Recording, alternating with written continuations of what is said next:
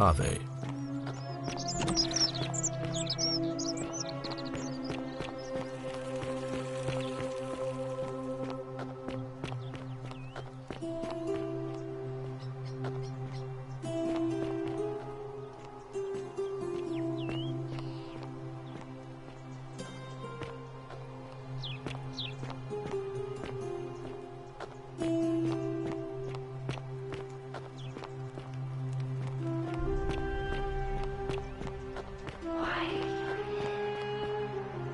Isn't Fear the great is temple proof of a majestic? degenerate mind. A new face. Ave, and may Vesta watch over you. I'm Equitia. To what do I owe the pleasure of this visit? I don't, I'm afraid. It seems to me we're exiled here until the gods judge us, one way or another. I'm quite sure it's the work of the gods, which is strange because they've never been particularly concerned with our misdeeds, as long as we've kept the peace of the gods. We asked for blessings, for good health, bountiful harvest, military victory, and in return, we offer praise, wine, incense, or animals. But here, it seems they require much more of us.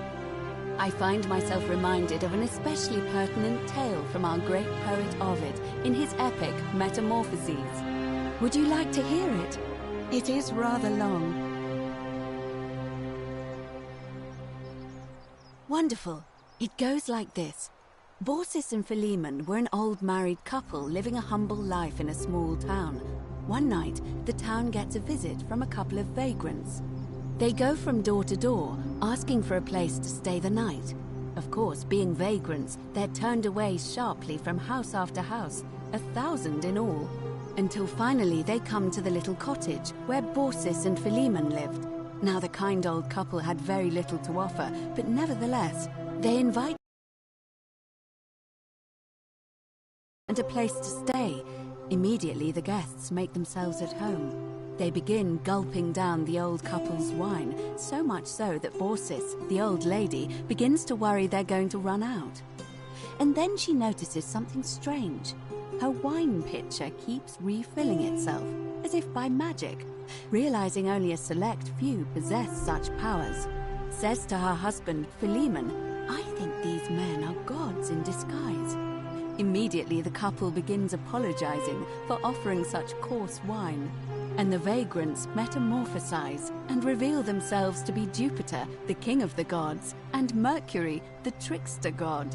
They confide they didn't mind the meager offerings. They were just pleased that someone in the town offered them hospitality. Then Jupiter says to them, "You have passed our test, but everyone else in this city failed, so we are going to destroy this place and everyone in it, except you, who we will grant a wish." So old Baucis and Philemon escape up into the mountains safely, and they receive their wish, which is for eternity together. Meanwhile, Jupiter carries through with his threat and wipes that city off the map. Some say the moral of that story is that we must all honor the sacred rituals of guest friendship, the reciprocal obligations owed between hosts and guests. But I like to think it's that we should always show compassion for those less fortunate than ourselves.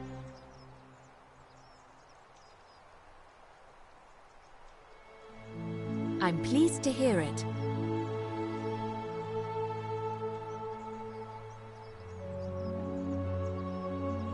See you again soon, I hope. Keeping an eye on...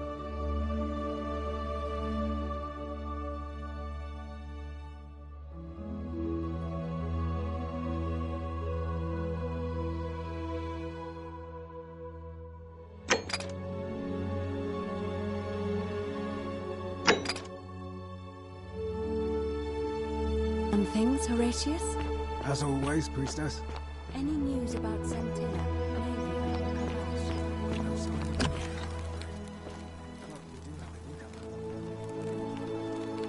Give me a moment. Sorry I'm such a mess. I just lost a patient and a dear friend. Julia. She was a good woman. She was poisoned. She came in here frothing at the mouth. Normally, I'd treat her with resin of silphium, a rare plant which is perfect for this sort of thing. And I knew Decius had some at his market stall, right around the corner. So I ran over there, but he just looks at me with this evil smile and says, "That'll be 1,000 denarii." There was no way I could afford that, and he knew it. Then that toad shrugs and says, "Supply and demand. I guess you don't value your friend's life that highly." Anywhere else, I'd just pay a thug to steal it from his stall. But there's no way I can do that down here with the golden rule. So all I could do is come back here and just watch her die. I kept on apologizing. And now I'll never know who poisoned her, or how they managed to do it without breaking the golden rule, or why she cursed that snake's cruel black eyes with her dying breath. Well, unless you have the power to bring someone back from the dead, there's really just one thing you can do. Get me that silphium resin. I'm going to have another patient in here soon. Could be in the next day, or in the next hour. And I will not allow this to happen again.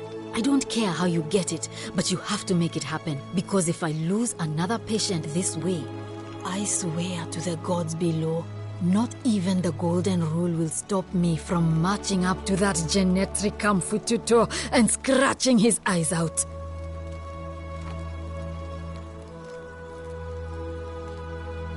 Well, come back if you get sick or injured. Day or night, I'll do what I can.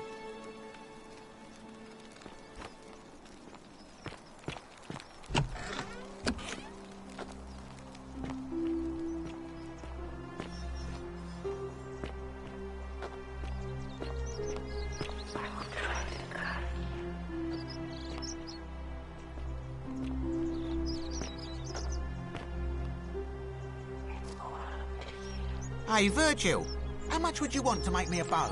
For the last time, Dacius, I'm not making you a bow. But why? You know why. But how am I going to defend myself against someone else with a weapon? There are no other weapons in the city. The many shall suffer for the sins of the one.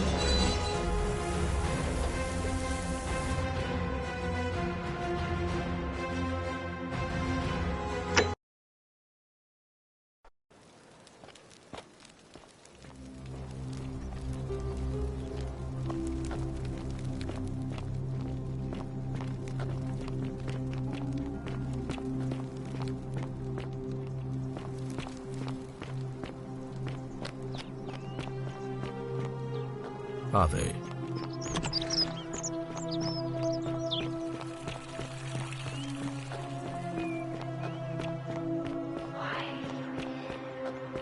Keep an eye out for Scintilla, would you? A new face, Arve, and make... I don't... I find... Would you like...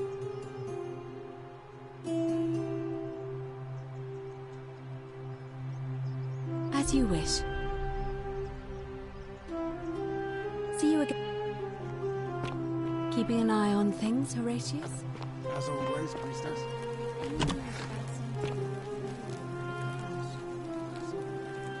Give me a moment. She... anywhere, and now... Well, well...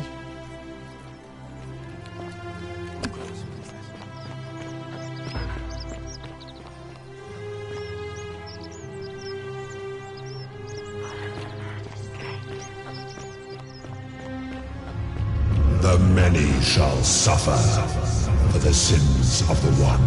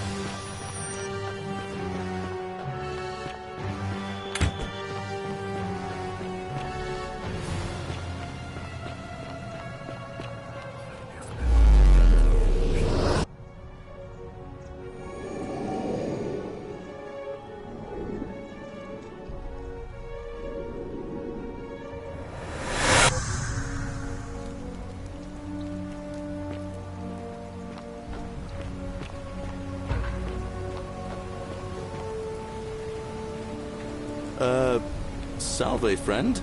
I'm Galerius. Mind telling me who you are and what you were doing in the Shrine of Proserpina? I don't think so. I've never seen you before in my life. Oh, I guess how much did I drink last night? Sorry to have bothered you. Oh, and since you seem to be in a hurry, you should try out this device I made. Worked real hard on it.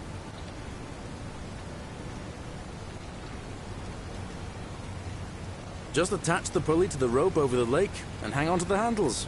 If it works, it'll be faster than walking. And if it doesn't work, worst thing that can happen is you'll take a swim in the lake. I haven't quite summoned the courage to test it myself. But don't worry, it's completely safe. Probably.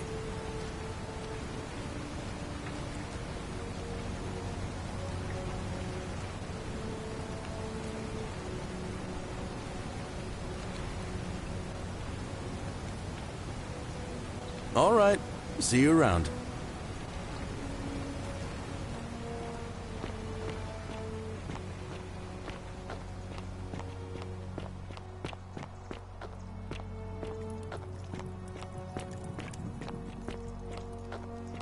Cerberus lifts his triple head and lets out his threefold braying. Livia, would you stop muttering like the deer over a cauldron?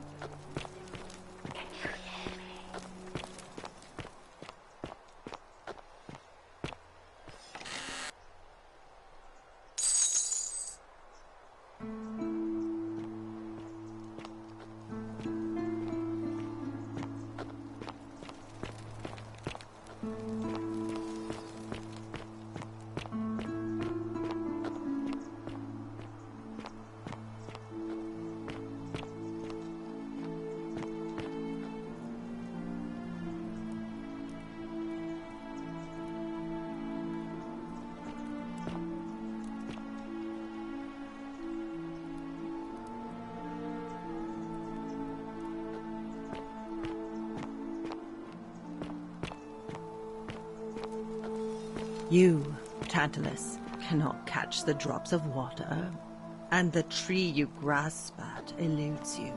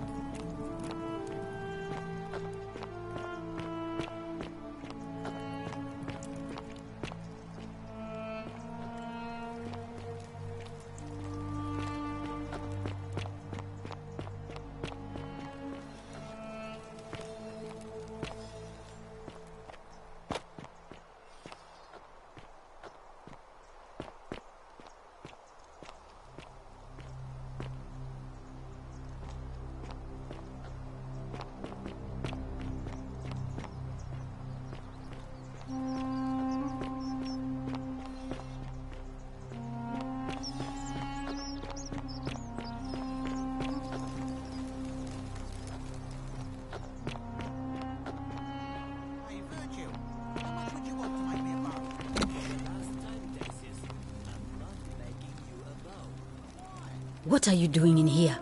Can't you see this woman is dying? She's been poisoned. She needs the resin of a plant called Silphium, but that Culus cubulatus decius won't give it to me. What? Quick, give it here. Yulia, you need to swallow this. Here, let me help you.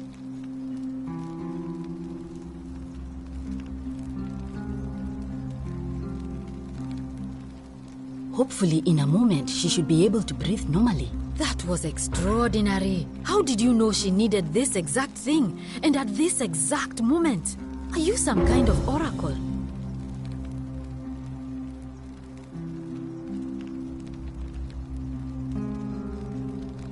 But how could you know she needed this exact medicine? And how did you even get it? I guess it doesn't matter.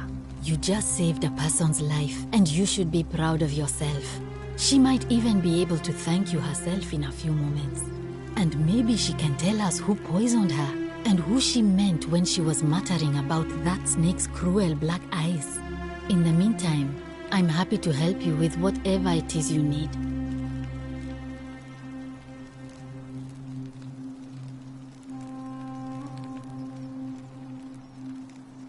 I wish. Some people here need proper medical care, not the half-baked, hanging by a thread excuse for treatment I'm giving them. Just don't get sick.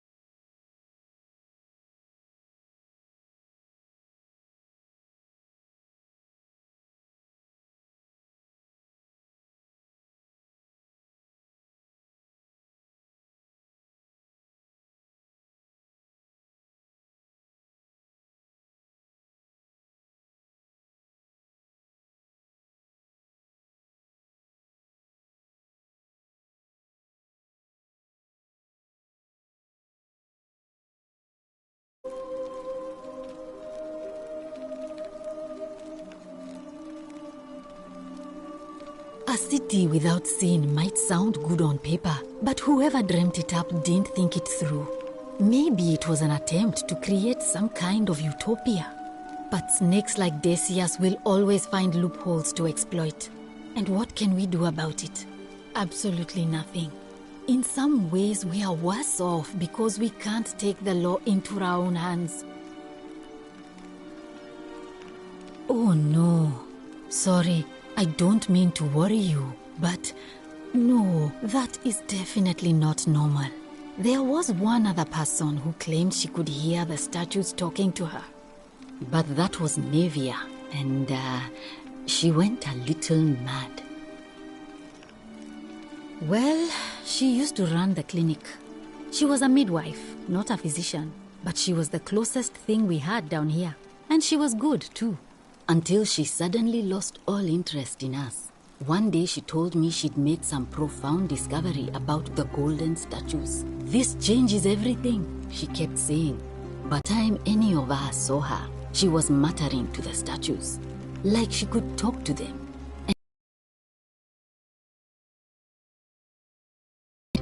And nobody's seen her since.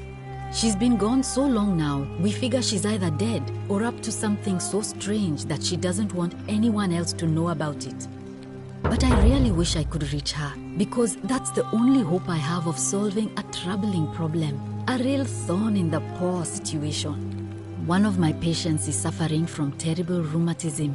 His joints are inflamed and he's in constant pain. I really shouldn't say. He wouldn't like it. And he's a little bit scary. He's become so irritable that the smallest things set him off. And I worry he'll end up losing his temper and lashing out. And you know what that means. I just know Nevia would know how to treat him, assuming she's still alive. But nobody seems to know how to get into the palace.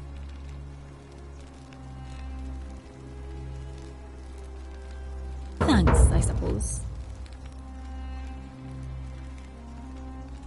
Sure. What do you want to know? Do you really want to know? I mean, if somebody poisoned her, then surely they would have broken the golden rule, and so maybe it's best we don't discuss it. Gladly. That's a shame. Thanks again for saving Yulia's life. Apollo smiles upon you.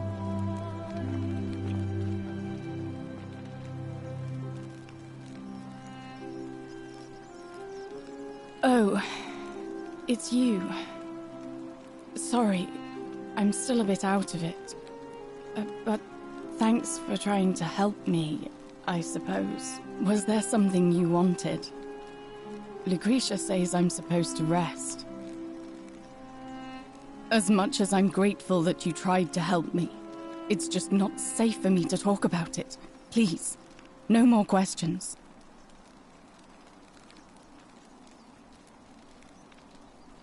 The Golden Rule.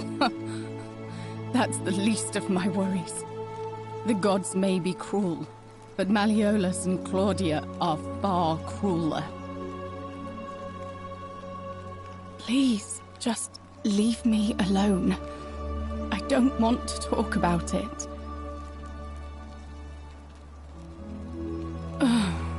Persistent as Nemesis, aren't you?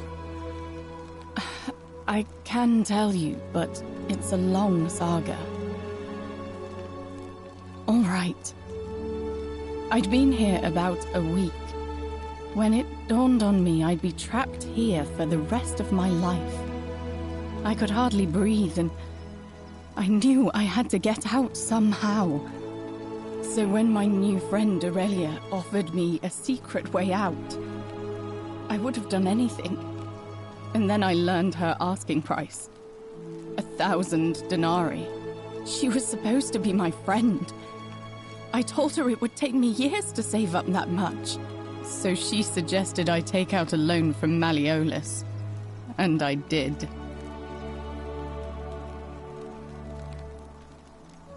I'm not proud of it, but yes, I was surprised he agreed to it, to be honest. But I was so happy to have the money I didn't question it. I had to sign an agreement, saying I'd work off the debt over 30 years. But I figured I'd be out of here so soon it wouldn't matter. I paid Aurelia, and she gave me her so-called way out. Do you want to know what it was? Hemlock. "Drink this," she said, "and you'll be out of here in no time." Of course, I demanded my money back, but she refused. She pointed to a sign on her tavern saying, "Let the buyer beware." Then she just looked at me with those cruel black eyes and she laughed. She immediately told Malleolus I'd tried to escape without paying him back. Only, he didn't seem upset or surprised at all. In fact, he just thanked her. And that's when I realized the two of them had planned the whole thing from the beginning. That's what I said to the magistrate. I went to Sentius and begged for help, but he said the law was clear. I'd signed over my labor for 30 years and there was nothing he could do. I thought about resisting too. But Malleolus said if I didn't submit, I'd break the Golden Rule. And I couldn't be responsible for all those deaths, so he locked me in his villa. Confiscated everything I owned as collateral, and made me wear immodest, humiliating outfits while I worked day in, day out. His wife Claudia was just as bad. She sent me to work on an endless stream of futile, demeaning tasks. I'd be on my hands and knees, scrubbing the floor clean for hours, only for her to pour slop on it and hiss, "You missed a spot." Those two took everything from me. But they forgot to confiscate one thing. My hemlock. I just wanted it to be over. But it seems I messed that up too. Should have drunk all of it. Don't you think I know that? I brought it on myself. I trusted one of the most callous human beings I've ever met, and tried to swindle the other. I don't know how I could have been so stupid.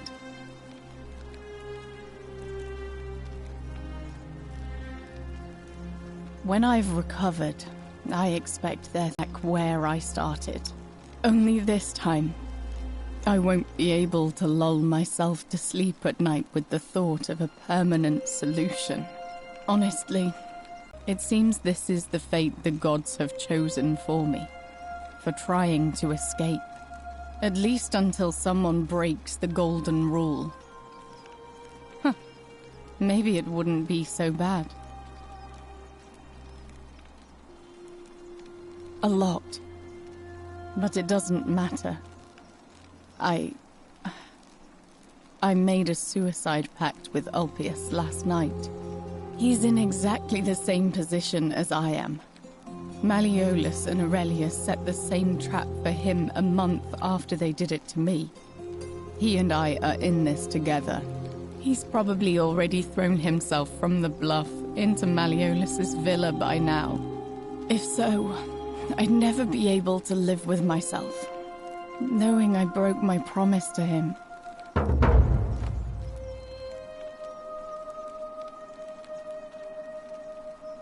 I doubt you could make it up to the bluff in time. I don't know who you are, or why you seem so determined to help me, but thank you.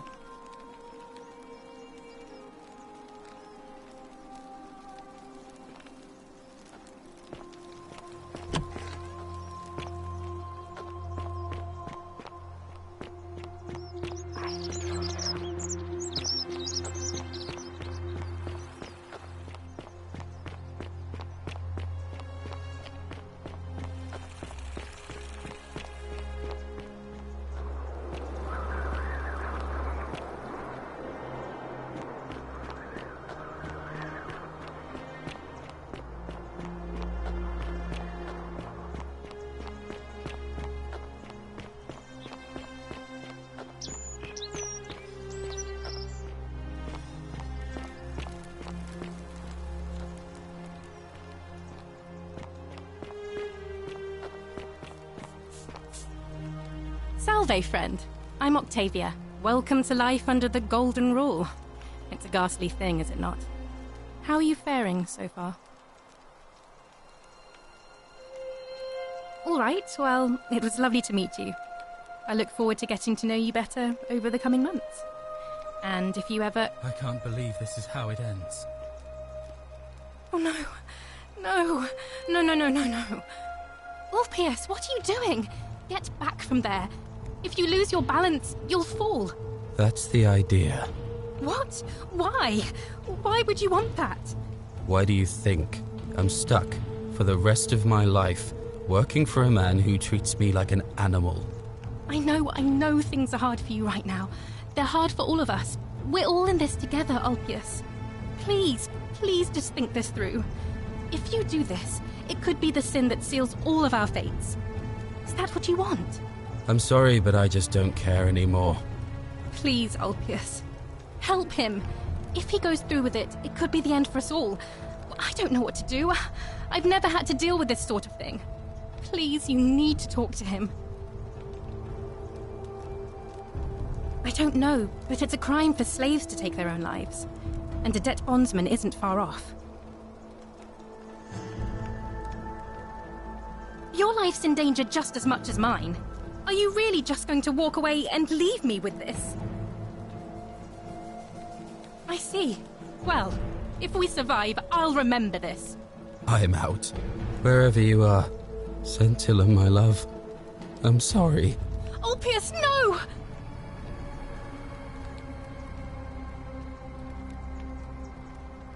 I can't believe he went through with it. Oh Lord. That poor lamb. Well, I suppose it means suicide isn't a sin under the Golden Rule. So I guess that means whichever god is responsible for it, it isn't mine. I'll have to let everyone know what happened. And I guess Malleolus will have to clean up the mess in his villa. It's of his own making, after all. And I'd best pray for poor Ulpius.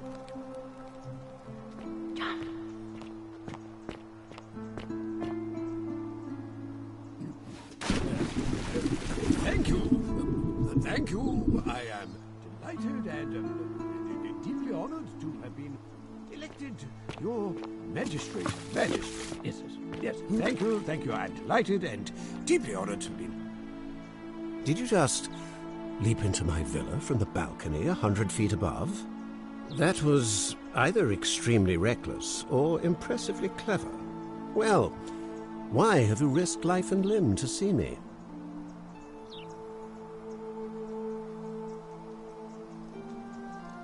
You mean the children's fable exploited by Sentius to scare us all into doing what he wants? Wait, don't tell me you've fallen victim to that monstrous lie?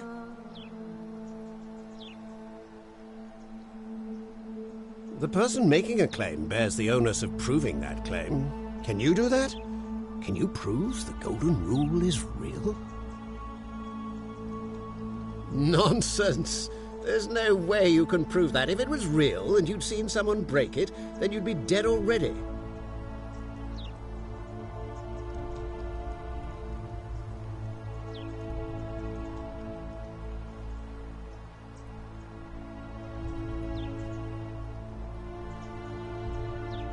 I disagree.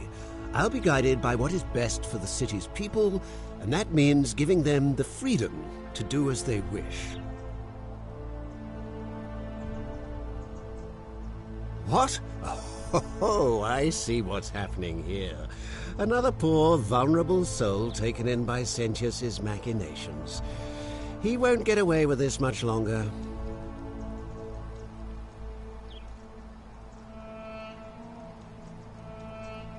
Surely, you're not one of those people who believes everything you read, as if a lie could be transformed into the truth by the simple act of writing it down? True, but that is simply because you are mistaken.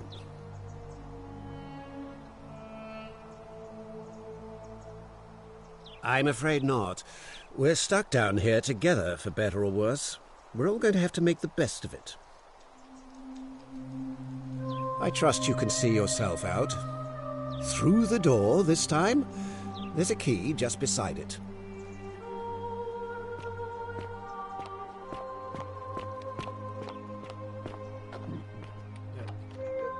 Thank you.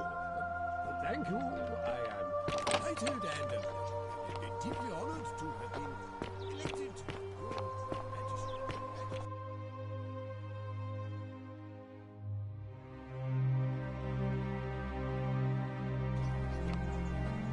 Oi! How did you get in there, you cheeky little Sturkus? If I cop an earful from Malleolus, I'll be coming for you. What now?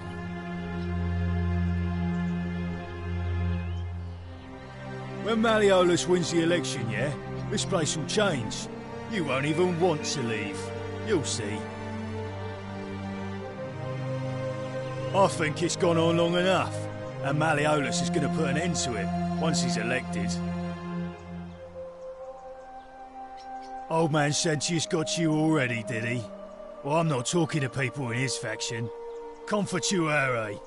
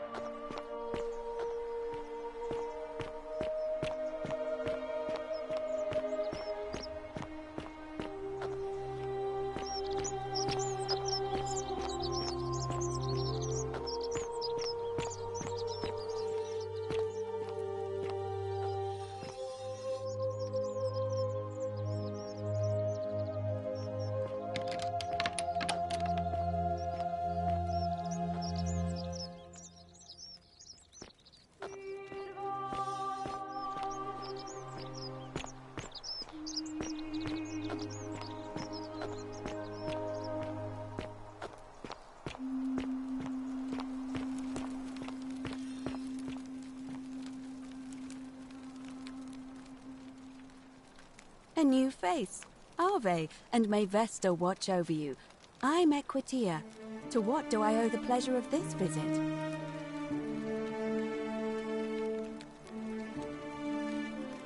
See you again soon, I hope. Hello? Hello?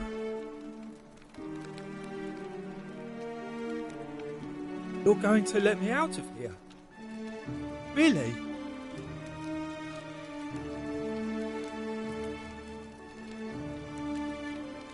Galerius already tried that. He said the magistrate wouldn't listen, no matter what. What about the rules? I don't want everyone to get in trouble because I was bad. Like Galerius? He's nice. I like Galerius. He made me a doll and everything. If you help make him magistrate, he can get me out of here, and I can give you the key to my treasure. Hannibal said it was in the cisterns. I can't remember what it was, just that it was way up high and very precious.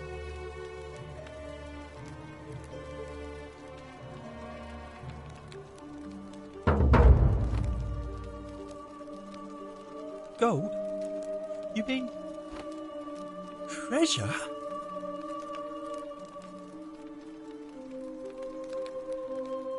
Bye-bye.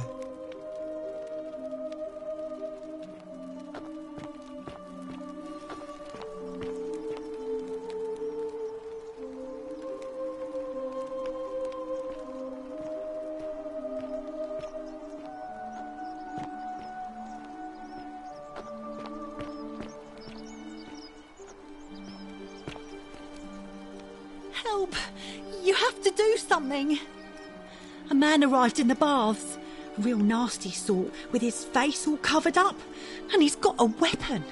You have to do something, or he's going to break the golden rule. Thank you. He's still in there, somewhere. I have to hide. Find me in this empty shrine when it's over.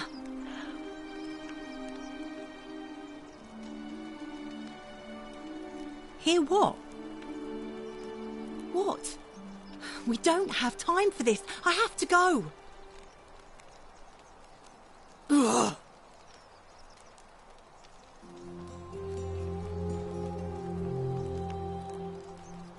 The shrine is collapsing!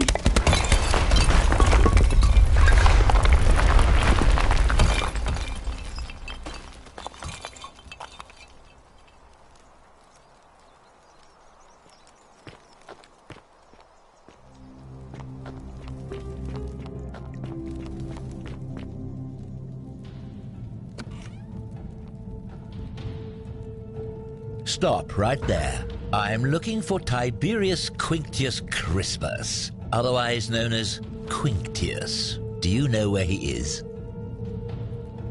I'm not sure I believe that, so allow me to explain something to you. I am here with orders from Emperor Nero himself to find and execute the cultist Quinctius for terrible crimes against the Empire. So, if you tell me the truth, I will allow you to live. But if you lie to me or otherwise obstruct the Emperor's business in any way, I will put this arrow through your chest. Is that understood?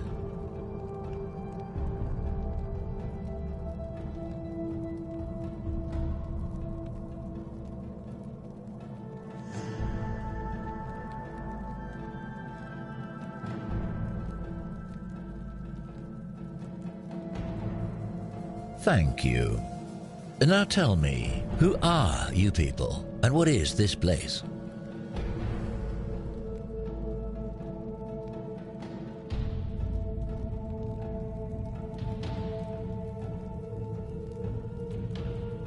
A small community. Ha! I was told Quinctius was a cultist, but I never thought he'd be foolish enough to lead me right to the heart of his mystery cult. Oh, don't play coy with me. I don't care if you're worshipping Bacchus, Magna Mater, or Christ. You lot are all the same to me. Always sneaking off to your secret sanctuaries, indoctrinating each other with your little mantras. The Emperor may have tolerated your activities up until now, but after what Quinctius did, those days are numbered. You say that, but if you're not a cult, then why go to such great lengths to keep this place a secret?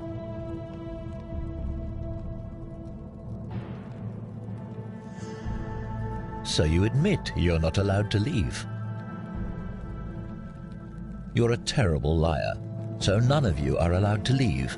Fascinating. That sounds an awful lot like a cult to me. And I saw the inscription saying, "The many shall suffer for the sins of the one." I take it this is some kind of mantra you all believe? Another lie. So you really do believe that? Fascinating. You've clearly been indoctrinated into this nonsense. Now tell me, where did you lot get enough gold to make all these statues? You lot are practicing human sacrifice too. You people disgust me.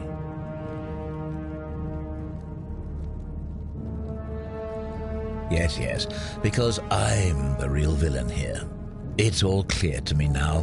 The secret sanctuary, the indoctrination, the mantra, the human sacrifice. You're cultists, there's no doubt in my mind. What baffles me is how a person can believe in something with such zeal. They just can't see what they've become. However, you still have a chance to redeem yourself by telling me where Quinctius is. Do not waste it.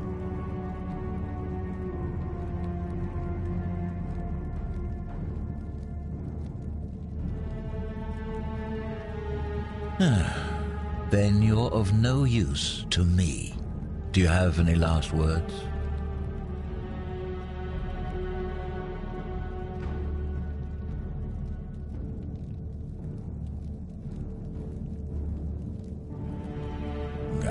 You'd squander your last words on an empty threat.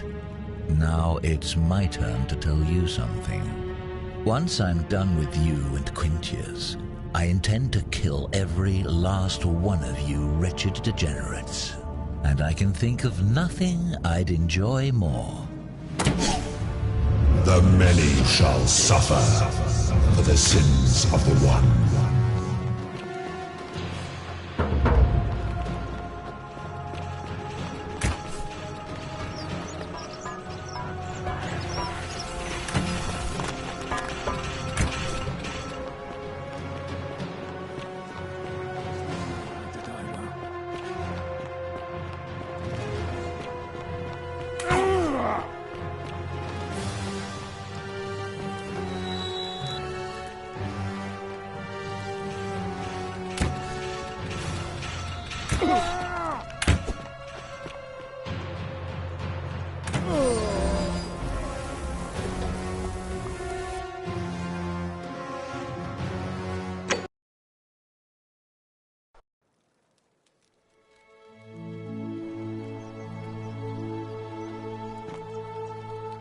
Help! You have to do something! A man arrived in the baths. A real nasty sort, with his face all covered up. You have to do something, or he's going to break the golden rule. Are you done? Ugh.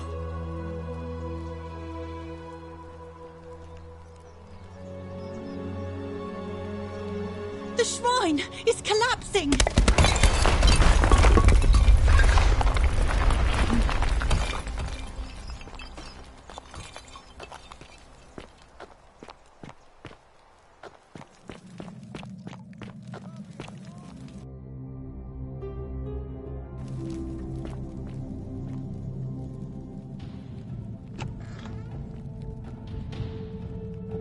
Stop right there.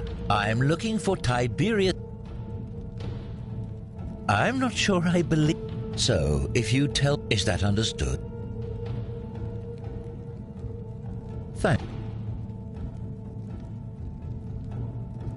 Oh, I was told Quintius was a cultist, but I never thought he'd be foolish enough to...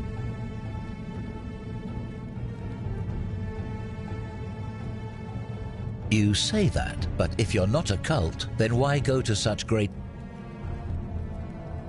So... You're a and I saw the... No, you've clearly... Now tell me, where... You lot are practicing... Of it, what baffled... However...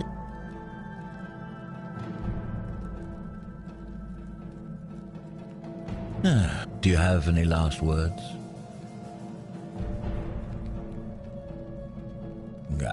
You'd squander your last words on an empty threat. Now it's my turn to tell you something. Once I'm done with you and Quintius, I intend to kill every last one of you wretched degenerates. And I can think of nothing I'd enjoy more. The many shall suffer for the sins of the one.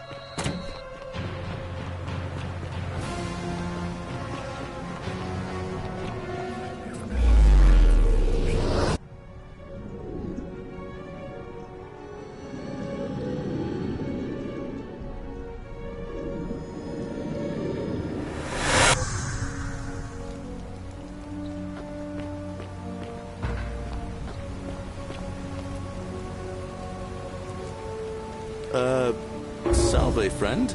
I'm Galerius. Mind telling me who you are and what you were doing in the Shrine of Proserpina?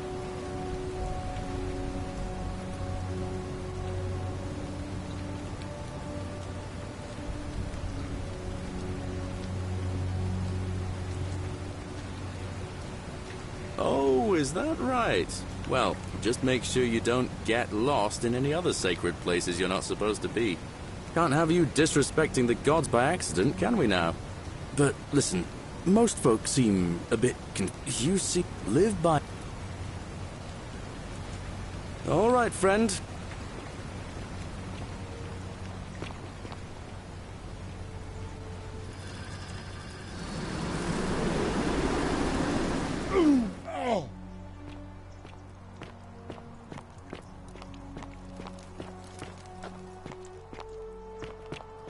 You, Sisyphus, attack or pursue the stone Salve. that always returns. I saw you slide down that rope before. Very impressive. And strange, too, since that device you used is exactly the same as one I've been working on for weeks. There I was, thinking I'd invented it. Anyway, I'm sorry to ask, but is there any chance you'd be willing to do me a favor?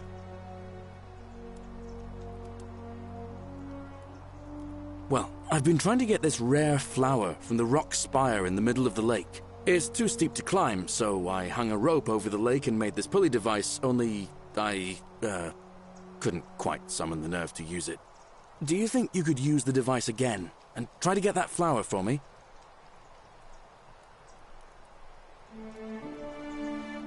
I don't really feel comfortable talking about it. Look, I'll tell you everything if you get it for me, all right? Oh, thank you. It would help me a lot. There's no rush, just whenever you get a chance.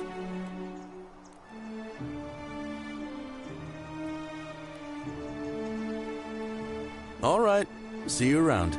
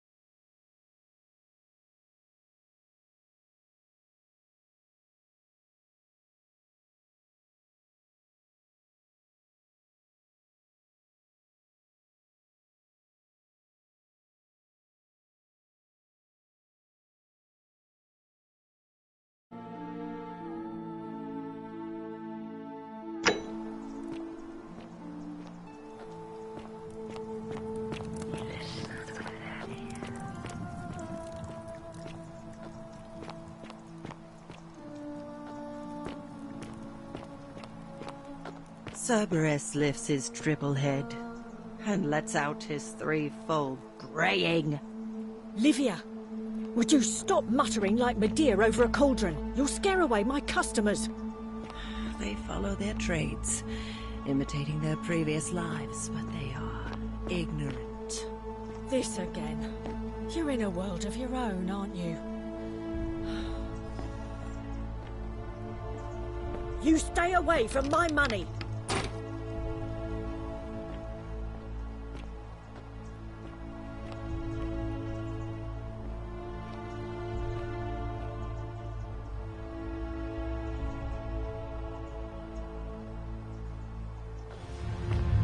The many shall suffer for the sins of the one.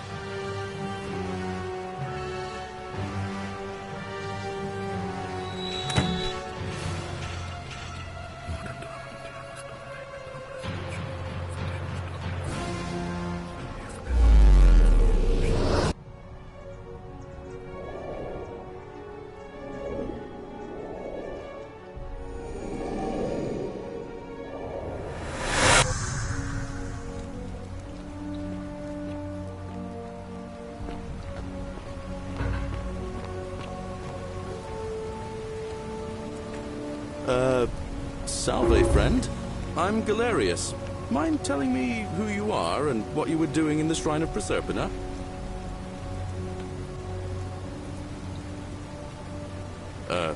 What? I'm speaking Latin. You are too, although your accent's a little strange. Oh, I see what you did there, changing the subject like that. Nice try. But I'll ask again.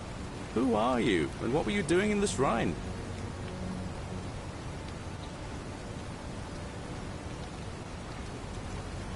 Oh.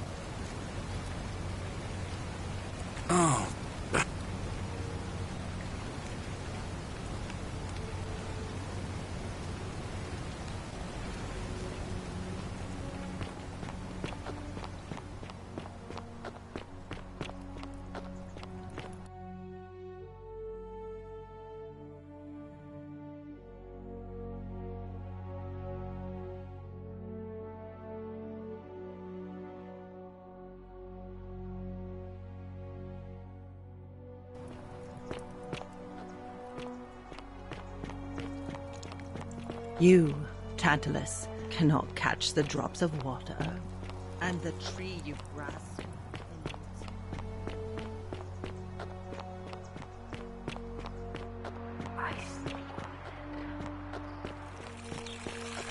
Keep an eye out for Scintilla, would you? Hey, Horatius. How's it feel knowing your man's doomed to lose the election today?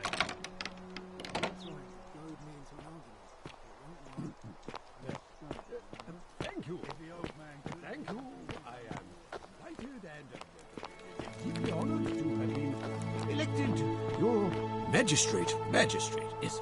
Yes, thank you. I'm delighted and deeply honored. And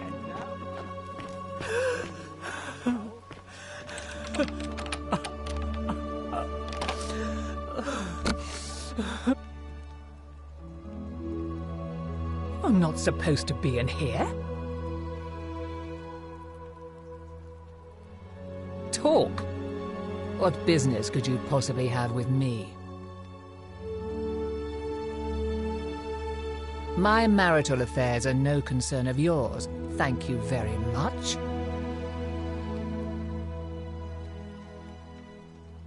I think a better question is, why am I being interrogated by a stranger who just barged into my villa? I have quite enough marriage trouble already, without having to explain to my husband why I am receiving strange men in private. Preferably the way you came in, by which I mean, please leave.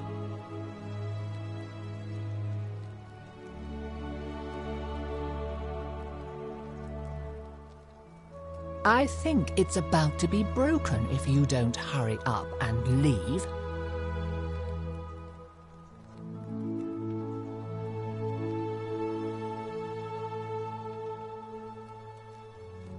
Finally! This is outrageous. Why are you still here?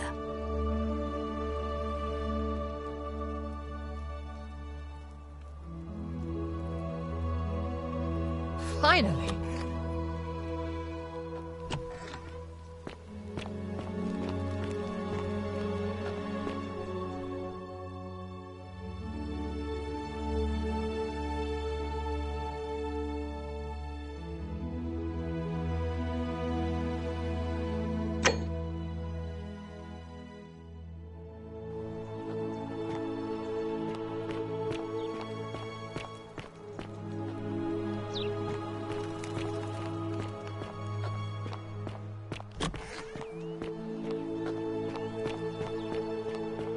Oi!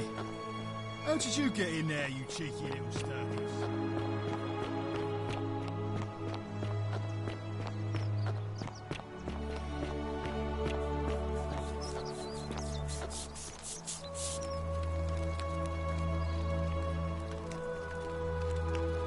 Ah, a new face.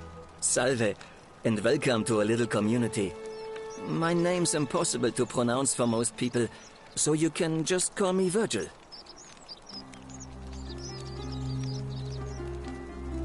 Look, I haven't done anything wrong, if that's what you're thinking. Somebody just has a problem with my preference for male company. And when you grow up in the north, as I did, in the city of Noviomagus, you expect a bit of hostility. The Batavi are not known for their tolerance. I saw enough friends killed or driven away to know the cost of not keeping your personal affairs to yourself. So I hid who I was for, what was it, nearly 10 years? Watching what I said and where I looked. But that kind of fear eats away at you slowly, until living isn't any better than the thing you were afraid of.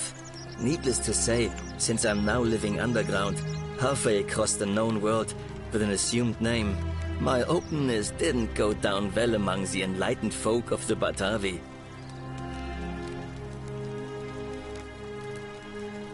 In any case, the Romans are far more accepting, and among them, I get to be who I am. Or at least, I thought that was the case. It seems I was wrong. It's not just graffiti. I have quite a collection of handwritten notes too. The strange thing is, I keep my personal affairs to myself. I've never really been interested in any of the men here. Not my type. So I'm not sure what I could have done to upset this person. If I had to guess, I'd say it's probably one of those cultists. Strange bunch. They insist there's only one god, and that he considers my nature a sin. Can you believe that? If there are any of them here, they won't admit it. Not since they supposedly burnt down half of Rome last year and went into hiding. All I know is, if these threats keep escalating, eventually my secret admirer is going to cross a line and break the golden rule.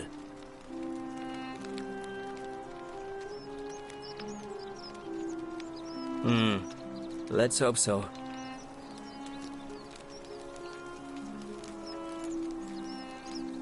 Nice to talk to you.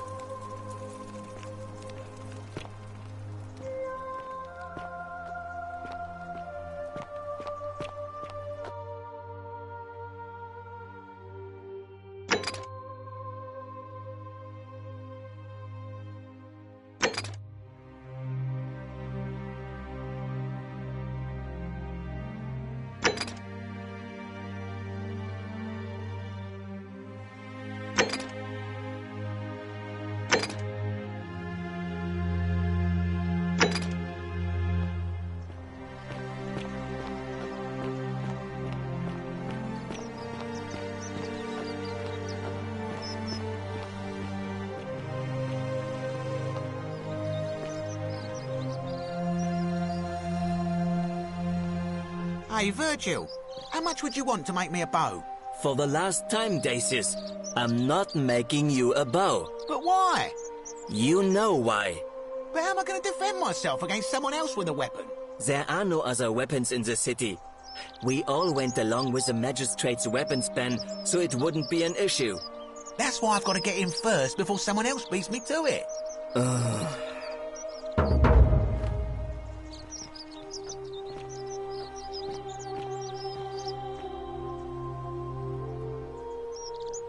Salve, stranger, and welcome to our idyllic little slice of the Empire.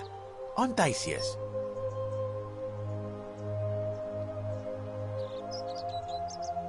I'm afraid not. If you're desperate, I did hear that Aurelia down at the tavern claims to know of a way out, but some people here are a little shady for my liking. Oh yeah, gotta watch out. Old Dacius has got your back, though. It's terrible for inflation is what it is. There's so much gold just lying around, it's practically worthless. At least down here. Of course, I have an idea for generating real wealth, but what I need is a bow. Just a simple composite bow. I've scoured this city from top to bottom with no luck.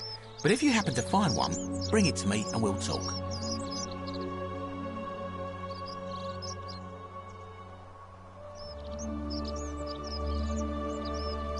Thank you, friend. Very well. Another time.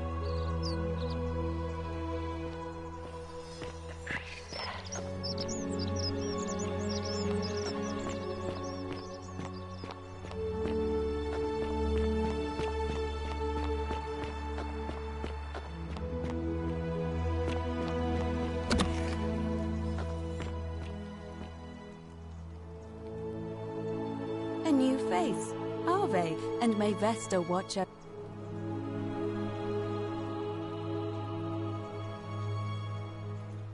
I'm quite sure it's the work of the gods, which is strange because they've never been particularly concerned with our misdeeds, as long as we've kept the peace of the gods. We asked for blessings, for good health, bountiful harvest, but here it seems they require much more of us. I find myself reminded of an especially pertinent tale from our great poet Ovid. Would you like to hear it?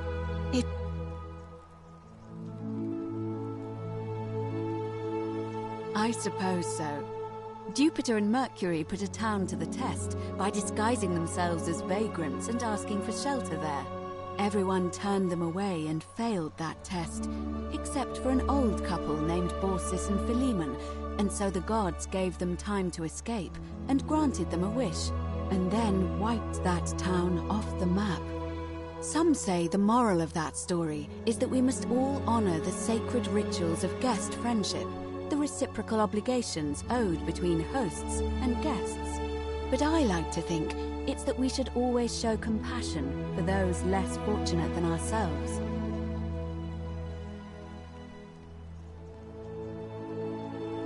A cynic philosopher might take that view, but it's not entirely invalid, I suppose. See you again soon, I hope.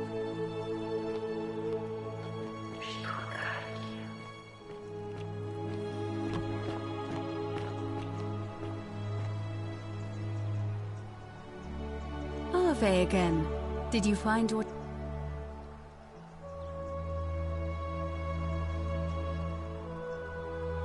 I don't, I'm afraid.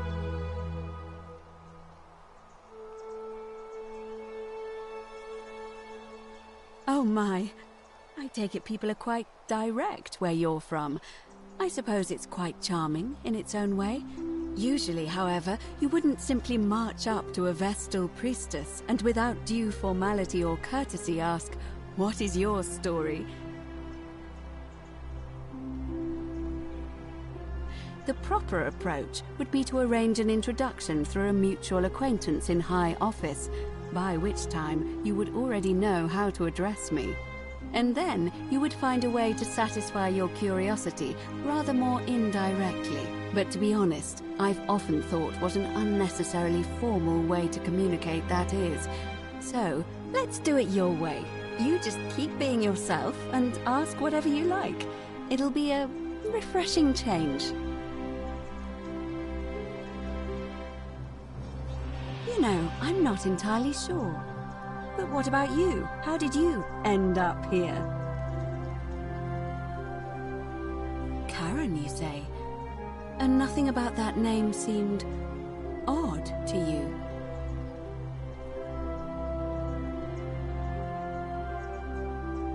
Why is that? The memes? What are the memes?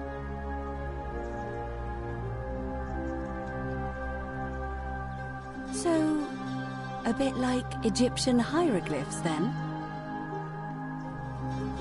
So your people make hieroglyphics depicting this accursed character, the one they call Karen. I wonder if... No. I apologize. I don't mean to be cryptic. It's just that you've got me thinking. Have you spoken with any of the others about how they arrived here too? I really think you should. Go around and ask them what they remember, and see if you notice any patterns. Good. Thank you. But please be careful. I just don't want to see what happened to Livia happen to you too.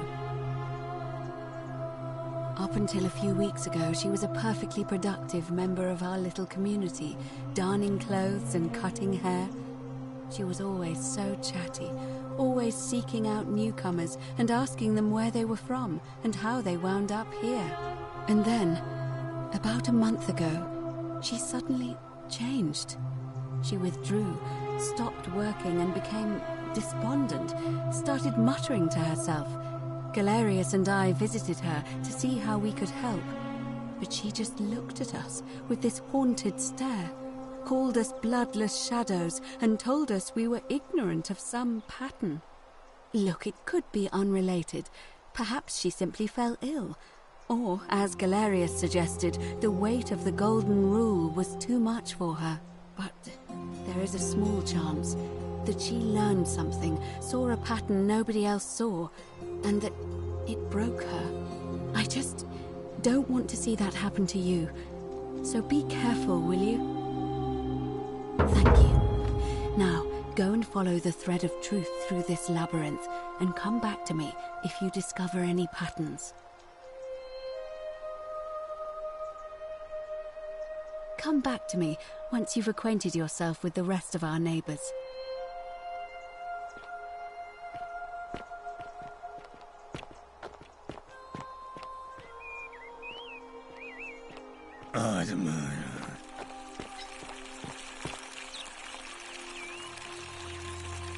What is it, citizen?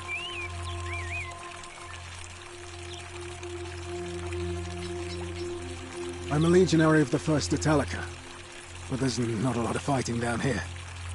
So the magistrate has assigned me other duties. I act as the magistrate's right-hand man, keeping an eye on his daughter, I should say, and the others, and making sure they're all behaving. I also keep a register of new arrivals. I'm from Liguria, up north originally. I was doing alright for myself, 12 years into my service. Had a nice girl lined up for when it was all over. Not anymore.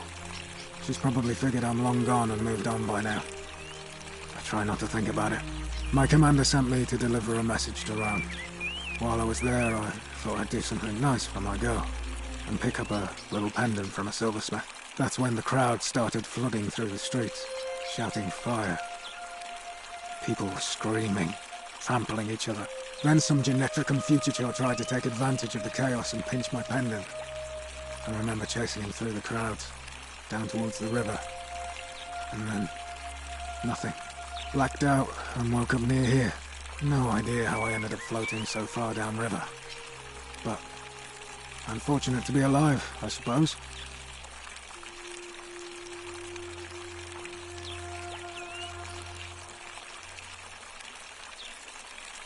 I don't see why not. Just make sure I get it back by tomorrow.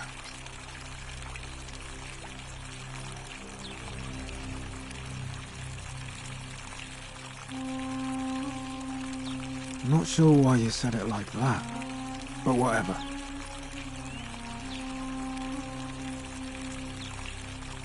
All right?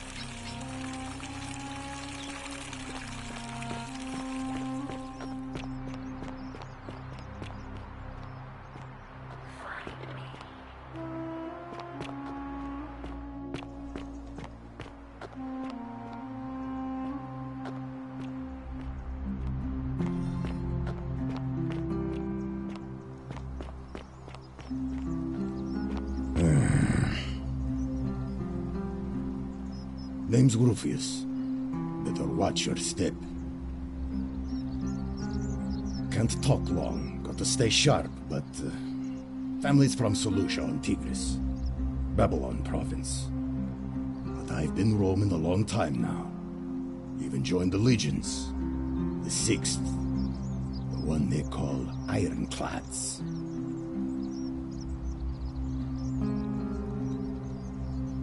Same way as everyone else.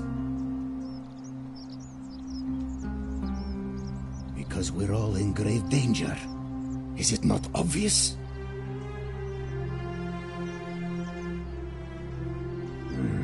Magistrate made me toss it in the chasm. Stupid. Going to have to improvise now.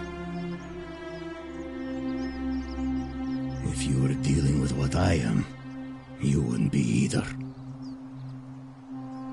Nobody is supposed to know about that. Did Lucretia tell you?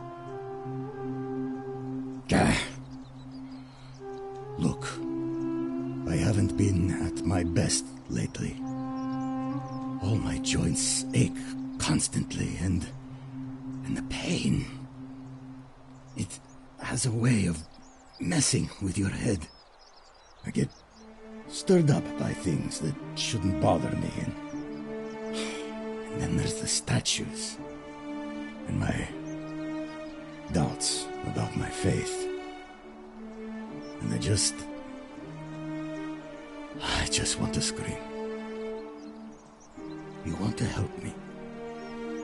Do what Lucretia hasn't been able to do, and find me something to make the pain go away. Until then, get out of my face.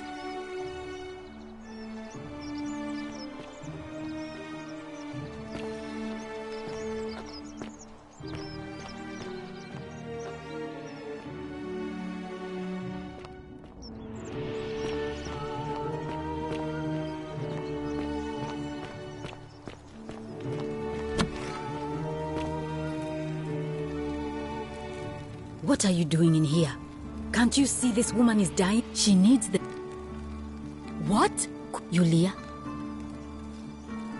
Hopefully in a moment. That was extra... Look, that was like the... You just saved a person's life, and maybe she... In the meantime, I'm happy to... I'm Lucretia, and I'm going to be... I'm tired. My husband and I moved to Rome from Caesarea.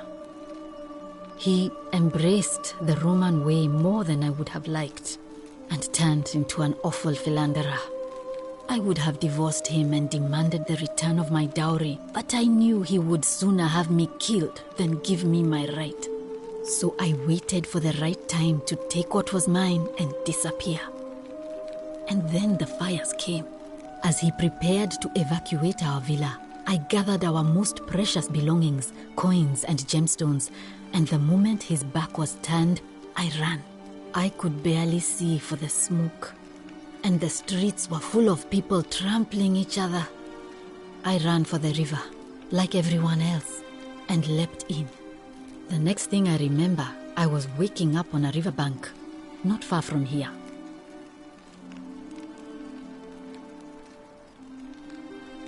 That's a shame. Thanks.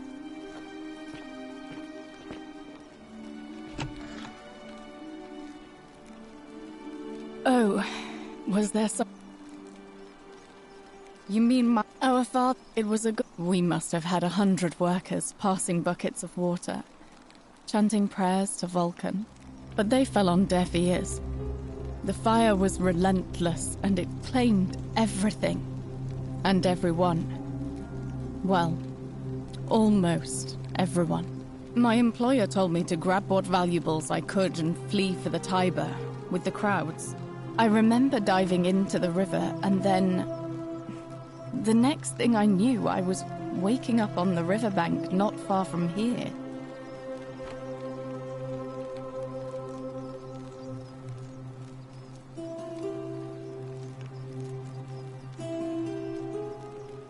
If that's your idea of...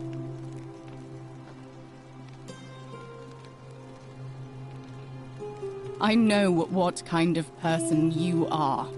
Leave me alone.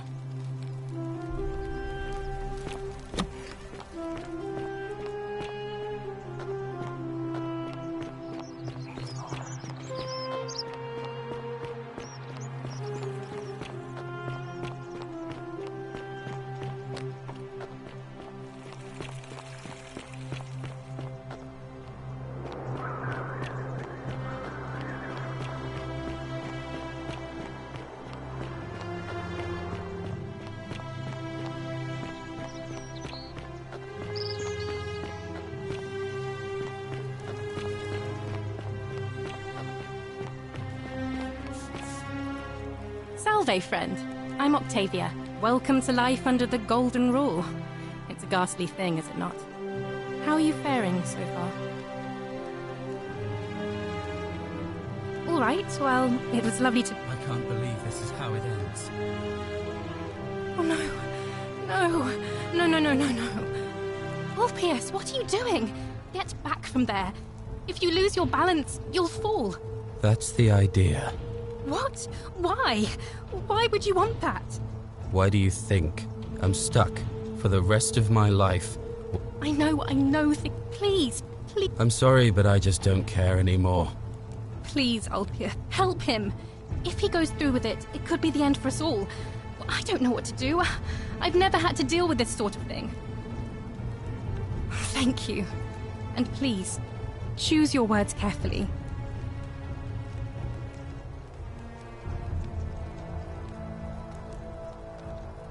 You know about that? How is that possible? I mean, I've never mentioned it to it. Well, if you say so. You don't understand. I don't want to hurt anyone. It's too late for that. Yulia and I made a pact. And she's already swallowed hemlock this morning. If I backed out now, I'd be betraying her. I can't do that.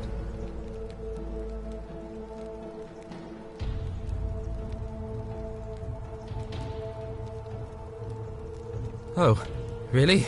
That changes things a little. But we're still in debt bondage to that monster. Unless you happen to have 2,000 denarii to pay off both of our debts. Really? Wait. So, I guess you'd want me to work for you, then. You'd do that for us? A couple of complete strangers? It seems today we are both blessed. This did not turn out how I thought. Thank you, friend. I never thought people like you existed. Thank you. I'll go and pay off our debts immediately. I just wish there was some way I could repay you. But I have nothing but the tunic on my back. I'll go and take care of things with Malleolus and tell Yulia the good news. Thanks again, friend. I'll never forget what you did for us.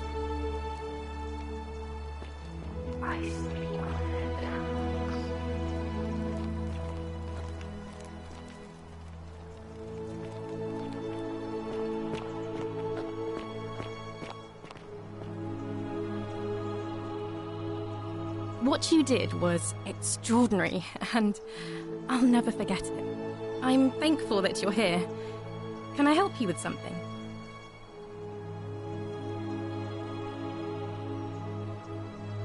Here, in this place, the magistrate has me earning my keep by... I used to live in a lovely villa on the banks of the Tiber. I was even betrothed to a handsome young man from a prominent family. But long hours of menial labour for the good of the community has its own charms too, I suppose. Oh, much the same way as many of the others. When the fires came to Rome 7 months ago, my family and I fled for the Tiber, hoping to escape on a barge. We were among the fortunate ones with enough coins for passage, but unfortunately, there were a lot of desperate people, and they boarded before we could depart. A scuffle broke out, and I was pushed overboard. The last thing I remember was the water, rising up to hit my cheekbone. I woke up by the river, near that shrine, and stumbled across this place.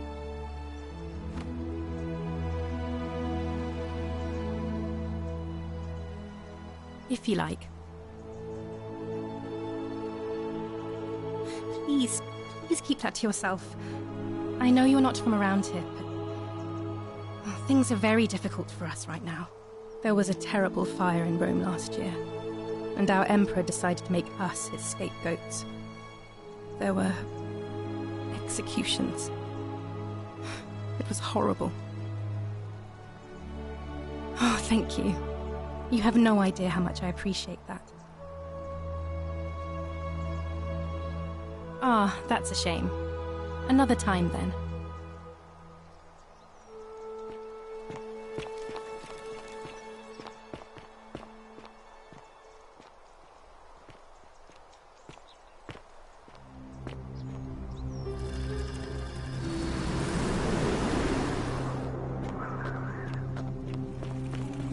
Salve. I know what kind of person you are. Leave me alone.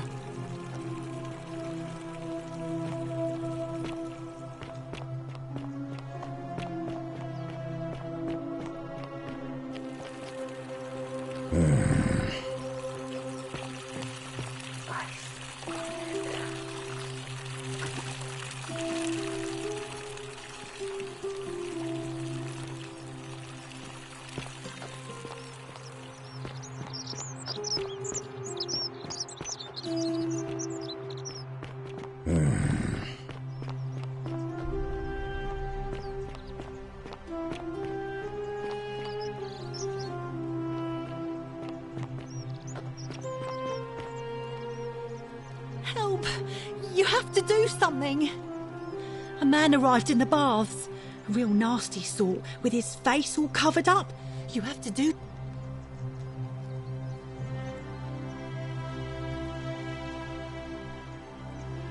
Thank you. I have to hide. Find me in this empty shrine when... What? Why? All right, fine. Come and find me in my bakery instead. Please be careful.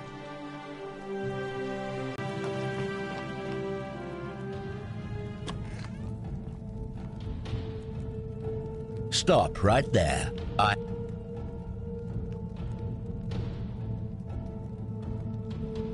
Thank you. For your service to the Empire, I'll let you live for now, but you'd best make sure our paths don't cross again.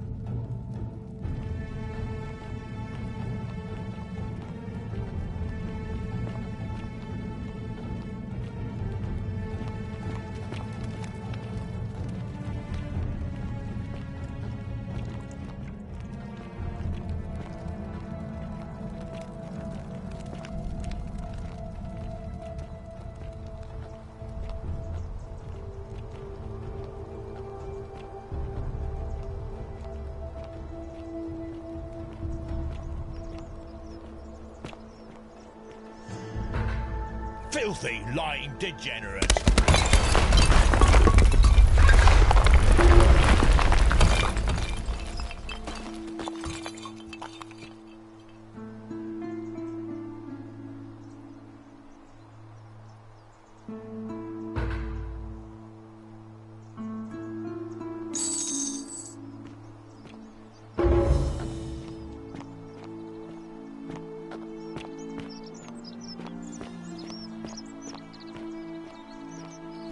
You there. I'm sorry to trouble you, but I couldn't help but notice that fine bow you're carrying.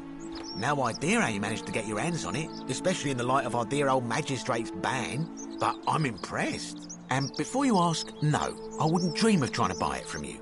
I have no use for a wooden bow myself. But, tell me, do you have any idea how people here end up as golden statues? Well, between you and me, I found an old scroll from years ago, hastily written, in which the author claimed something extraordinary and terrifying. He wrote that when the golden rule is broken,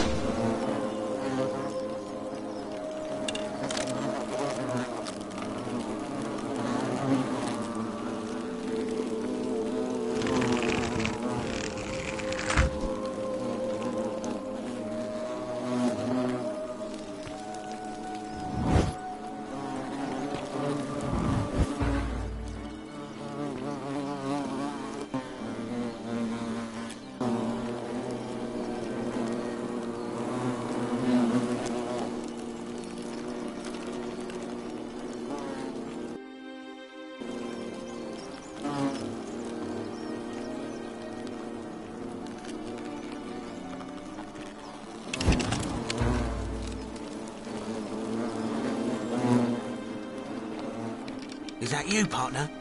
Do you have the bow? Wonderful. Just go ahead and slide it under the door for me and I'll unlock it for you. A little bit slow, aren't you?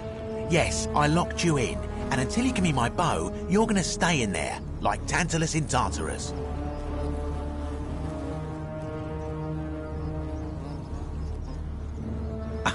No, technically, I never said that.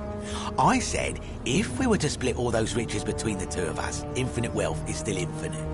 It's hardly my fault if you can't tell the difference between a hypothetical and a promise, now is it? Oh, I do love a good loophole.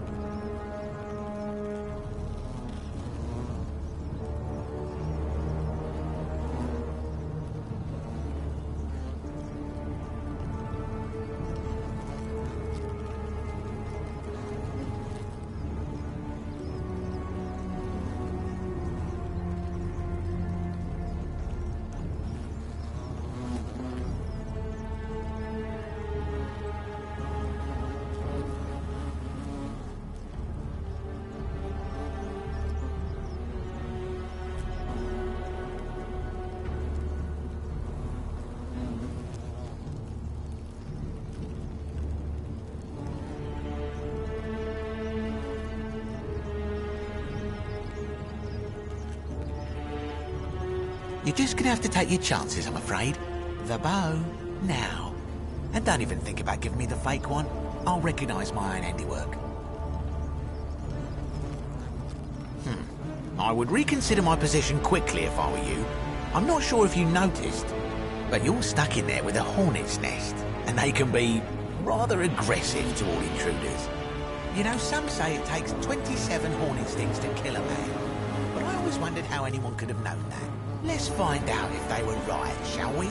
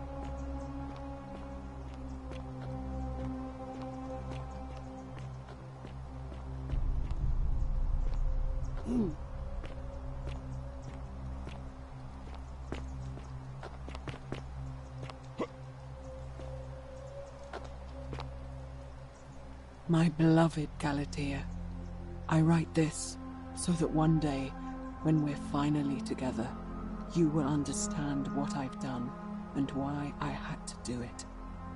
The others will call me mad or a monster, but I don't care what they think. Everything I'm doing here, I'm doing for you. I'll start at the beginning.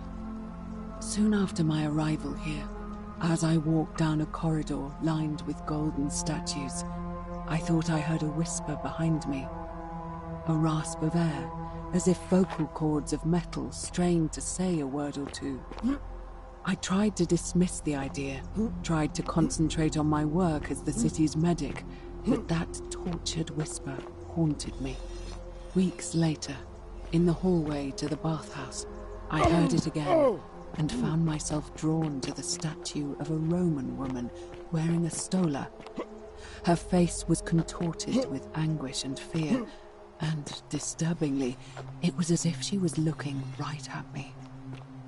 As I walked past her, I heard that strained whisper again, and turning back, I discovered that even though I had moved, she was still looking right into my soul. That was when it dawned on me. This was no statue. This was a woman trapped within that golden prison. Naturally, I told the others, but when I could not reproduce the results of my experiment, they would not believe me. But from that moment on, I knew the full horror of this place. Immobilized within these statues are living human beings. It was that day, my love, that my heart broke.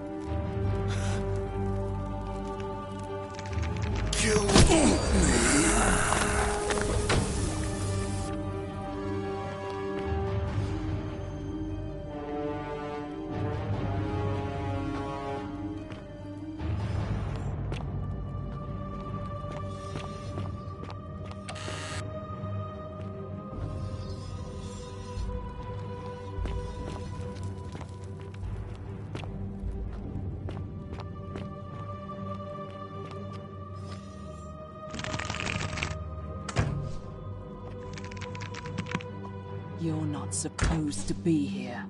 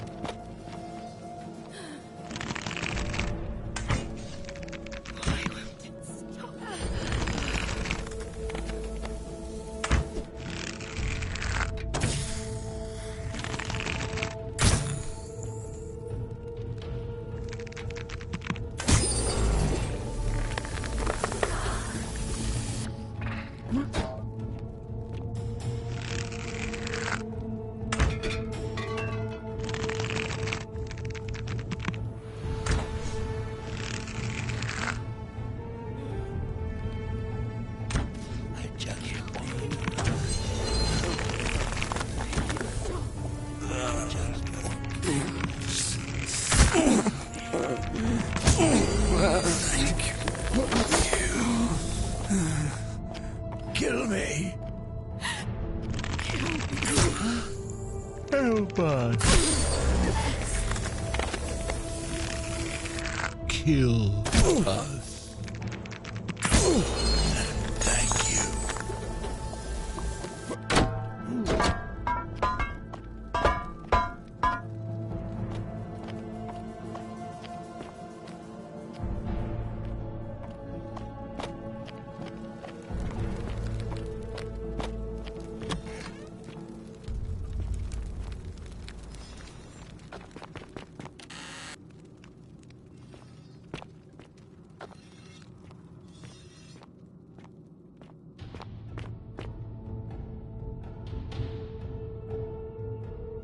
My beloved Galatea, after I learned the terrible truth about the golden statues, I wandered the city as if in a nightmare. What must life be like for these poor souls, entombed in gold, but kept alive somehow? Trapped in their own personal Tartarus, consigned to eternal torment, too horrific for any sane mind to comprehend. I tried to offer them what small mercies I could. I began to talk to them, to keep them company. I'd imagine backstories for them, give them names, and tell them of the world, of the histories and stories I'd learned as a child. As the others became more concerned by my charity, I sought solitude from them, preferring the company of my tormented charges. Discovering a way into the abandoned palace, I began to spend my days walking its halls and sharing with its occupants ancient tales, my mind turning to those of Apollo and Daphne, Perseus and Medusa, and Pygmalion and Galatea.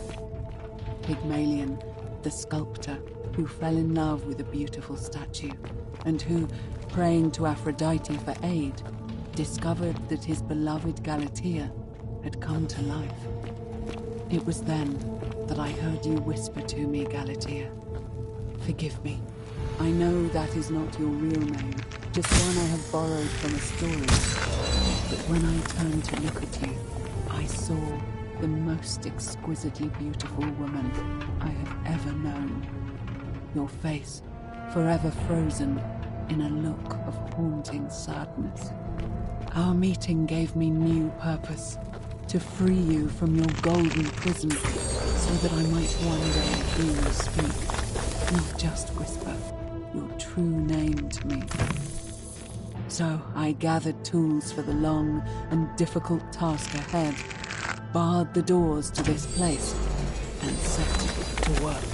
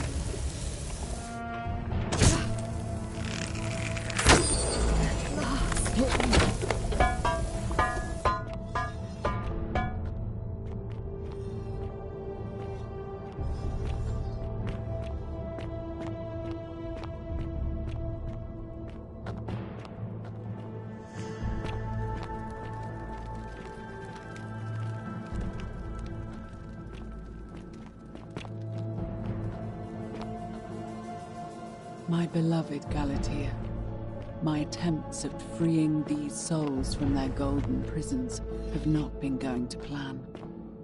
My first charge was a Greek woman, who I called Iodama after the Athenian turned to stone by Medusa. Drilling through the gold that encased her, I was vindicated by the discovery that beneath half an inch of gold, which is so rigid it must be some kind of alloy, was living flesh. Unfortunately, this golden alloy seems to have fused with her skin, so removing it exposed the sinew and muscle beneath, and appeared to cause her great pain. At first, I braced myself, suspecting that inflicting such pain would break the golden rule, and yet, somehow, it did not.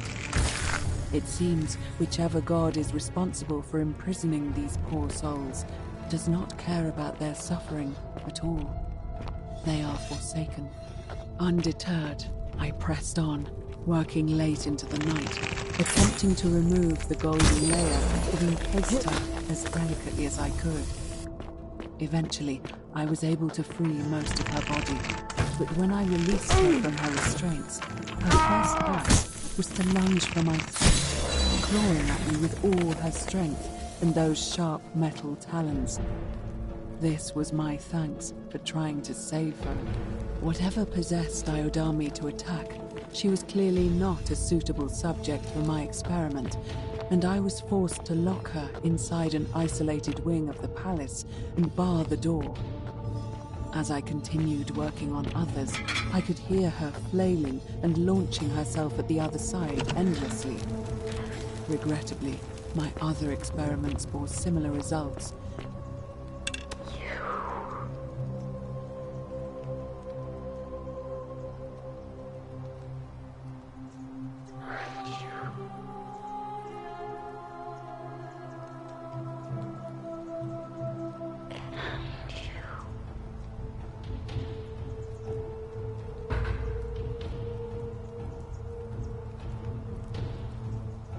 And you must be the wretched snake who broke into my palace and disturbed my experiments.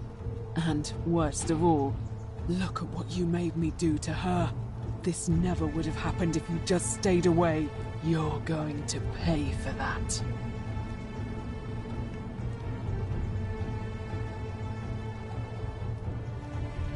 And you think I care about that? I don't care what happens to me, as long as you get what you deserve. Liar! I locked and barred the gate. I left a message warning you all to leave me alone. I just wanted to do my experiments in peace, for her. And now look at her. You made me turn the most beautiful woman I've ever seen into this. Look at her. She's in agony. All I wanted was to spend my last moments with her, to see her beautiful face, to hear her speak freely, instead of in those cryptic whispers. But as soon as I began my work, she stopped whispering to me. And now I discover she started whispering to you instead. What's so special about you?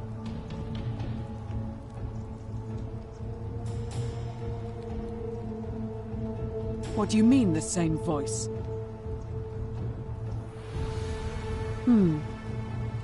Yes. I remember when they used to whisper to me. They did sound similar. I just thought it was because all voices sound the same when they whisper. But now that I think about it, they were all benevolent and seemed to share a common knowledge. But if these bodies are mere conduits for that one voice, then this body is nobody. And everything I've done here was... Wait, I see what you're doing. You're trying to steal her away from me. Were you planning to wait until I'd done all the hard work, then swoop in? Is that it? Liar! You tried to steal her away from me, and now look what you made me do. Give me one good reason why I shouldn't peel you too.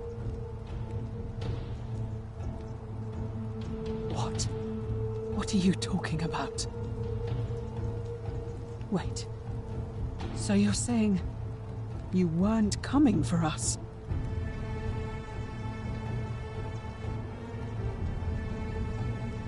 So I did all this. I ruined her. For nothing. What have I done?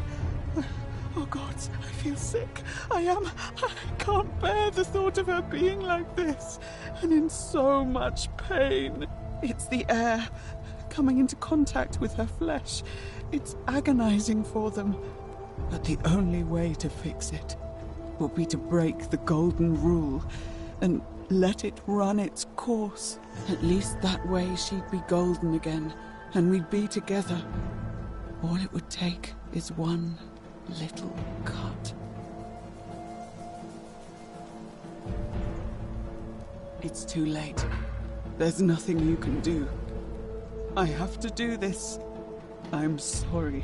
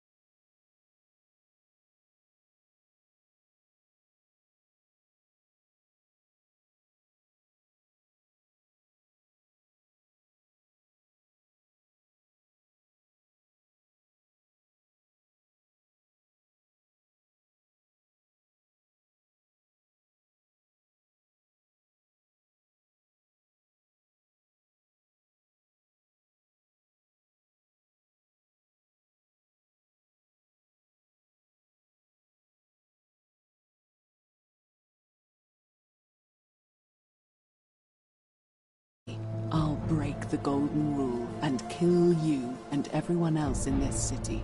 Understood?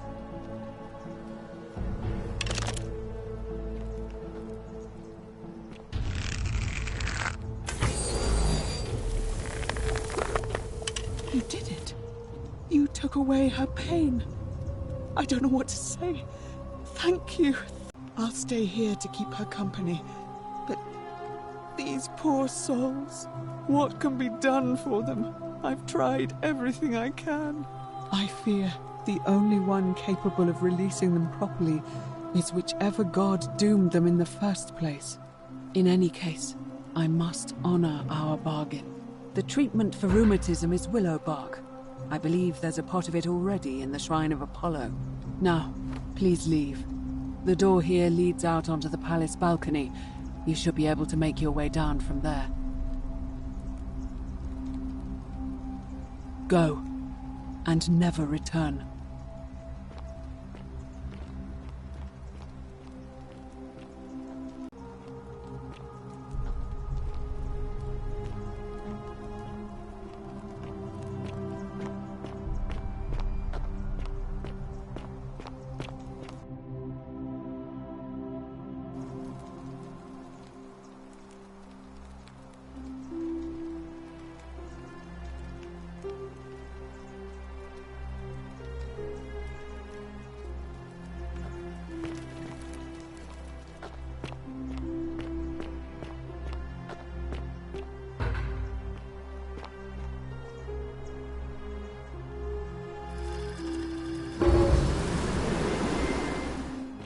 Salve.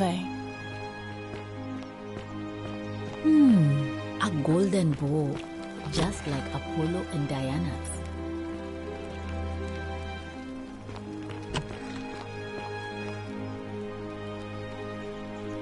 Feeling all right?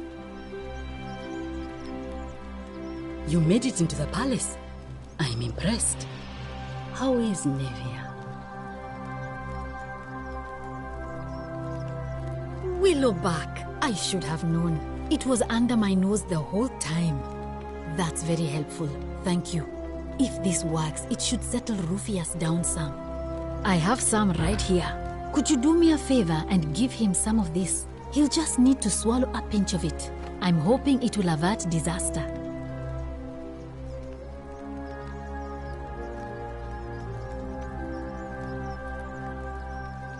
Thank you. I'm really glad you arrived when you did.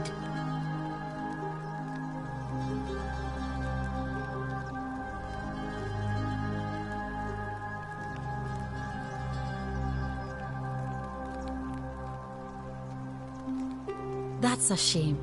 Thanks again for saving Yulia's life. Apollo smiles upon you.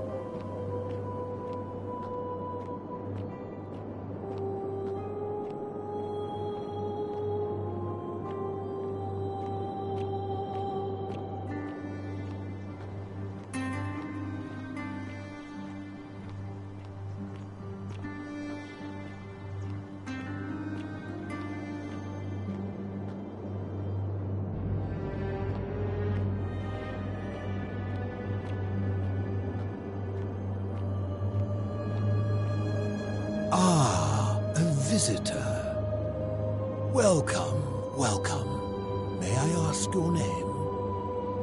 It's a sincere pleasure to meet you. Tell me, what brings you all the way down here?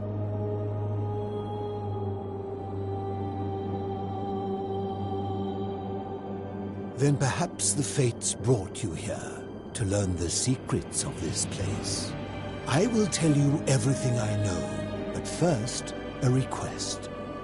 I've been living down here alone for many years, with nobody to talk to but myself. The one thing I long for above all else before I die is a good philosophical argument with somebody astute. I'm hoping that person is you. Let us find out with this simple question. Have you deduced the name of the god responsible for the Golden Rule? You have much to learn. It's best if you figure it out on your own. Come back once you've made progress.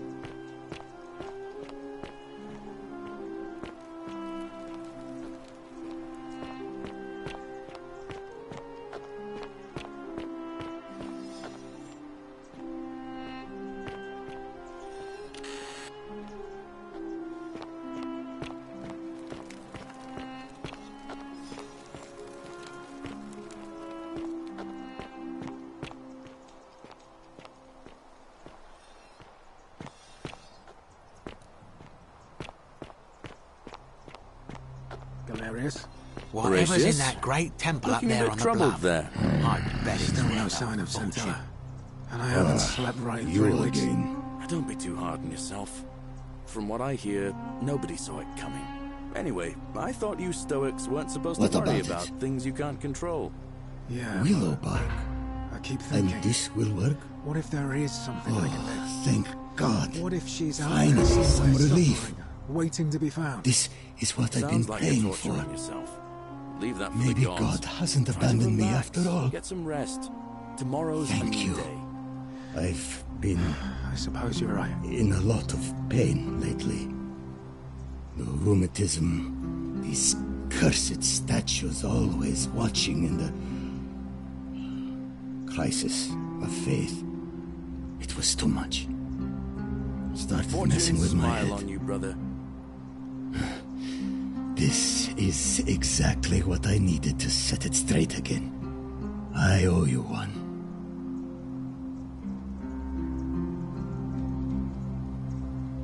See you around. Vote for Malleolus for a free drink at my tavern. Ah, you're here. I'm so glad you decided to visit. I'm Aurelia, and I hope I'm not being too forward, but the moment I laid eyes on you, I was intrigued. I can tell from the way you carry yourself.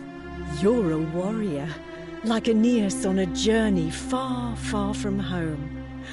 Such bravery.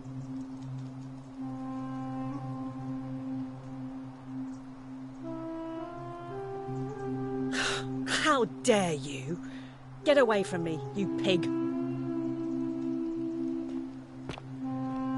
Keep an eye out for Scintilla, would you?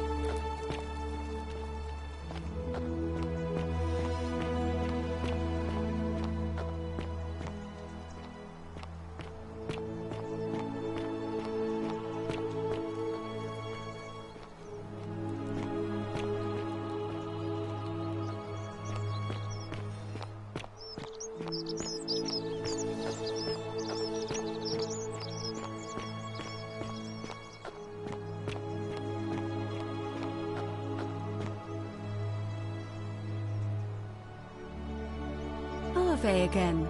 Did you find what you need? And did you notice anything? A pattern? Yes, I suppose that could be something. But then most of us do tend to carry coins on our person, don't we? What else? Yes, I understand many of our friends were carried here by a river current. What else? That's true. I know I wasn't entirely sure how I wound up here. It's as I feared. I think I understand what poor Livia has been going through. You mentioned earlier, you met a young woman in the forest named Karen, yes? I see. And was this Karen, by any chance, wearing a hood? Because I've seen her before. There's something I think you should see. I think you'd better follow me to the baths. But don't follow too closely. We can't have people thinking we're bathing together.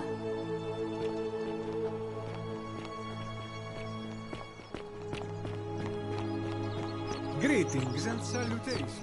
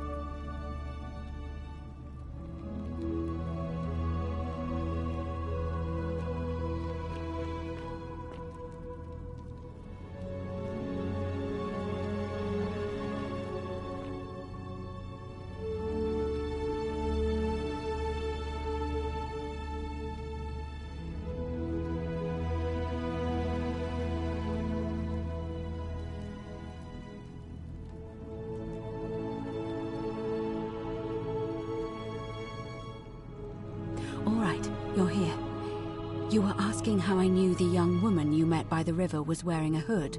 Here, look down at the bottom of the baths. It's a little hard to make out in this light.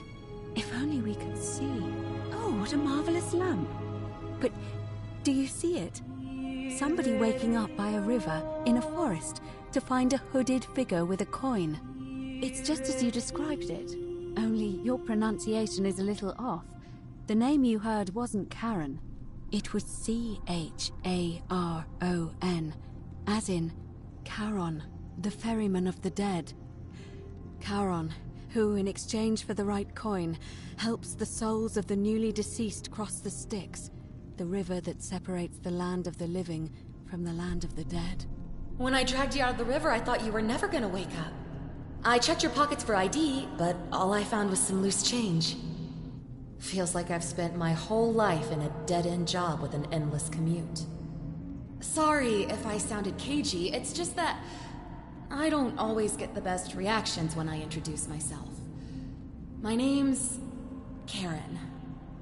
I'm so sorry, my friend. I'm so sorry. I take it you know what this means. I'm afraid so.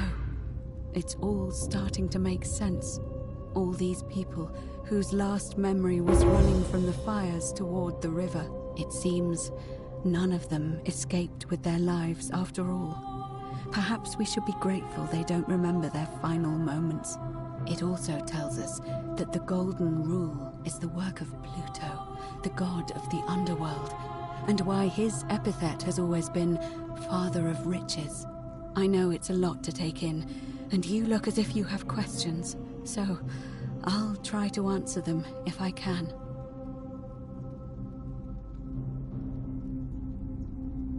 That was my first thought too. In the old stories, the underworld was where the souls of the deceased were taken. But it was also possible for the living to reach it without dying, if they were particularly fearless. So I'm afraid I don't know. Oh, I'm sorry. I keep forgetting you're not from here. If you were Roman, or even Greek, you would know these stories. Each of them is slightly different, whether the storyteller was Plato, Homer, Virgil, or Ovid. But they always involved the souls of the dead meeting a grim ferryman named Charon on the bank of a river. It was said that he'd help the new arrival cross, only if they could pay him with a coin, an obol. That's why it was once our custom to bury our loved ones with a coin in their mouths. Charon's obol, we called it. Of course, an obol was a kind of Greek coin, because we inherited this knowledge from the Greeks.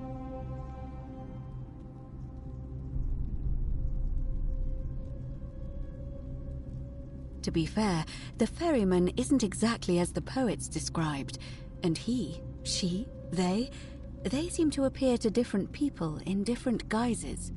You say you saw a young woman named Karen with a hood, and I once heard Kabash mention a stranger in a ram headdress named Kerti, and Rufius described meeting a stranger named Kamut Tabal wearing an eagle headdress. But whatever form this stranger took, they were always wearing a hood of some sort, and their name always began with a K sound.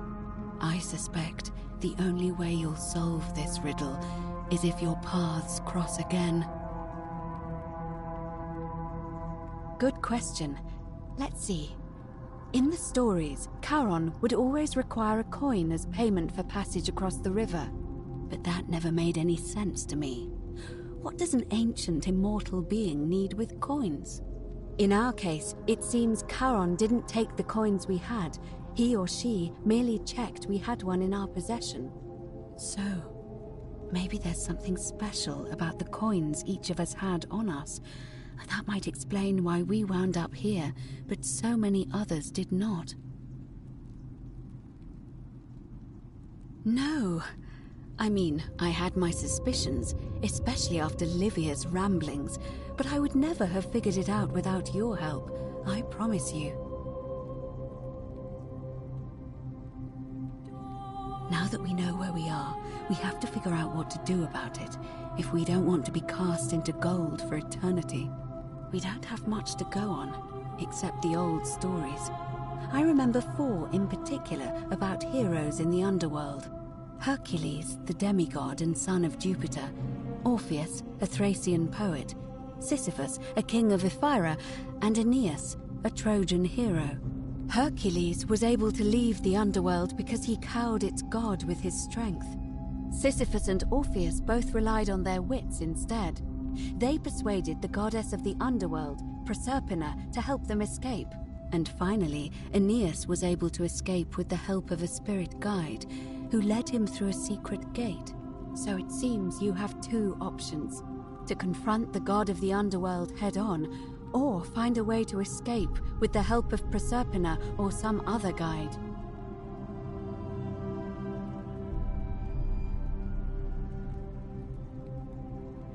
It's a reasonable question, but the problem is, this place is fairly well designed to keep us here. There's no way to climb up the shaft. And even if you could build a ladder big enough, just trying it would break the golden rule. We know that, thanks to the writings left behind by those who've tried. All Romans try to avoid saying it, and the reason is quite simple. He might hear us. You may refer to him as Pluto, if you wish, but you'll only be calling attention to yourself. Do so at your own peril.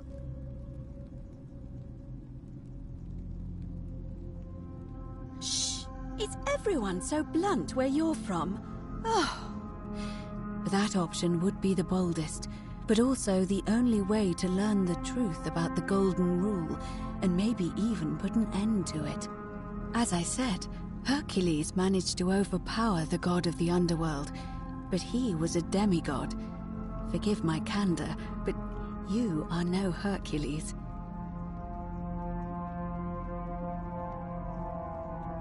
Are you telling me that you can? I won't pretend to understand exactly what that means, but if that's true, then perhaps you stand a chance. So, if you want to confront him, I'll help you as much as I can. Who knows? Perhaps your name will be uttered in the same sentence as Hercules one day. But first, you'd need an audience with you-know-who, and for that, you'll need to enter the great temple overlooking the city. The problem is, the door has been sealed shut for as long as I've lived here, and there doesn't even seem to be a keyhole.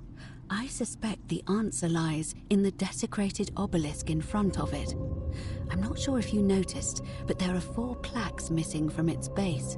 It looks as though somebody, or a series of somebodies, forcibly removed them, and in doing so, dishonored and angered our divine keeper. If you could recover and replace all 4 of those missing plaques, I imagine he might be willing to receive an audience again. It's the towering stone monument with 4 sides and a pyramid-shaped head that stands before the great temple, a dedication to the god of this place. You'll find them all over Rome, but of course they were looted from Egypt many years ago. It seems one of them made its way here too, although how is a mystery. However, this one is unusual in that each of the 4 sides is decorated in a different style: Roman, Greek, Egyptian, and another I don't recognize. That means you'll need to recover 4 different plaques: Roman, Greek, Egyptian, and a 4th, a mystery plaque.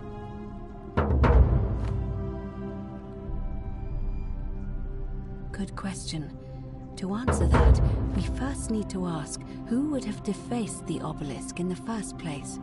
It would have had the god's name engraved into it, so it may be that whoever desecrated it wanted that name to be forgotten.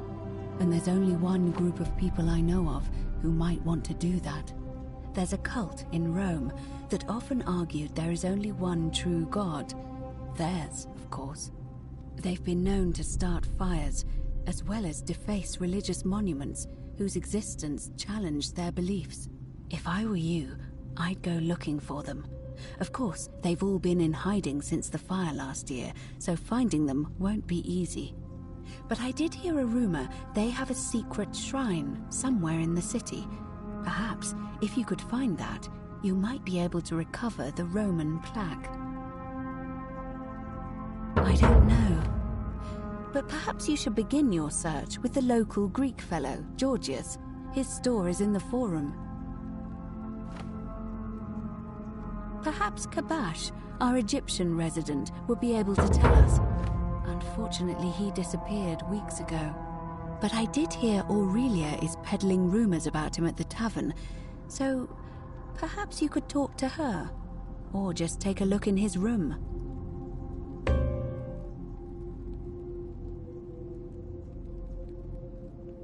I'm afraid you're on your own with that one, but perhaps finding the other three will illuminate the way.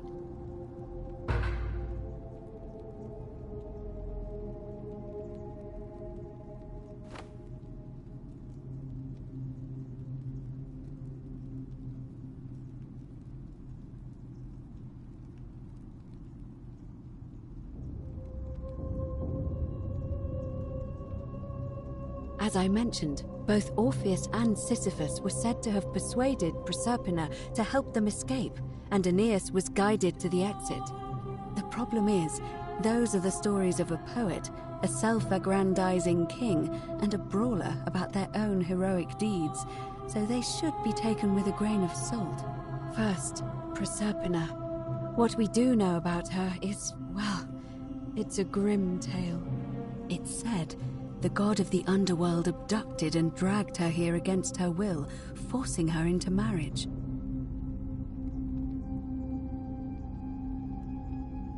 If the stories are true, then I suppose so. The problem is, how do we communicate with her without being noticed by her captor? Leaving that aside for a moment, there is also the possibility of a spirit guide. I don't suppose you've come across one of those in your travels? Truly? And you're only bringing this up now? Then again, I suppose you were worried I'd think you were as mad as Navia. Can you tell me more? Is it the same voice? What kinds of thing does it say? Fascinating. Perhaps she's a benevolent spirit. Or perhaps... Perhaps you're hearing the voice of Proserpina herself. If she has indeed been abducted, it would make sense for her to speak in cryptic whispers to avoid detection. Tell me, has she told you anything that might lead you to the way out? Oh, I see. Well, let me know if you hear anything that might be a thread through this labyrinth.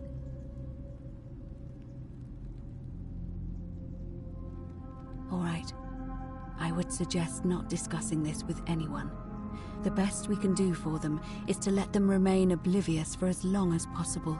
As for Livia, it seems she's been shouldering the weight of this terrible secret all this time.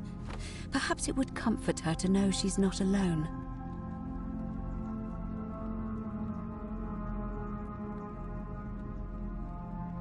In any case, time is of the essence, so you'd best begin. May Fortuna guide you, although you may not need her with Proserpina on your side.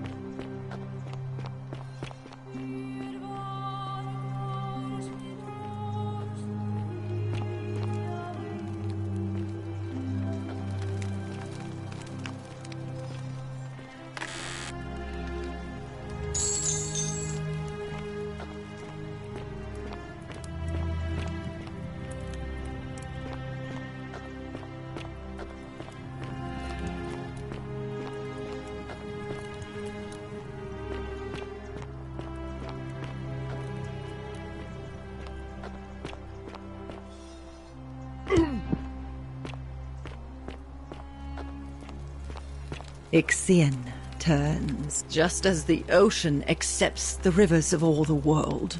So this place accepts all the souls, but it does not notice the crowds that come. Say it. Speak its name. Then it is true. I was right. I thought I saw it, but when the rest of them could not, I kept thinking I must have gone insane. I had to tell myself it was true over and over again, until I wasn't sure if I was deceiving myself. I must apologize if my words seemed cryptic. I'd found comfort in reciting the Metamorphoses by our great poet Ovid. He gives such an uncanny description of this place. I cannot help but wonder if he himself came here. Would you like to hear it?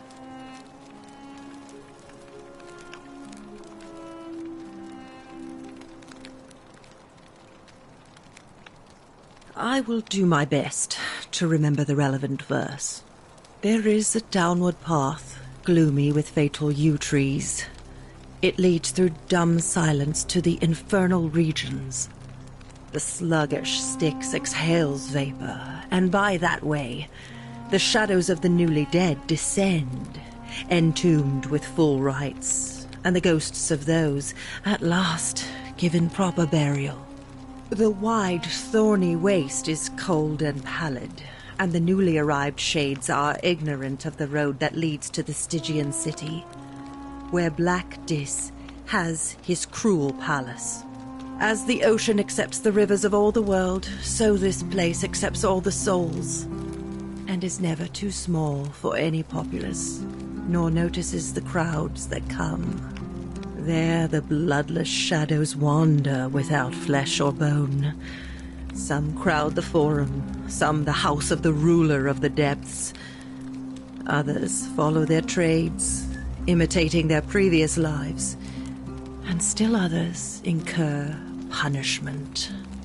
I hope I have done it justice, and now we share a secret. It's as if you've lifted a great burden from my shoulders. Thank you, friend. I think I should rest.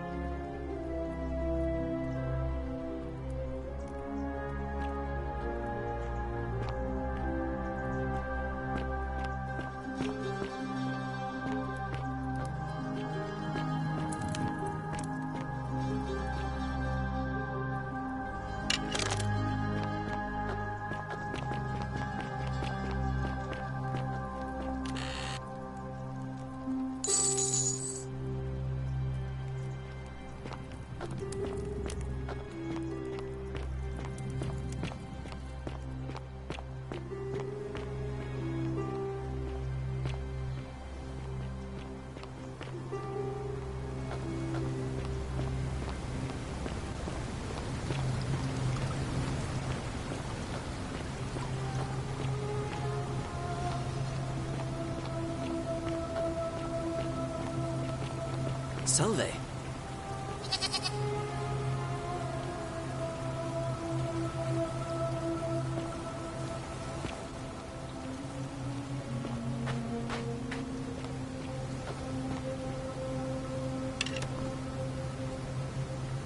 Welcome back.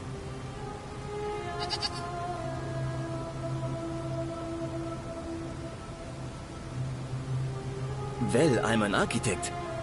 Or at least I was help out with repairs and try to stop old buildings from collapsing on people. That kind of thing. But you probably don't want to hear about the ingenious architecture or mysterious history of this place.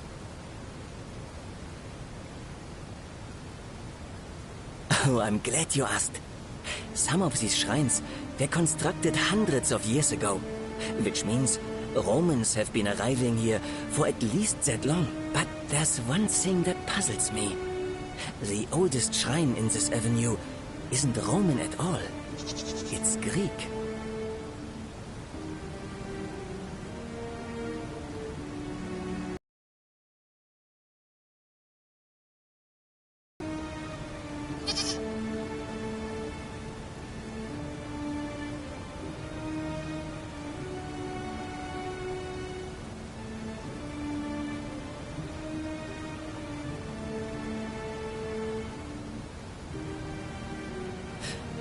Well, yes, that could be the reason. Or it could mean that there were Greeks living and worshipping here before the Romans arrived. Which begs the interesting question, who really built this place?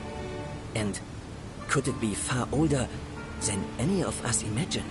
If only there was a way we could talk to the people who came here before us.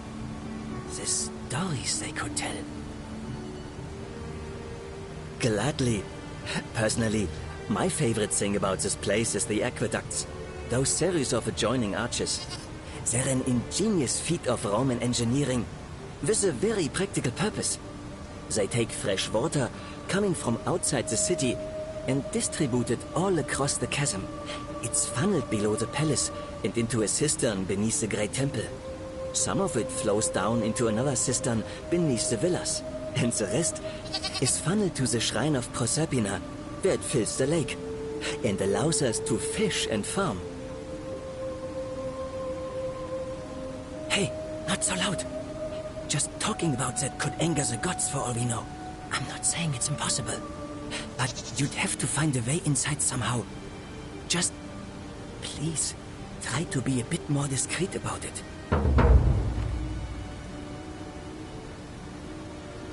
You mean the Great Temple?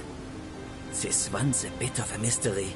Given the way it's positioned so prominently, looking down on us, it's clear that whoever built it felt it was the most important temple in the city. Unfortunately, someone else went out of their way to keep its purpose a mystery. You see, usually a temple is dedicated to a particular god, like Proserpina or Diana or Apollo. Usually, that god is obvious. But in this case, it's unknown. There's an obelisk out the front, which probably used to bear the name of this unknown god. But it appears some barbarian defaced it. And of course we can't get inside because it's locked up tighter than the Temple of Saturn in Rome. And that contains the treasury. So we're all left wondering, which god is that temple dedicated to? And could it be the one responsible for the Golden Rule? Unless somebody figures out a way inside, I suppose we'll never know. Of course.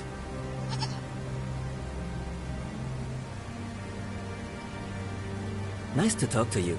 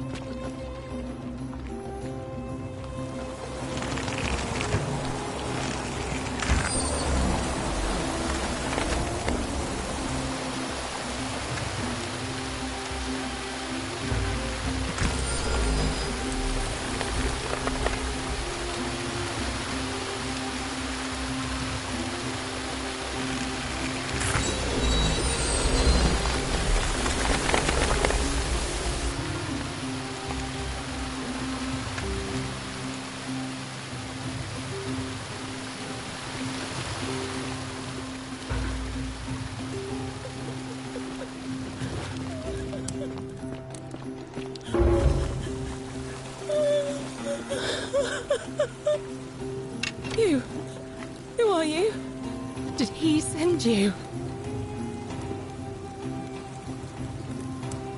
But you know you're here. You have to help me escape before that monster comes back. I'm Scintilla. I found a way out through the Gate of Horn, but it's locked. So I told him about it, and instead of helping me escape, he locked me up. He wants to keep us all here forever, or until we're turned to gold. He's a monster. You have to let me go so we can kill him and take his key. Sentius, my adoptive father. Furies help me. I'll castrate and crucify him.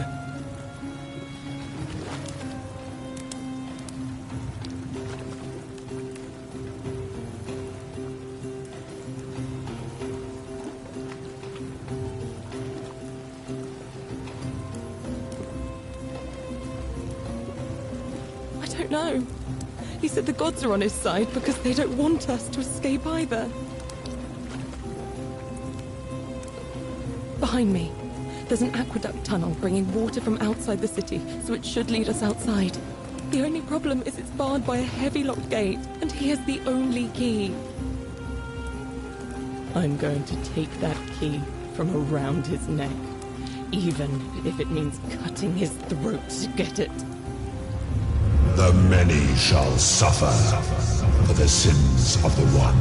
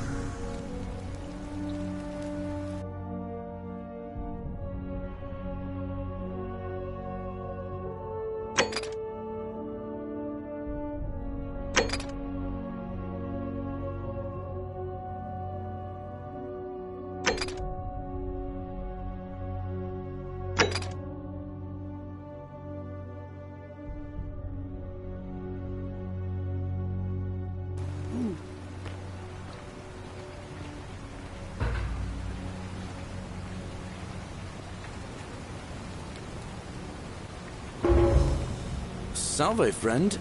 Mind telling me who you are and what you're doing with that bow on your back? Oh, sounds serious. I'm listening.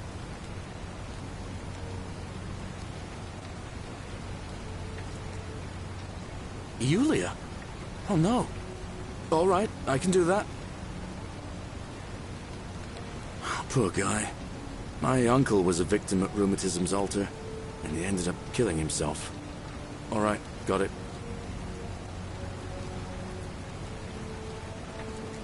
All right, let me see.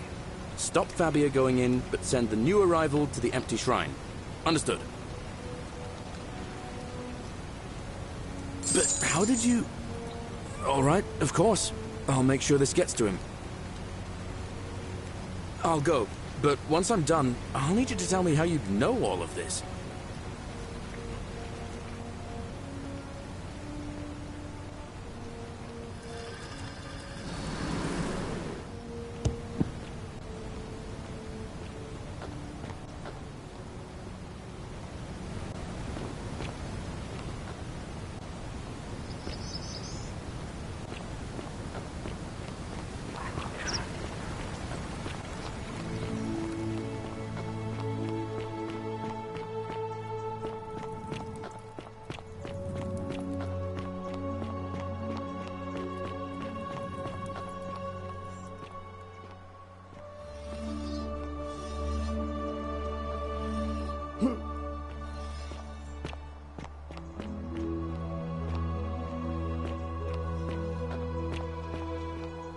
Cerberus lifts his triple head and lets out his three long rays.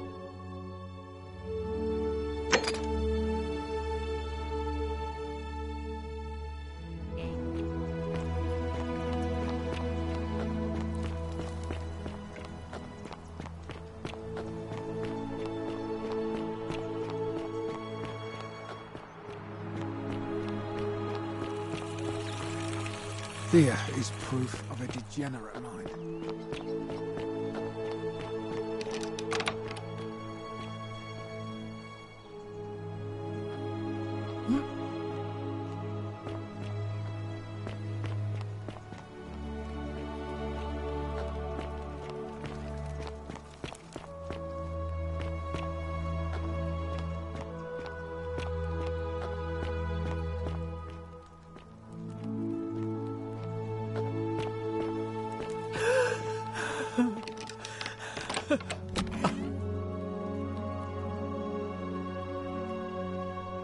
I'm not supposed to be in here.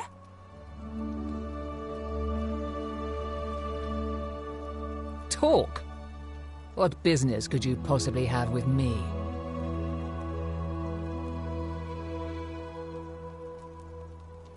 I think a better question is, why am I being interrogated by a stranger? I have quite enough marriage trouble already, without having to My marriage...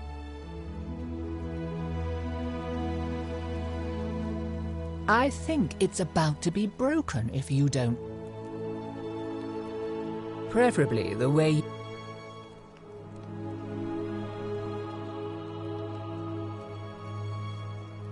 Finally! This is outrageous.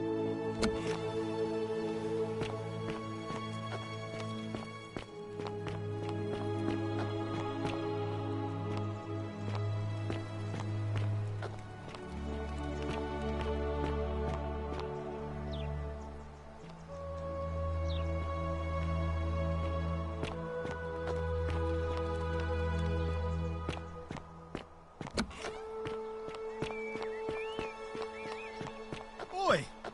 How did you get in there, you cheeky little sturkers?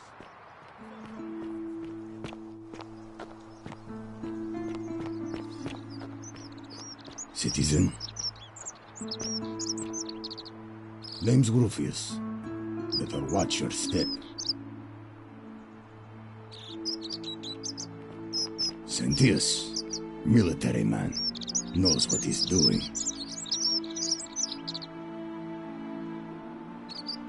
No. No idea what you're talking about. What? That was Galerius, not you. Oh. He got that from you? I guess you did help me then. Huh. I think I have seen that plaque. Sorry I lied. Can't be too careful these days. Head into the caves behind the theater. Turn right, then right again. Oh, and here. You'll need this key. You didn't get that from me.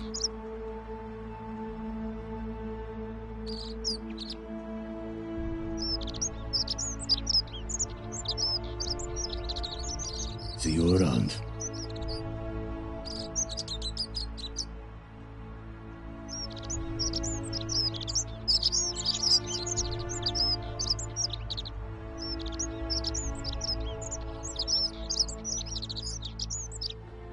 Be careful who you trust.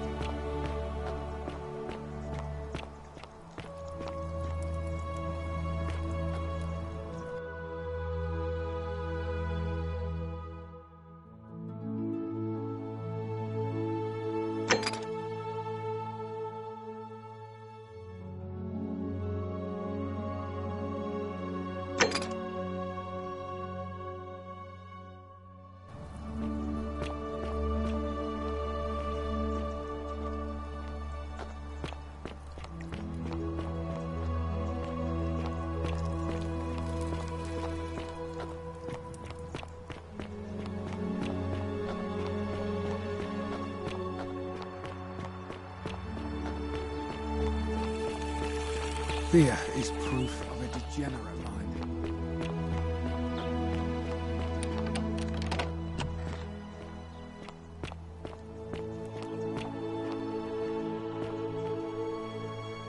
Domitius doesn't usually let anyone in here without a hefty tribute, so you must have been desperate to see me.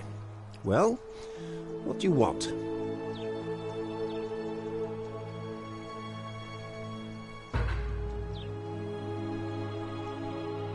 My name is Marcus Malleolus Gurgis.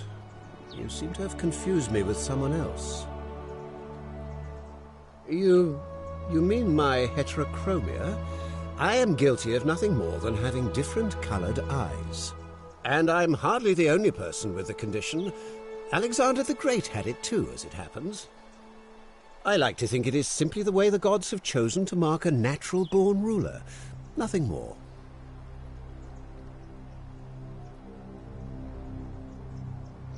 Well, I am not suffering from any delusions, as today's election will firmly establish.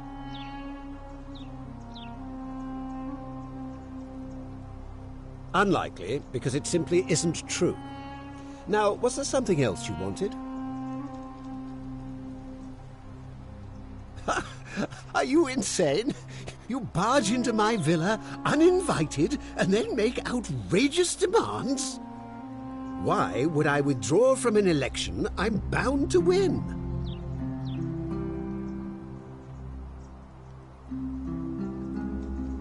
Don't talk nonsense. There's no such thing as the Golden Rule.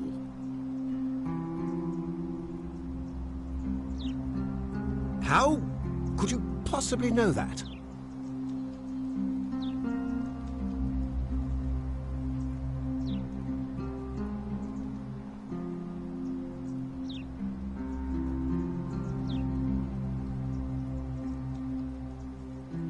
Nonsense! This is nonsense! I don't know how you know about my plans, but I'm absolutely sure Sentius is involved somehow. And now, I'm going to enjoy watching Domitius kill him even more. Now, get out of here! You outstayed your very limited welcome.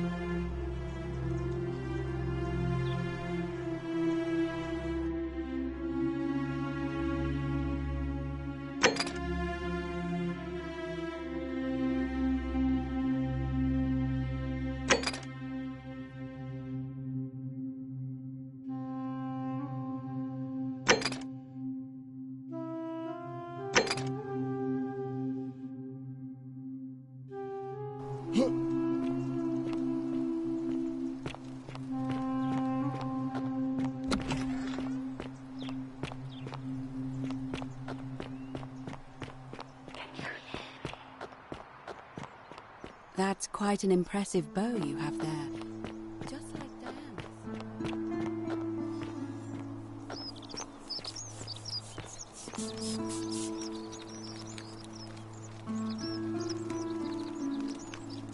Ah, a new face.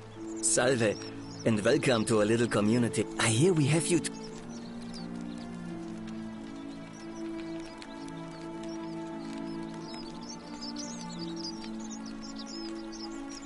Well, Malleolus is talking about loosening some of the restrictions. My vote isn't for sale, if that's what you're asking.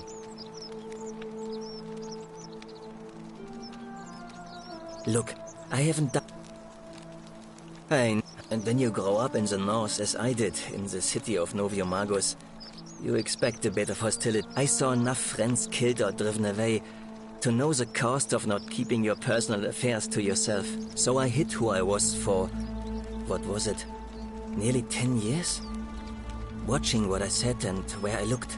But that kind of fear eats away at you slowly, until living isn't any better than the thing you were afraid of. Needless to say, since I'm now living underground, halfway across the known world, with an assumed name, my openness didn't go down well among the enlightened folk of the Nice of you to say, in any case, or at least I thought that was the case. It's not just the strange. I've never really been interested in any... If there are any of them here, they won't admit. All I know... Really?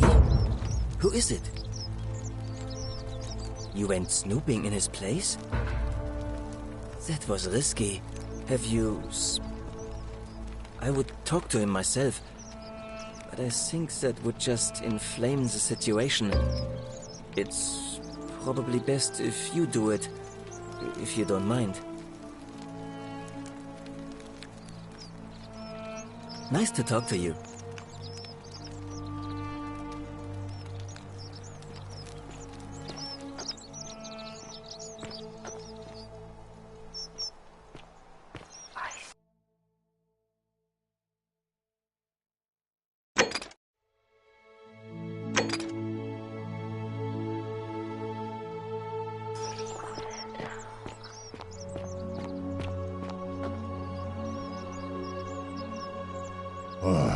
You again.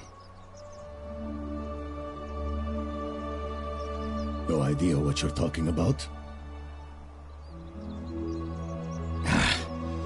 Look, I haven't been at my best lately. I know that. It's the rheumatism. It starts with constant pain in all your joints. Then the pain starts to mess with your head. Makes you angry, mean.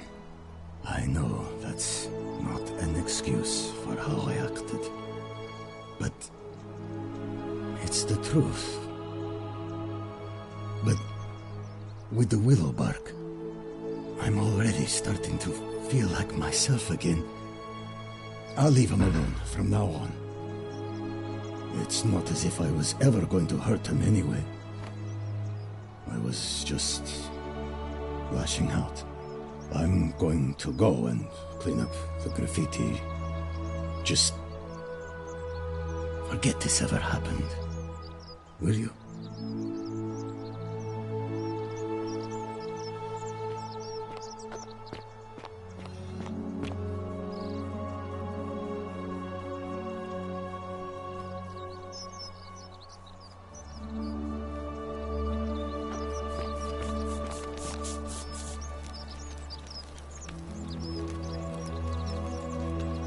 Any news about my secret admirer? Have you spoken to him about it? Really? How did you manage that? Poor fellow. I've heard that can really mess with a person's head. Well done for figuring that out. Really? That's promising. I'll keep an eye out for him.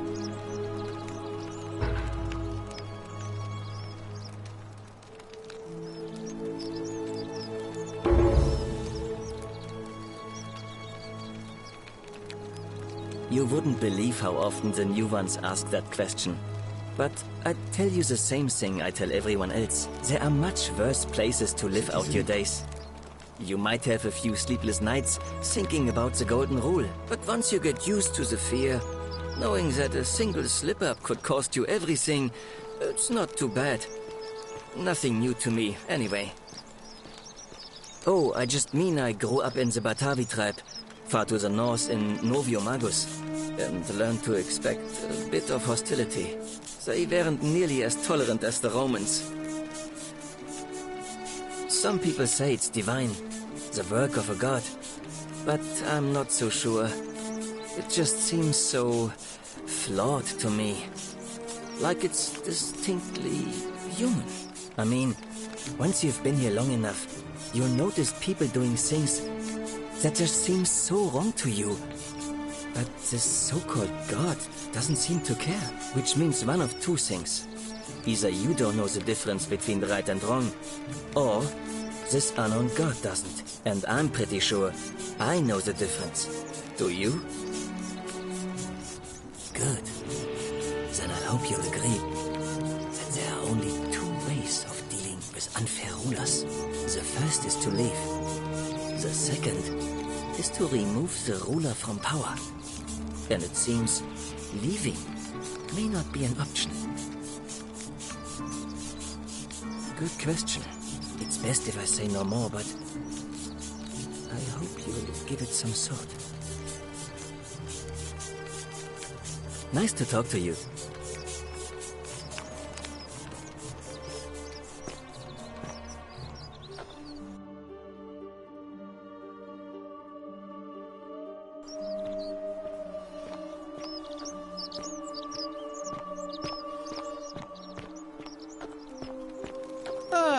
A fellow greetings. I'm Georgius. It gladdens me to see another foreigner in our midst. We must stick together, you and I. And I must say, my sartorial friend, your clothing is most extraordinary. Leather boots in place of sandals, trousers with precise stitching, and such a curious design. I have traveled distant trade routes from the markets of Damascus to the farms of India, and never have I seen anyone dressed quite like you. Tell me, I must know, from which exotic part of the world do you hail?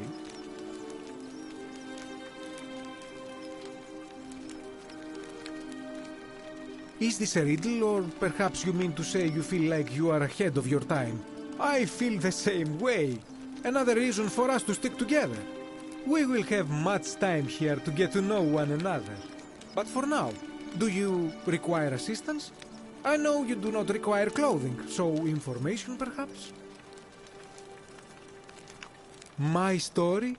How kind of you to ask. I am a tailor and I run the humble shop in the Forum. You mean to say, with all the turmoil and terror of the Golden Rule, and so few customers, why bother setting shop at all? I'll tell you, it is precisely because of the Golden Rule that I wish to remind my friends of the importance of looking one's best. I say, the more of our customs we preserve down here, the more we can preserve a semblance of normality, the better our chances of keeping our heads. Don't you agree?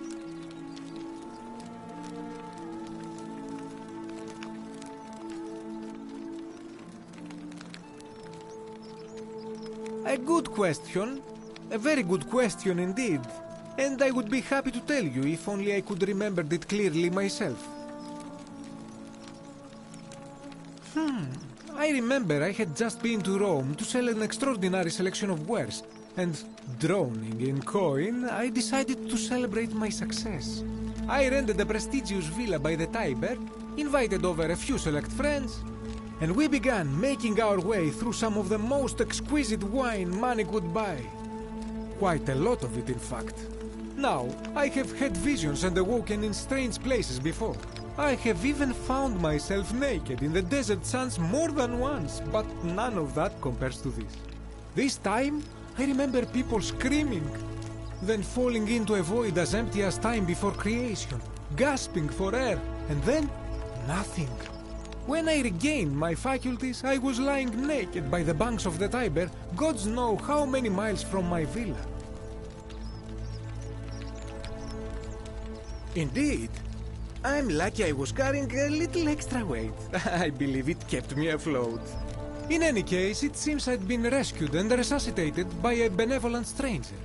I went to find firewood for his campfire, stumbled across a cave, and discovered that trapdoor temple. And here I am. Anything you like. And in a city full of Romans, you are asking me? Because I am Greek. Let me tell you something about Greeks and Romans. My name is Georgios, yes, but the Romans, they do not care. They hear me say Georgios, and they think, ah, he must mean Georgius. Good Roman name. They do this all the time. They see us worshipping Zeus, they copy us, but call him Jupiter. They take Hades and call him Pluto, Persephone, Proserpina. I am flattered that they copy our ideas, but why must they change the names? Do they want credit for making it all up? Do they want to forget where it came from? At first, I pull my hair out. After a while, I give up, and I become Georgius the Roman. I accept the world is Romana. Plus, I have no hair left to pull. But my point is this. If you want to know who stole an old Greek name, look no further than the sticky-fingered Romans. The plague you seek was pilfered from a collection of old Greek relics by none other than Duli.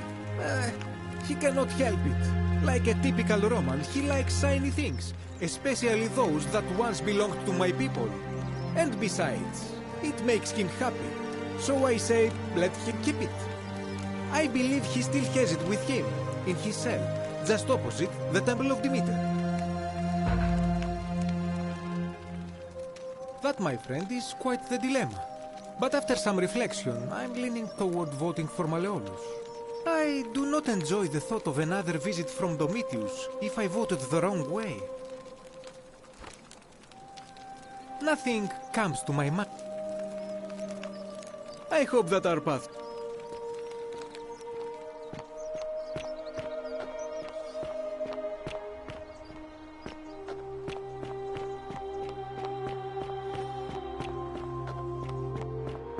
Don't believe a word they tell you.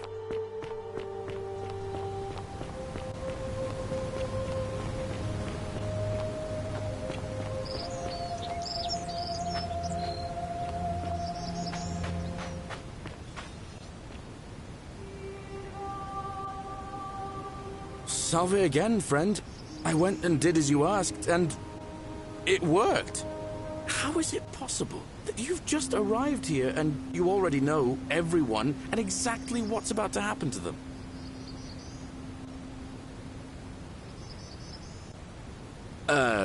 You're toying with me, right? Wait, you're not kidding, are you? That's the only way you could have known. You're a bit like... Oh, what was his name? Sisyphus. Yeah, that's the one. Old King Sisyphus. Sisyphus was a Greek king a long time ago. For daring to think he could outsmart the gods, he was given a terrible punishment. He was forced to push a great boulder up to the top of a hill. Only, just as it reached the top, it would roll all the way back down to the bottom, forcing him to start over and over and over again, for all eternity. Just like you. Actually, now that I think about it, there are a bunch of old stories about the gods punishing people by making them do the same futile task over and over. Tantalus was made to grasp at fruit on a tree he could never quite reach. The Pleiades had to keep fetching water in a sieve. Oh, and Ixion was strapped to a wheel going round and round forever. But on the bright side, at least you're not stuck in the underworld like they all were. Anyway, I don't know which god you managed to upset to get yourself into this position, friend, but you seem all right to me. So, I'll tell you what. I'll keep doing whatever I can to help you. And you just focus on finding a way to break the cycle you're in. Don't believe a word they tell you. That's kind of you to say. Now, I'm going to keep your secret. Although, it's not as if I'll remember this next time we talk anyway, right? Oh, and if our conversations ever start to annoy you, just tell me you're busy. I know when I'm not wanted. May fortune smile on you, friend. I saw you slide down that rope before. Very impressive. And strange. Oh, of course. It's because I already gave it to you in a previous time loop, isn't it? Anyway, I'm sorry to ask, but is there any chance you'd be willing to do me a favor? Well, it's too steep to climb, so I hung a rope over the lake and made this pulley device, only I, couldn't quite summon the nerve to use it. Do you think you... Oh, thank you. All right. See you around.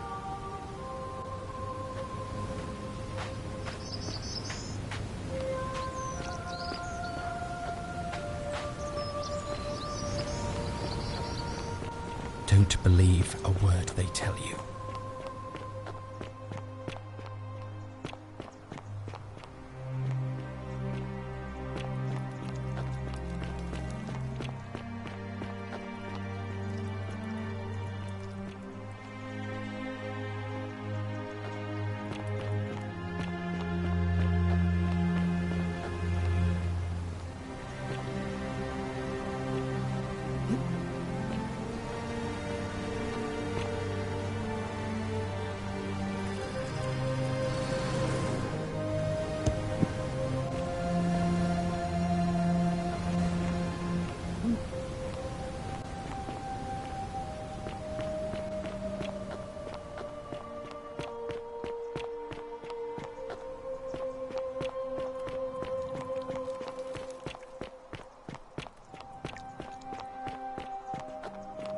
Don't believe a word they tell you.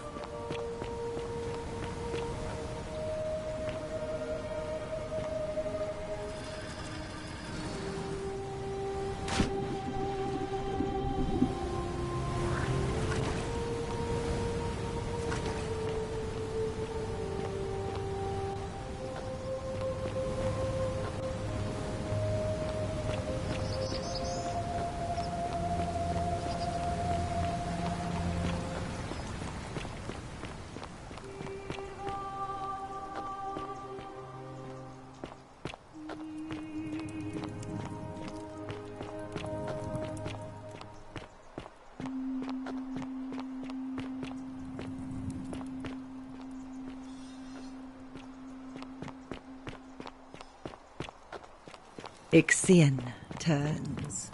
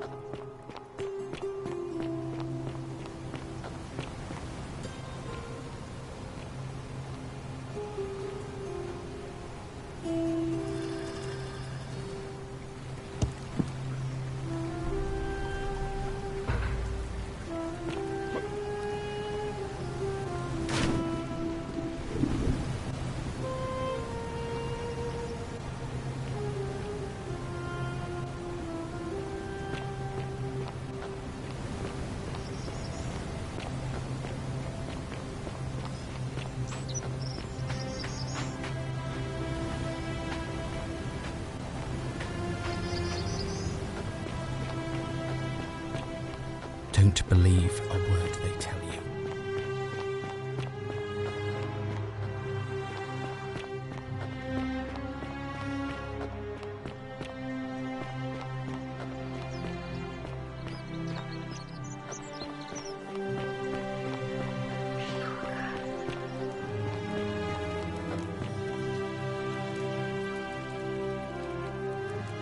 Salve again, my Sisyphean friend. Now, what's on your mind?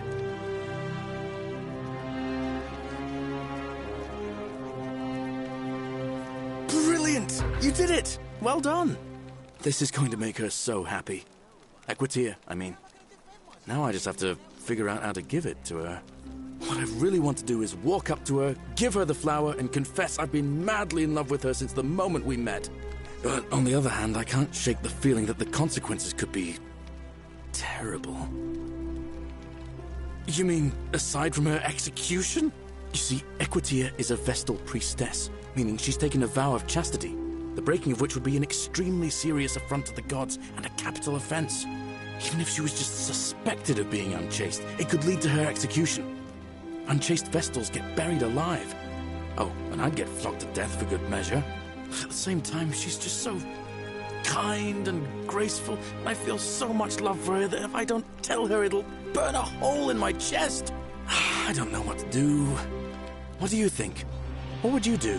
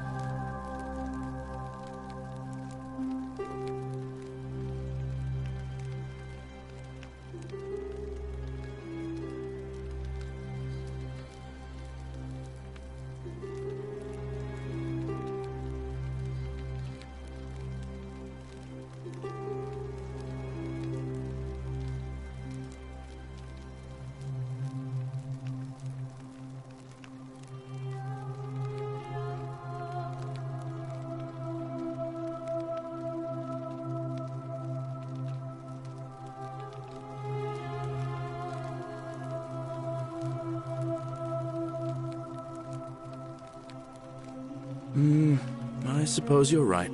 What I need is a go-between. Someone who can tell her how I feel and find out how she feels without risking her life. What do you say? Do you think you could help me one more time?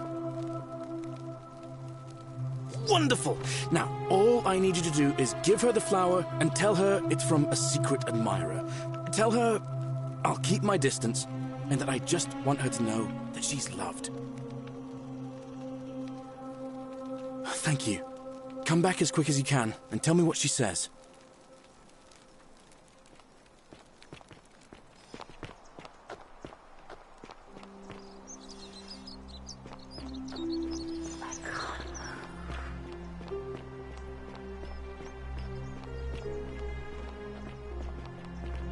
Don't believe a word they tell you.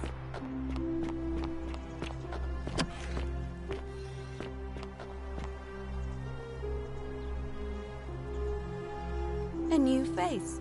Ave, and may Vesta watch over you. I'm Equitia. To what do I owe...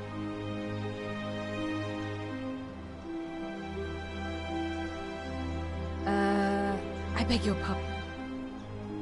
Oh my, let's see.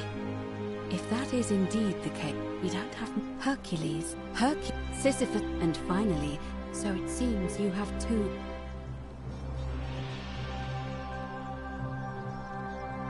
May Fortuna guide.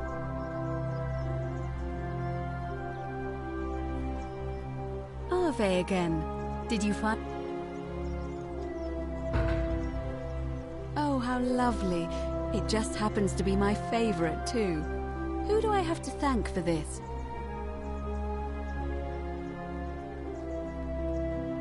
I see. So, it's from Galerius, then? Of course I do. I think everyone in the city knows. That man is a wonderful human being, and my favorite person in the world. But he is the least subtle, secret admirer you could imagine. The way he looks at me with those puppy dog eyes. Plus, he's been trying for weeks to get his hands on this flower. He went to so much effort, too. Suspending that rope above the lake, inventing that pulley device all on his own. He'd just stand there each morning, looking at the flower, trying to summon the courage to seize it. Oh, my heart. Tell that adorable oaf that my Vestal's vow of chastity ends once I turn 36.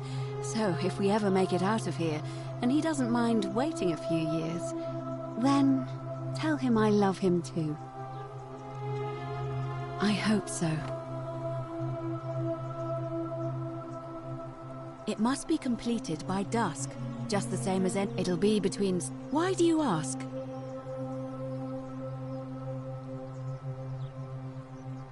You can, assuming they're eligible and willing to accept the nomination.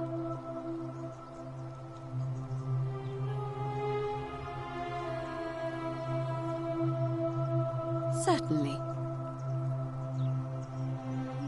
See you again soon.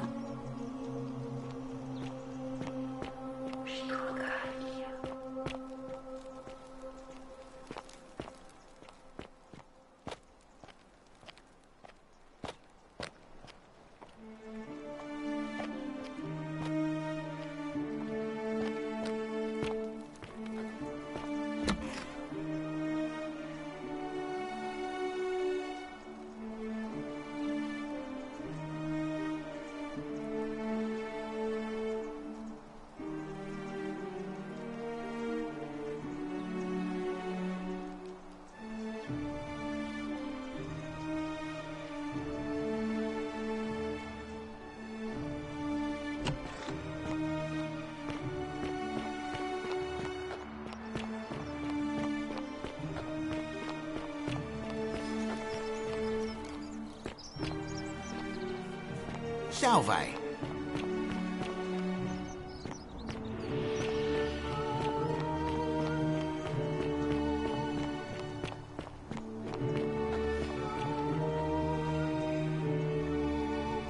Salve again, my Sisyphean friend.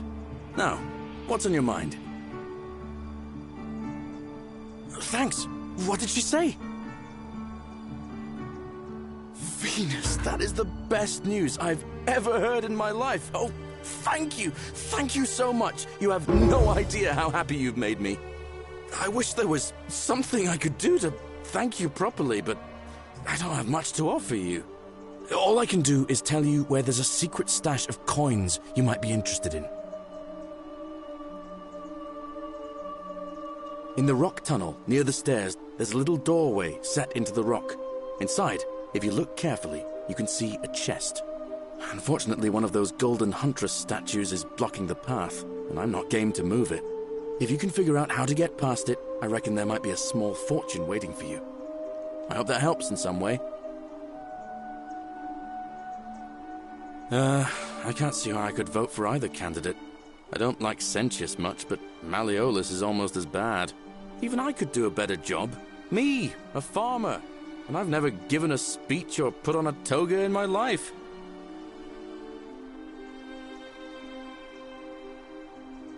Oh, I don't give it much thought these days. I mean, everybody here's got their own view about what we need to do to survive. But I say, but Scintilla, Sentius' daughter, went missing a few weeks back. Could be she found. If anyone knows for sure, it'll be her sister, Sentia. But she'd never...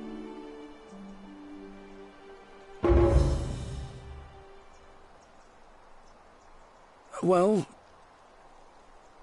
I'm a farmer. Always have been. I grew up in a small village in Britannia, Camulodunum, with my parents and 2 little sisters. Lovely part of the world.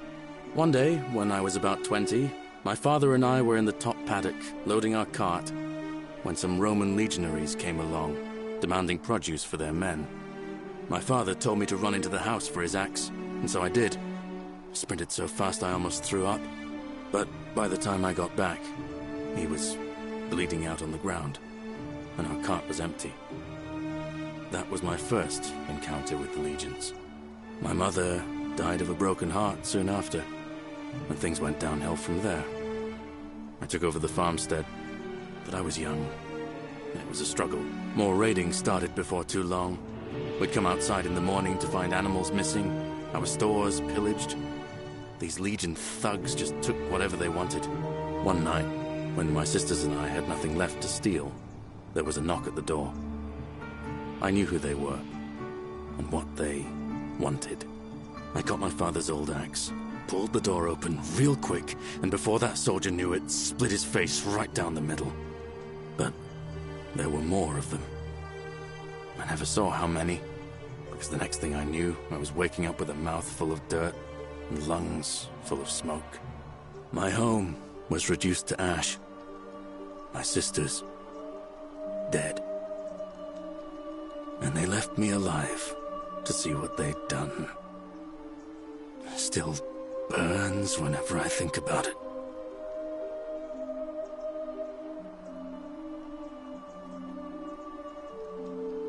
Yeah, well, I wasn't the only one this happened to. It wasn't long before Boudica led thousands of Britons in a rebellion against the Romans. Unfortunately, there were just too many of them. And those of us who survived, they enslaved. So, then I found myself being transported all the way to Rome, to be sold to the highest bidder. I spent a few years working for my new master, learning the Romans' ways, Romanized my name and everything. Tried to escape a couple of times, but they always found me, and I'd just end up right back where I was. I'd probably still be there too, if it wasn't for the stampedes breaking out. You see, about 7 months ago, an enormous fire broke out in Rome. Everybody was running down toward the river, screaming and shouting. I'd never seen anything like it. Human beings acting like cattle. I got swept up with them somehow, and the rest is a blur. The next thing I knew, some stranger was dragging me out of a river. Stumbled across this place and started my life over again.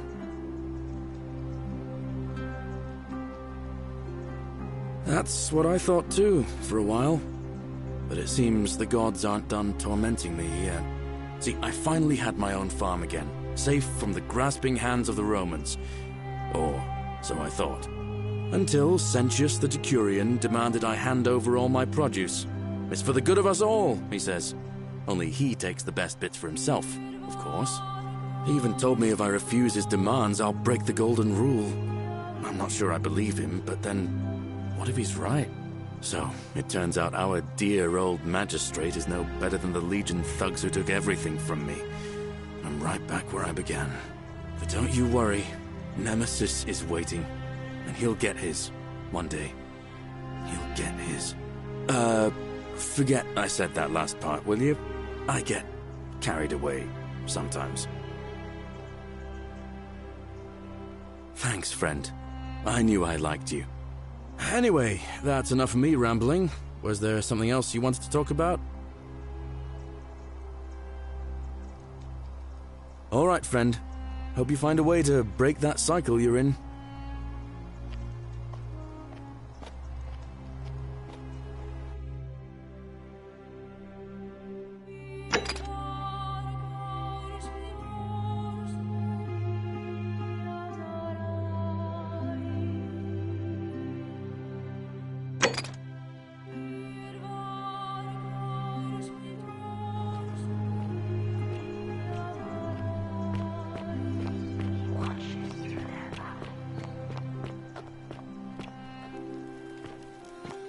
Hello? Hello? Do you like it? It's shiny, innit? It makes me happy just looking at it. But if I gave it to you, then I wouldn't have it anymore, and I'd be sad.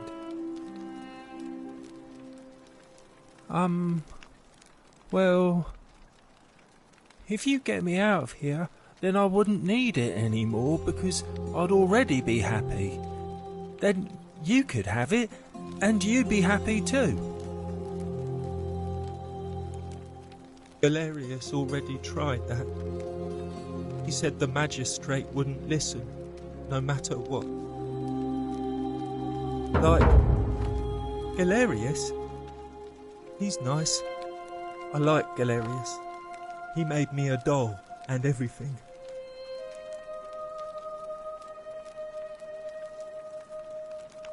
Yeah, Galerius will let me out. Then you can have my plaque and everyone... Bye-bye.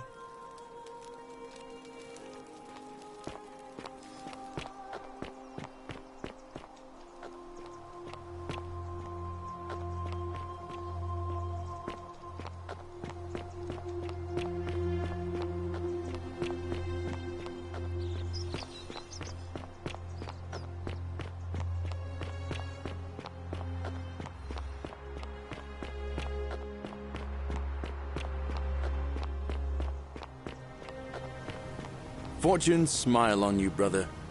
Salve again, my Sisyphean friend. Now, what's on your mind?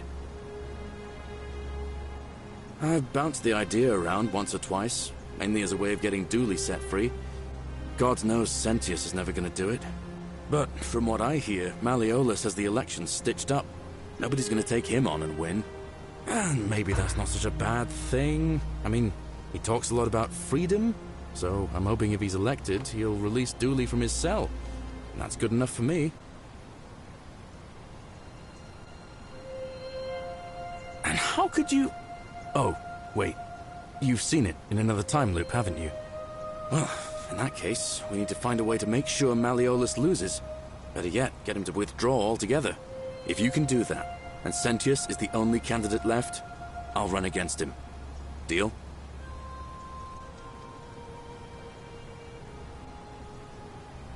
All right, friend. Hope you find a way to break that cycle you're in.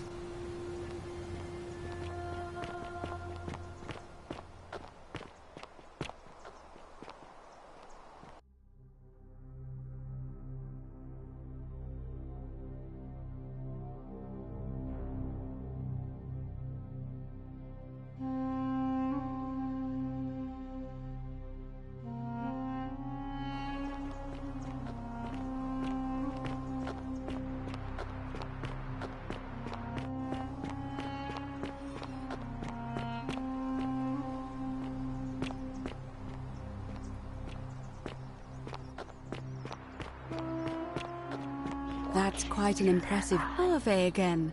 Did you find what you need?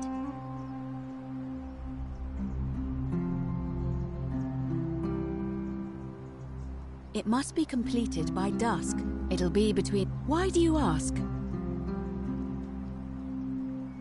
I like the idea, but I know Galerius well, and his position has always been that he won't run unless Malleolus withdraws. It was only yesterday that he said to me he'd only ever run if it was absolutely necessary to make sure Sentius wasn't re-elected. So, I suppose if you'd like to see Galerius elected magistrate, you'd need to persuade Malleolus to withdraw somehow. All of the male citizens who are willing and able to attend, unless they're running, of course. That's just the way it's always been, I'm afraid. It never sat right with me, either. There are some women who can vote, Vestal priestesses like myself, but in this case, given my role overseeing the election, I've decided to abstain. I can't allow the perception that I'm being anything but fair and independent, but if it's any consolation, there are other ways to influence the outcome of an election. By using whatever gifts the gods gave you. Nothing untoward, of course. I'm responsible for announcing it and making sure the procedures are followed. Certainly. See you again.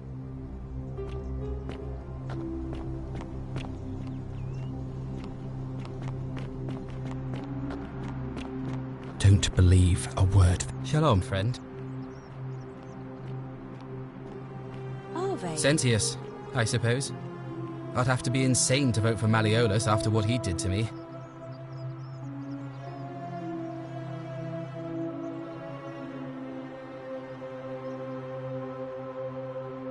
You mean where am I from? That's where every road leading out of Rome was in several hours. It's strange though, because a lot of good it did me. And well, oblige, of course. Thanks. I just wish there was a way to find out. I don't. But even if I did, all right, friend.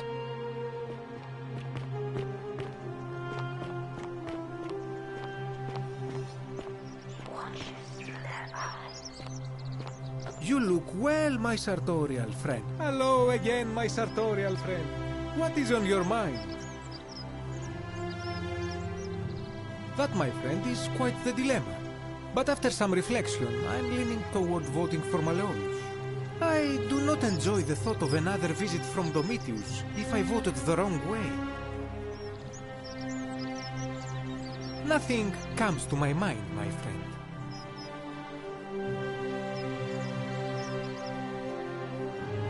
I hope that our paths cross again soon, my friend.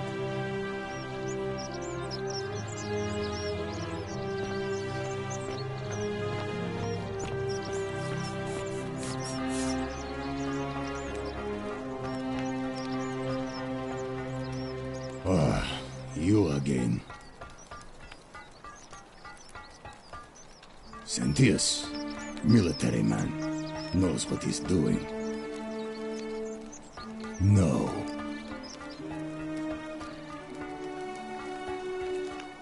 See you around.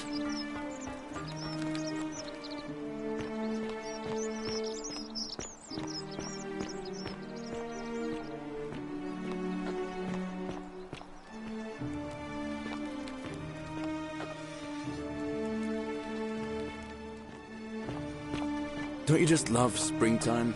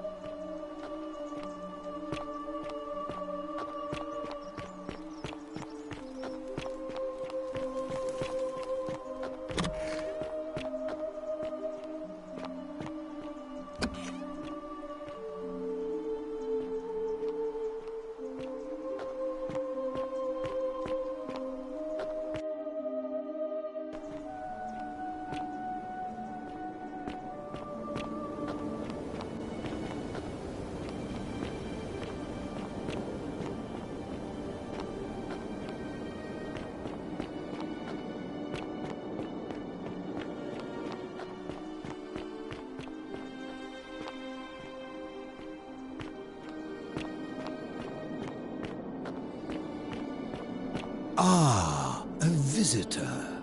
Welcome, welcome. May I ask your name? It is best you do not know my name, for merely to speak of my existence in the city above could bring destruction on you all. Tell me, what brings you all the way down here?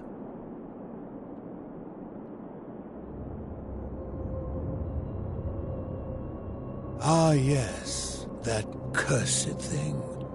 I know exactly where it is. I will tell you everything I know, but first, a request. I have been living down here alone for many years, with nobody to talk to but myself. The one thing I long for above all else before I die is a good philosophical argument with somebody astute. I'm hoping that person is you. Let us find out with this simple question. Have you deduced the name of the god responsible for the Golden Rule? Excellent. I see you are indeed quite astute. Very few come to that realization before their time in the sun is over. Now, will you join me in a friendly Socratic dialogue?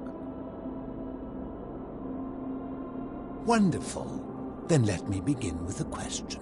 Would you say you know the difference between right and wrong?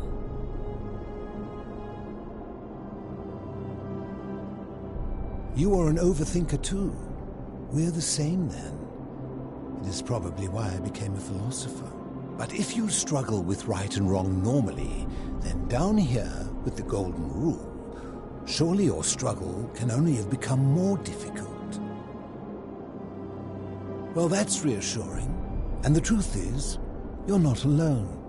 You see, out there in the world, being uncertain about right and wrong was acceptable, because our mistakes rarely had consequences.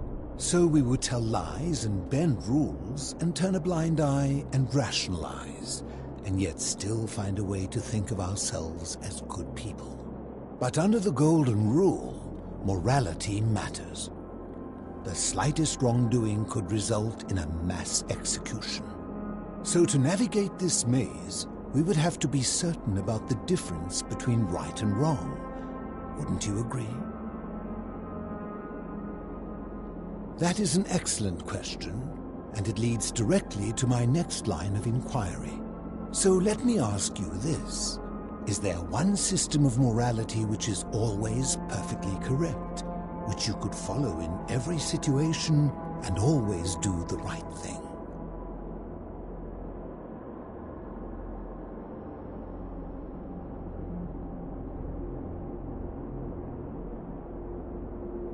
Are you sure?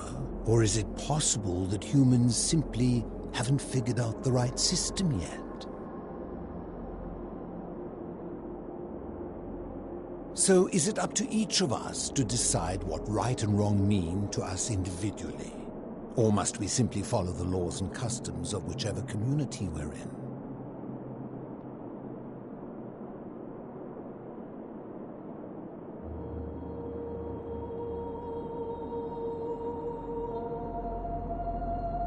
So if a man feels that stoning to death his unfaithful wife is right, then is it right? I agree, but why? Didn't you just say right and wrong depends on the individual?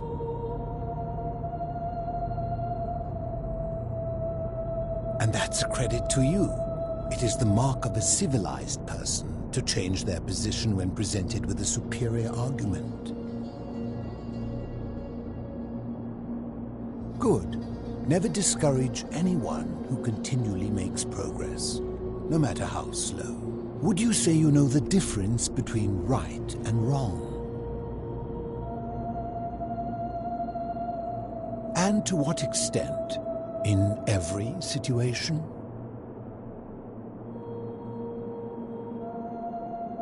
So, you're not entirely confident. That is quite sensible. Indeed, I'm reminded of something Socrates once said. To paraphrase, better to know that you know nothing than to know nothing and think that you know. It is because knowledgeable people have learned enough to know they know very little, in the broader scheme of things. You see, out there in the world, being uncertain about right and wrong was acceptable, because our mistakes rarely had consequences. So we would tell lies and bend rules and turn a blind eye and rationalize. And yet, but under the golden rule, morality. So to navigate this maze, we would have to be certain about the...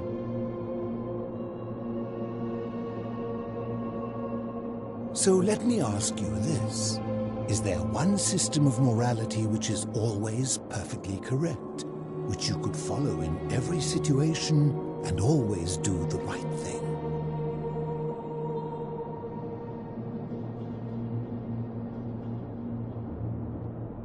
How can that be? Since they all had differences, it follows that in some cases they would offer different conclusions about what is right and wrong. If there is a correct moral code, then wouldn't it follow that only one can be the correct one?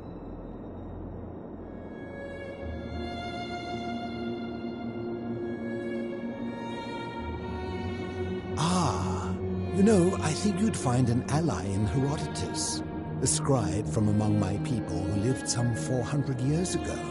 He told the story of a man named Darius, whose curiosity was piqued when he learned that a certain tribe had the practice of eating their dead.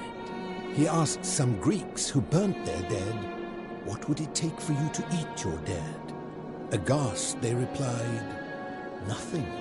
Then he asked the tribe who ate their dead, "What would it take for you to burn your dead?" "Nothing," they replied, equally aghast. From this, Herodotus concluded that custom is king, that right and wrong are merely local ideas which do not survive the journey from one tribe to another. I take it you're in agreement? Then let me ask you this. If you visited a tribe where they ate each other, copulated with the dead, and drank wine from cups made out of human skulls, would you still maintain that within such a tribe there is nothing wrong with such conduct?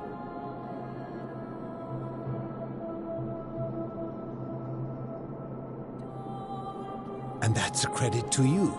It is the mark of a civilized person to change their position when presented with a superior argument. My point is this. I don't think anyone alive truly knows any hard and fast rules about right and wrong.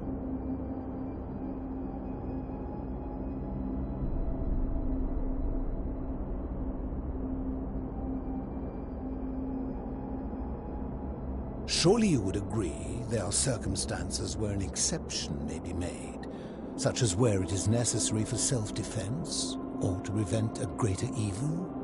For any rule, you can imagine there are countless situations in which that rule may be suspended, and those situations are impossible to codify.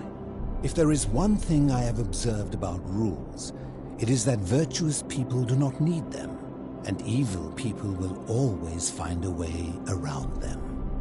And so we must accept our limitations, and the sad truth that no human society will ever achieve the utopia for which it strives. In mathematics, we would call it an asymptote, a line that can be approached but never reached. Because the only way to create a utopia is with the ever-present threat of force, such as the Golden Rule. This and no other is the root from which a tyrant springs when he first appears as a protector. And life under tyranny is no utopia at all.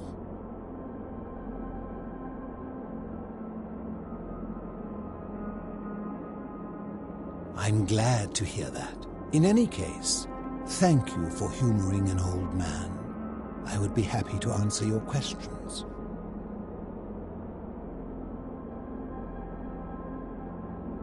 You seek the plaque bearing the Egyptian inscription. It is a cursed object, and I would be happy to give it to you, if Kabash had not already taken it. I will tell you, but you may find him hostile.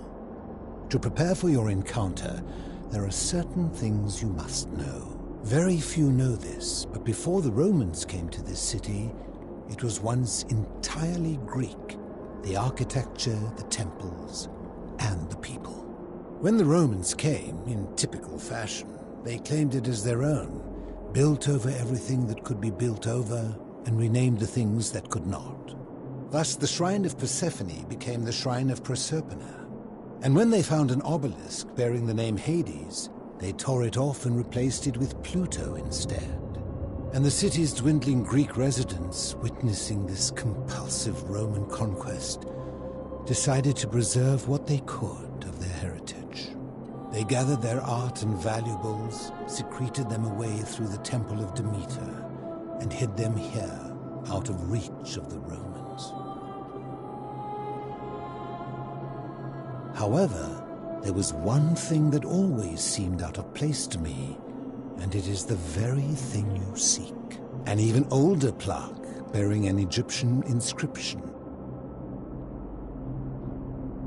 We had no idea until years later, when the first of my friends began to die.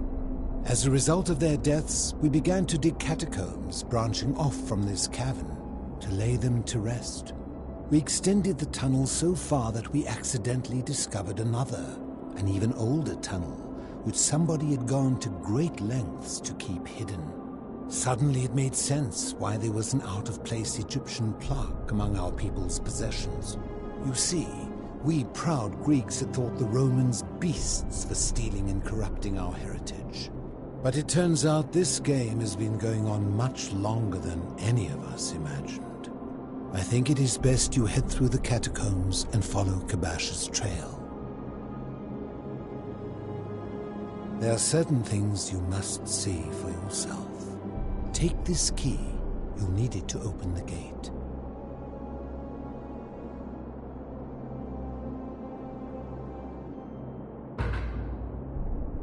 I enjoyed our chat, but please, keep my presence here a secret, yes?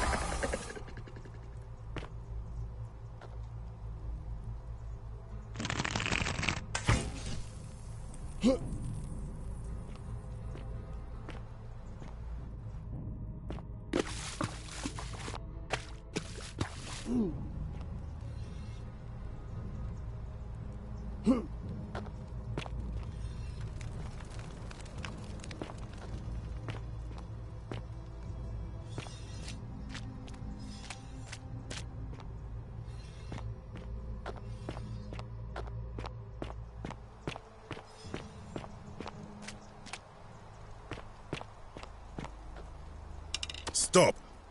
Do not come any closer. Who are you? I am Kabash. And let me guess. Another Greek or Roman come to loot and plunder the resting place of my ancestors,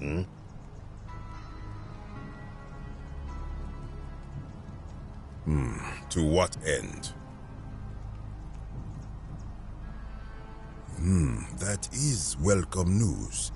You really are not Greek or Roman, are you? I was planning to return it myself, but for now, I must remain. Here, take it, and restore the honor of Osiris.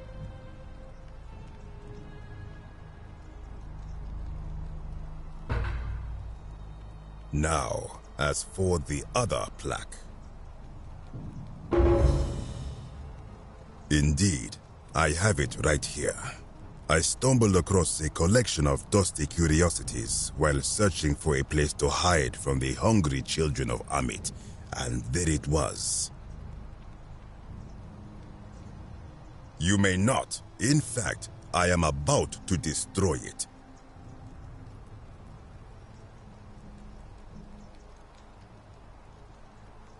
Because it speaks a treacherous, blasphemous lie. I will tell you, but first, do you know what this place is? It has a name, and that is the Duat. See what has become of it. I have been down here for weeks, piecing together its story, and here is what I have learned.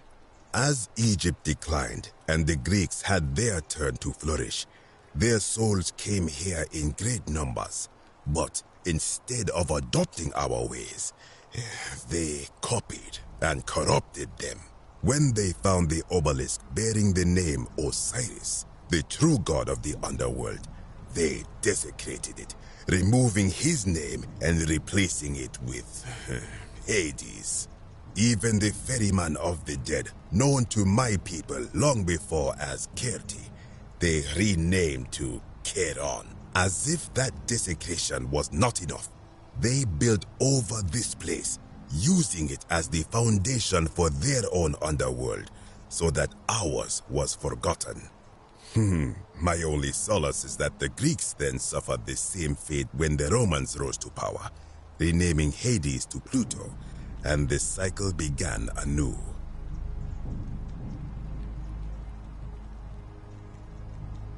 I am glad to hear it, which brings me to this other, fourth plaque. It is inscribed with a script I do not recognize, but it is ancient, almost as if it is older than the plaque bearing Osiris's name.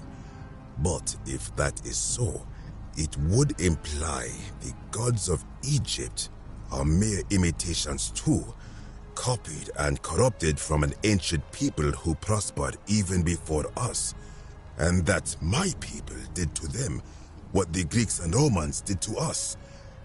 But this, I cannot accept. I sense a deception. Perhaps it is the work of Set, the usurper, seeking to undermine Osiris once more.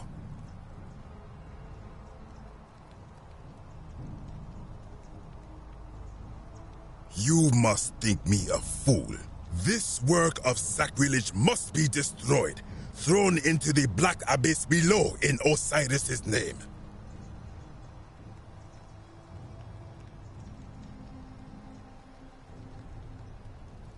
You are too late. It is done.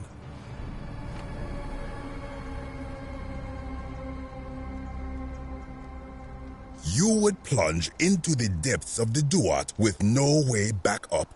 Madness. We shall see.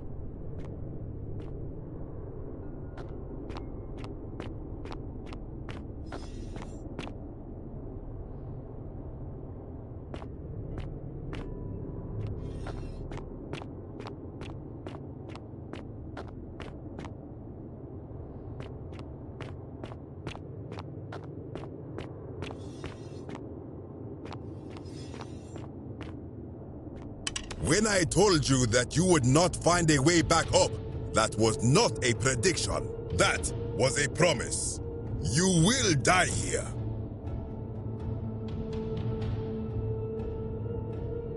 I disagree. I warned you against coming down here, against perpetuating this sacrilege, but you persisted. You have undermined and dishonored the true god of the underworld. How did you think this would end, if not with bloodshed? Very well, I will listen. But if I sense deception, or if you further insult my gods, I will carry out my threat. So tell me, why should I let you live after you salvaged this instrument of blasphemy?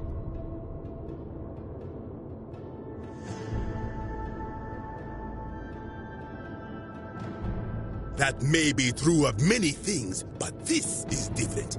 If our gods were copied and corrupted from an older civilization, does that not mean they are false?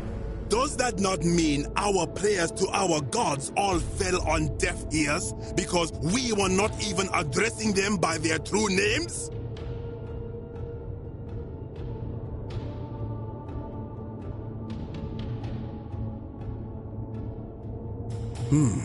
Now that I think about it, my people would sometimes call Osiris the god of many names. Perhaps it is so.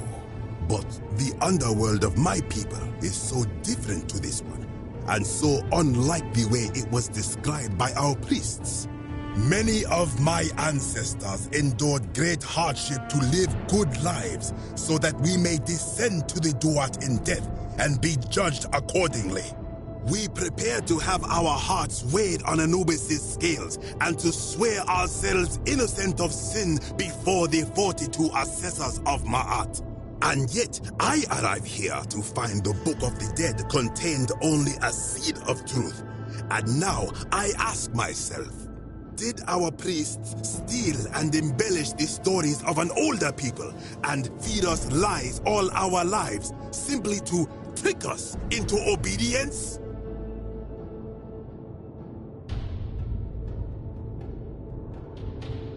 I am not sure I follow. Speak plainly.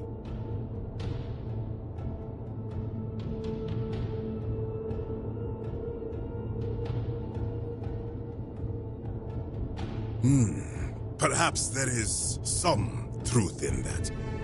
What is your point?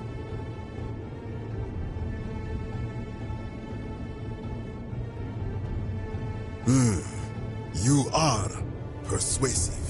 Very well. I will let you live, and you may do what you will with that plaque. I will remain here for a while, and attempt to learn what I can about the foundations of my people's beliefs. Go.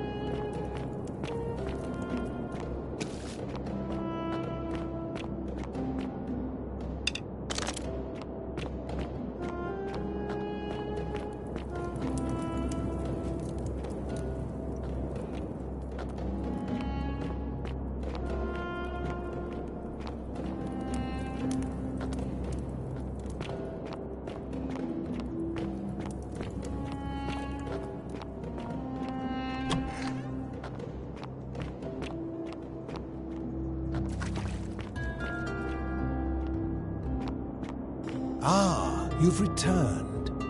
Good to see you again, friend. Did you find what you need?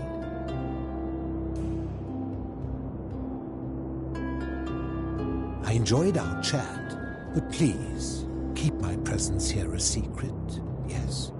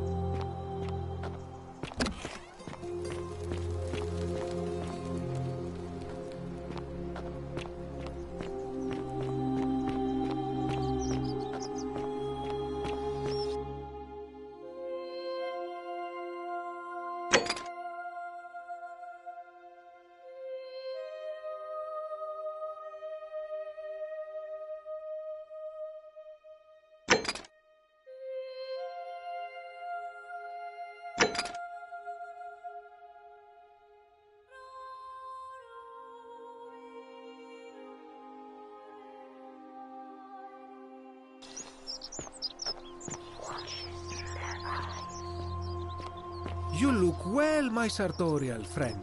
Hello. Shh.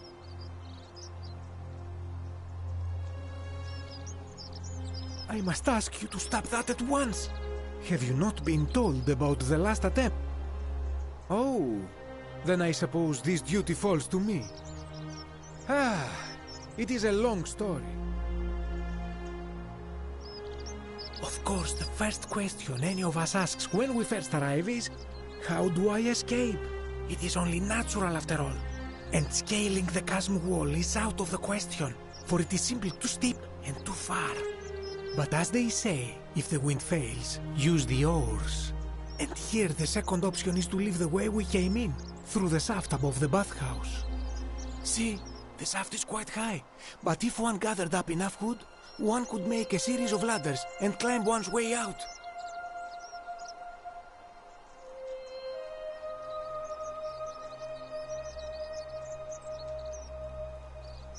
They have. I am getting to that. There was an attempt made by resourceful fellows who lived here some years ago. They even decided to keep records of their escape attempt for posterity. Unfortunately, as soon as they began to carry the first ladder down the hallway, they heard a godlike voice shake the entire city, and that, tragically, is where their tale ends. So it seems that to merely attempt escape is to invite the wrath of whichever god oversees this place, and so I say it is best to not even discuss it aloud. I hope that our paths cross again soon, my friend.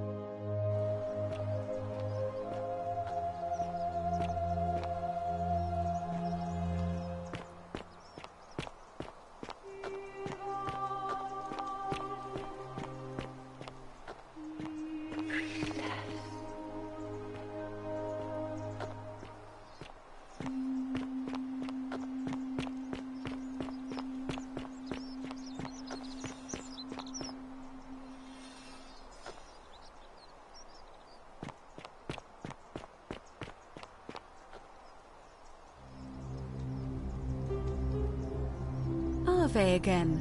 Did you find what you need?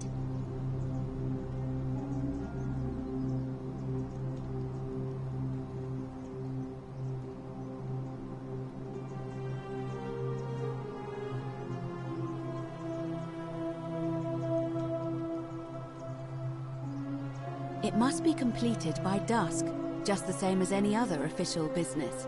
It'll be between Sentius, the... Why do you ask?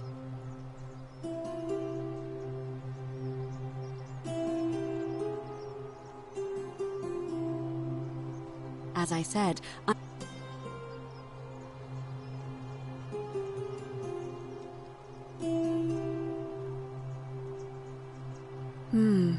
Yes. I have overheard some rather... Very well. Citizens, it is time. Let us meet to elect our magistrate.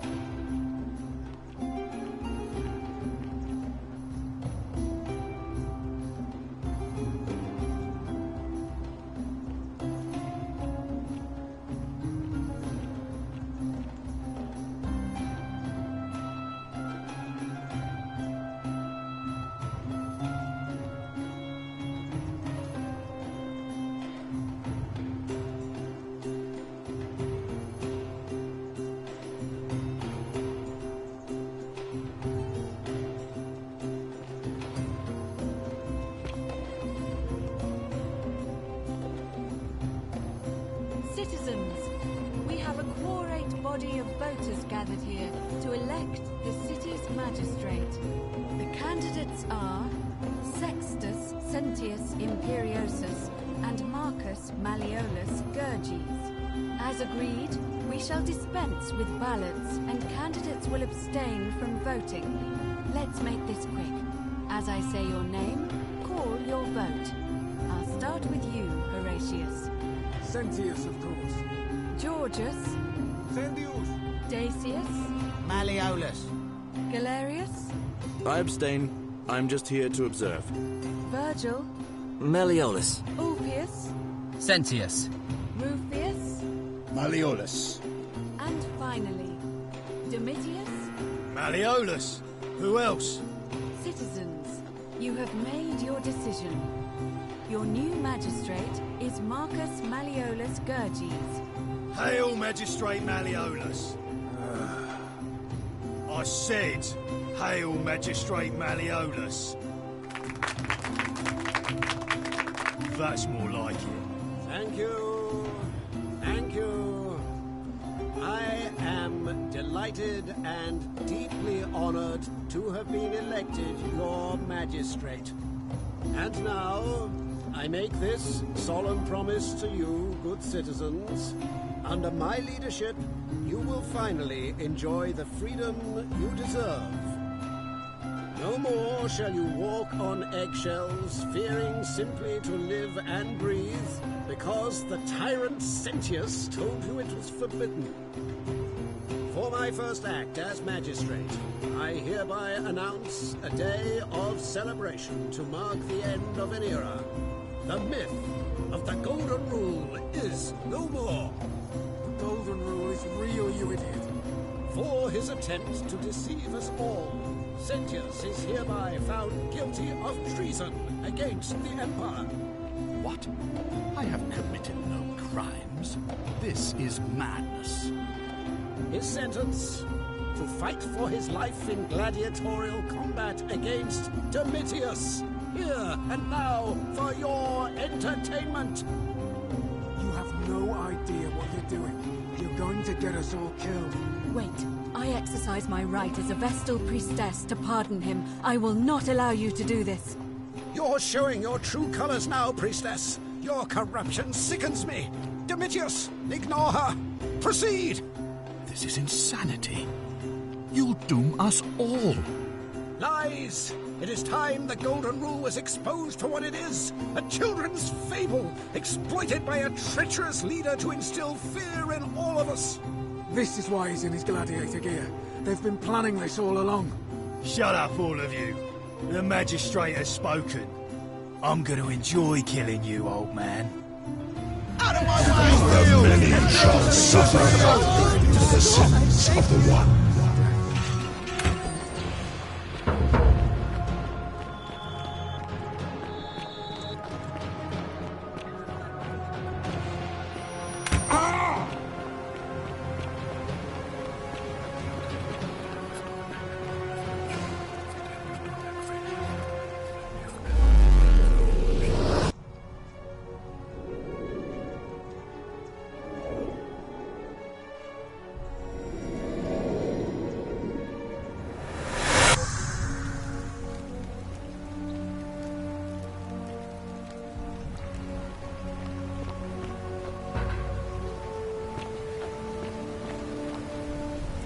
Salve, friend. Mind telling me who you are and what you're doing with that bow on your back?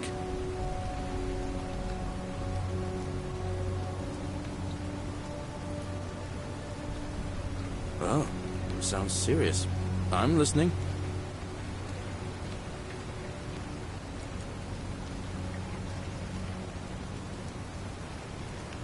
Yulia? Oh no. All right, I can do that. Poor Virgil. Poor Rufius too, I guess. All right, got it.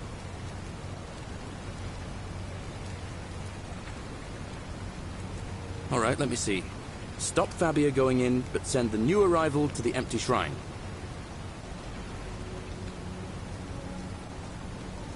But how did you... All right, of course. I'll make sure this gets to him. I'll go. But once I'm done, I'll need you to tell me how you know all of this.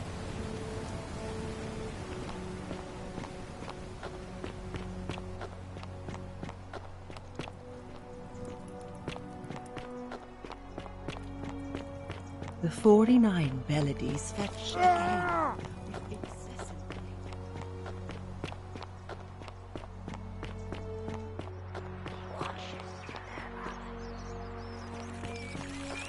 All weapons are to be tossed into the chasm. Magistrate's orders.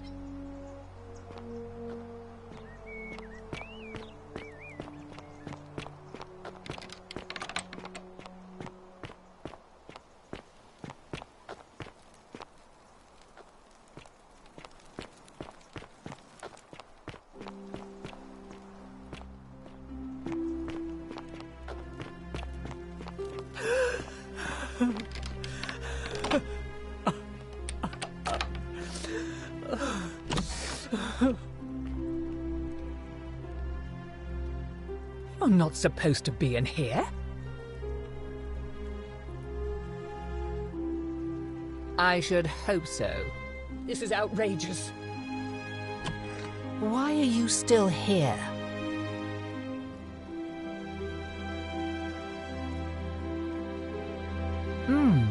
An intriguing proposition. Go on.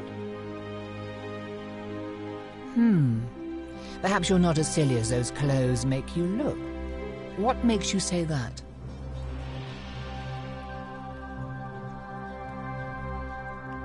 You know, I may have the very thing you're looking for. Some time ago, when he still cared for me, he wrote me a love letter. Only, he used the wrong name. Now, addressing one's wife by the wrong name is not unheard of among philandering Romans. But in this case, the name he got wrong was his own. I confronted him about it, and he stammered through some incoherent response. I let it go, eventually, and yet questions have lingered in the back of my mind ever since. But wait a minute. Why exactly are you helping me?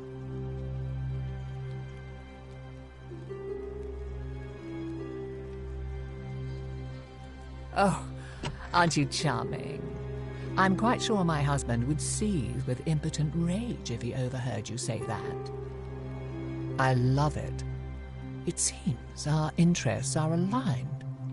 I imagine knowing his true identity will give me the leverage I need to manage him appropriately. But first, I need you to do something for me. I want you to bring me some wine. Just one small urn should do it. Oh, don't look at me like that. I know this must be hard for you to wrap your sweet little pleb head around. So what do you need me to spell out?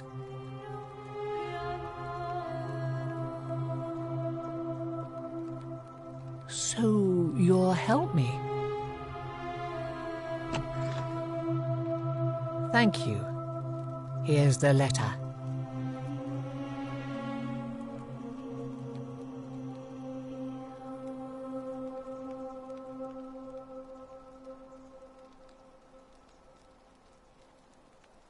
Now, perhaps you can tell me who Quinctius really is. What? He's... Oh no, that's...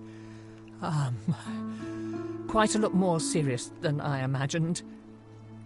I only wanted some leverage over him, not to destroy him. Give me that immediately. Nobody else must know.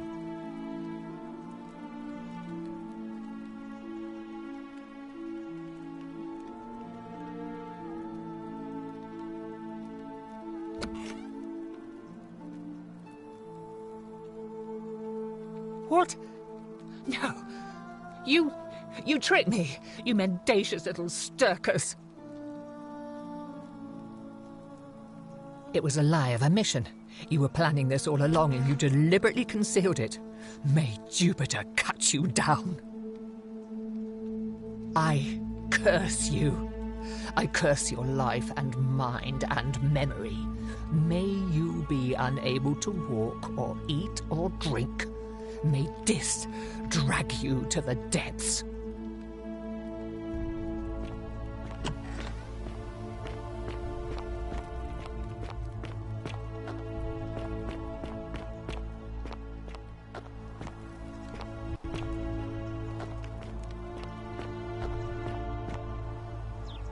Domitius doesn't usually let anyone in here without a hefty tribute, so you must have been desperate to see me.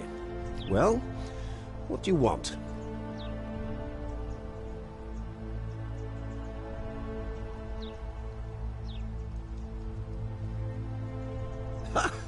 Are you insane? You barge into my villa Why would I withdraw from an election I'm bound to win?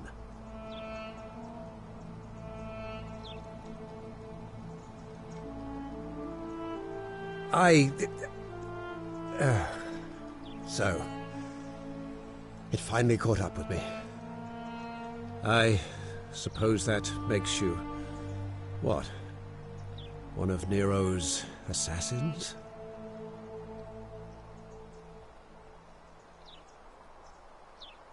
So, you're not going to kill me?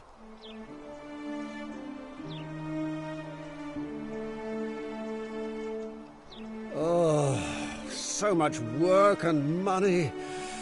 Oh, well, if I do it, you'd let me live?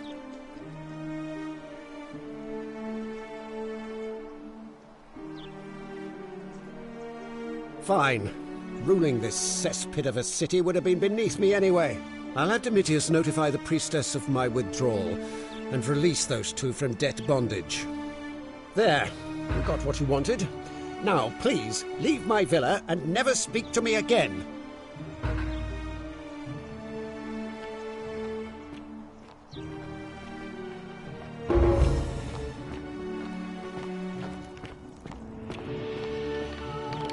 Domitius, are you listening? Yes, sir.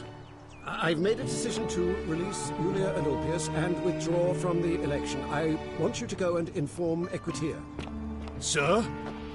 Are you under duress, sir? I just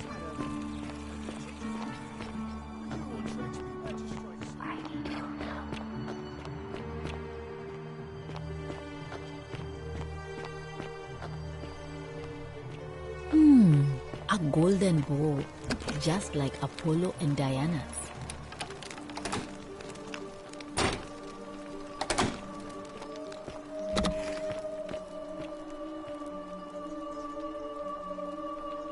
Feeling all right?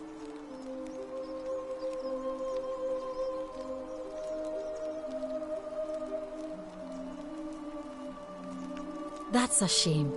Thanks again for saving Yulia's life. Apollo smiles upon you.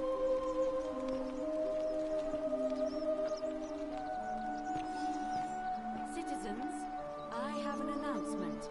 Malleolus has withdrawn his candidacy from today's election. Unless any new challengers are nominated by nightfall, Sentius will be re-elected magistrate by default. That is all. A new face, Ave, and may...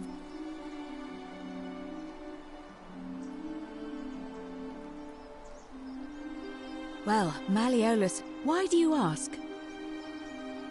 Oh, what a good idea. He is a virtuous and decent man, after all. I happen to agree he'd make a wonderful magistrate.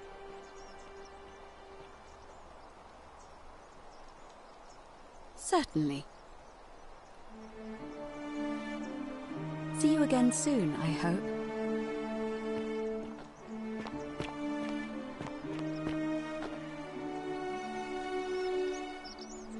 Name's Rufius. Better watch your step. Galerius. Sorted out my rheumatism. For the first time in a long time, I'm not in constant pain. Good man. Fine. See you around.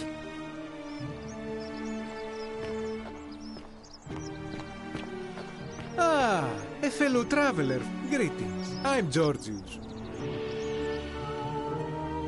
My friend...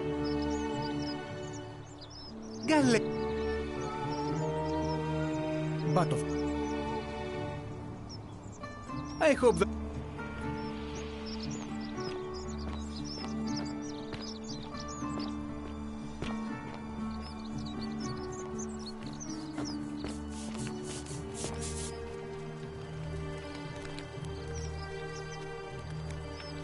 Ah, a new face. I hear we have you to thank for saving Julia's life. I'm glad you arrived when you did.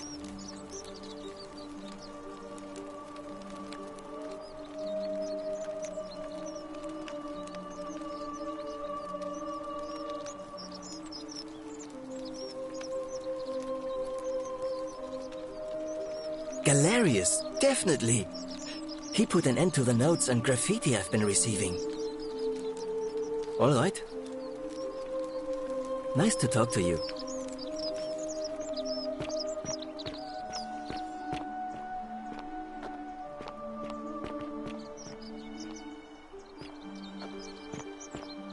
Hey, Virgil, how much would you want to Shine. make me a bow? Salve and welcome. Need something? Oh, there's not much to tell. I mostly just bake bread and... I suppose it all started about 8 months ago. I was living in Rome with my family when I got sick. Terrible timing. My pa had just arranged a husband for me, a fisherman's son. I was about to meet him for the first time when I came down with an awful fever. I spent the next week in bed. Pa paid priests to make offerings to Asclepius, a white rooster, then a goat. But nothing worked. In the end, they decided I'd do better outside the city. Clean air in the countryside would do me good, they said. But after about a day in a carriage on the Appian Way, I was getting worse, not better. I remember closing my eyes for a bit, and I guess I must have fell asleep, because when I opened them again, I was in a forest by a river. I suppose the driver took off with his fee and left me for dead. Can't say I blame him. I wouldn't have wanted to catch what I had either. Anyway, I went searching for help, stumbled across the trapdoor temple, and here I am. It's nice of you to say, but you should save your sympathy. Lots of people here need it more than I do.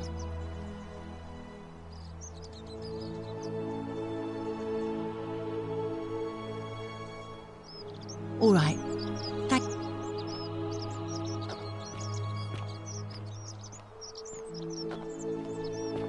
Whatever's in that great temple up there on the bluff, I bet it's worth a fortune.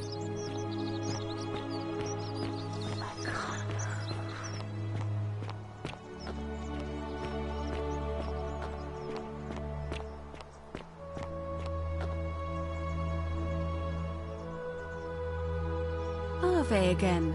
Did you find what you need? I beg your pardon?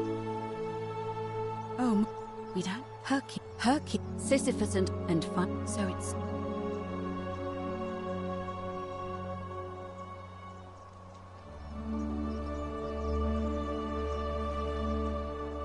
May Fortuna guide you.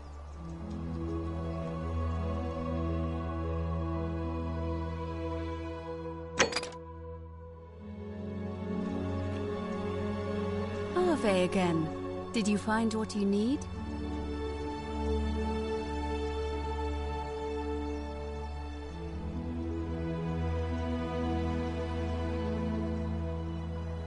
I'm quite sure it's the work of the gods, which is strange because they've never been particularly concerned with our misdeeds. As long we asked for but here I find myself reminded of an especially pertinent tale. Would you like to hear it? What? They go from door to door, asking for a place to stay the night. Of course, being vagrants, they're turned away sharply from house after house, 1,000 in all. Until finally they come to the little cottage where Baucis and Philemon lived. Now the kind old couple had very little to offer, but nevertheless, they invite these strangers into their house and offer them food, wine, and a place to stay. Immediately the guests make themselves at home. They begin gulping down the old couple's wine, so much so that Baucis, the old lady, begins to worry they're going to run out. And then she notices something strange. Her wine pitcher keeps refilling itself, as if by magic. Realizing only a select few possess such powers, says to her husband Philemon, I think these men are gods in disguise.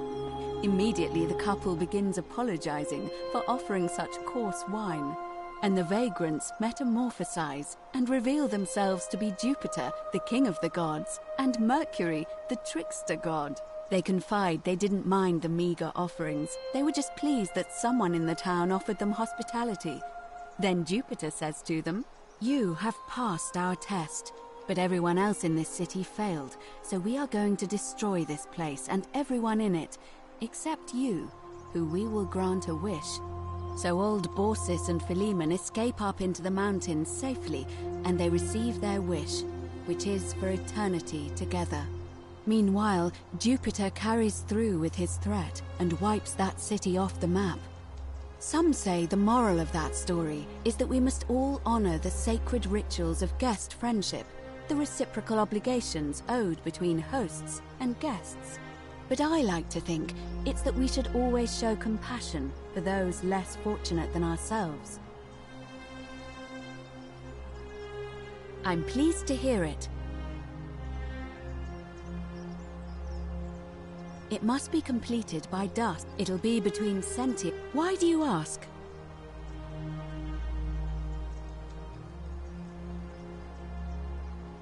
As I said, I'm planning to hold it before dusk, but I suppose I...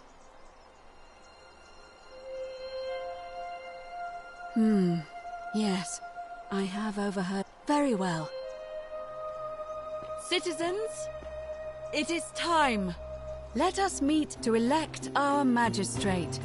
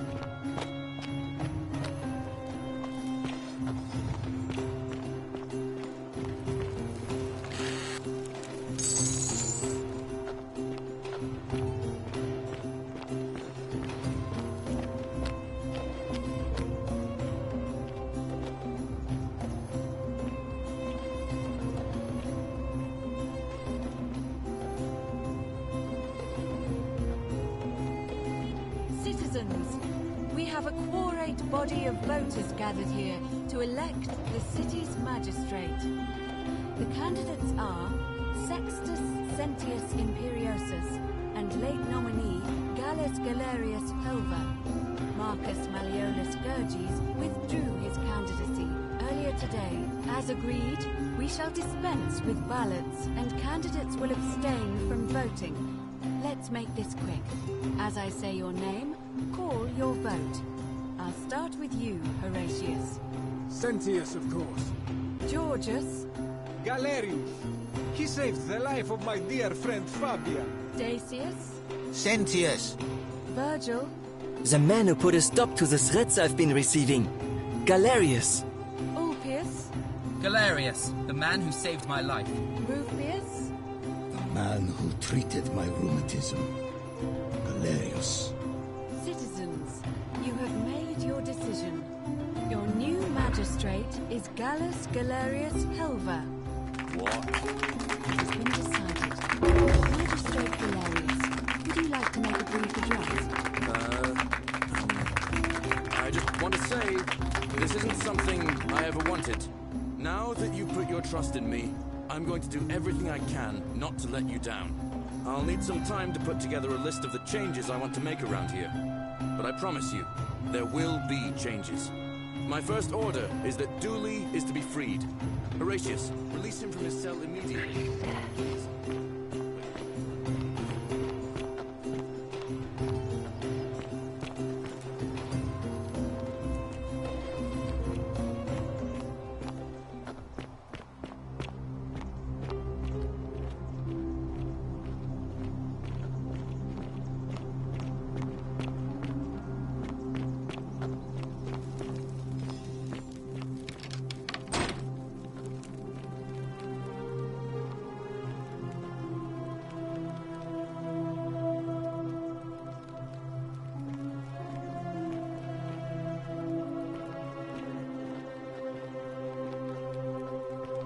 Fortune smiles on you today, Julius.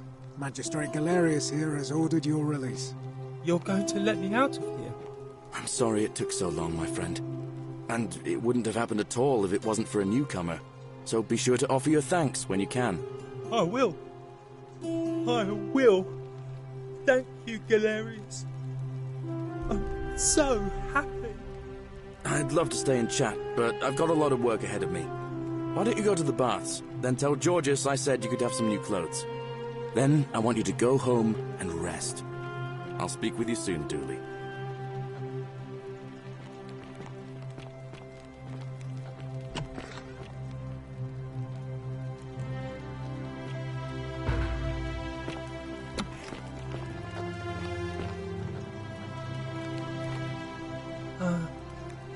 Hello? I'm Dooley. Oh, thank you. You're a big... You can have my shiny plaque and maybe you can help me find my treasure. My friend Hannibal used to look after me, and he said he always would. But then he died. But before that, he told me if anything ever happened to him, I had to find something very precious. He gave me a key to the cisterns and told me to keep it safe. He said there's something very precious way up high. Please help me find it. Please. I had to keep it a secret until I found someone I could trust. Oh, thank you. Here's the key.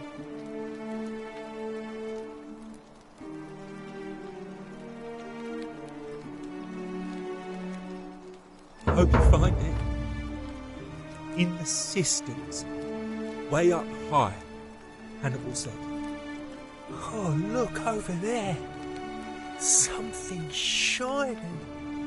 Is it treasure? Maybe it is treasure. I can see it for myself. So pretty. And it's just lying.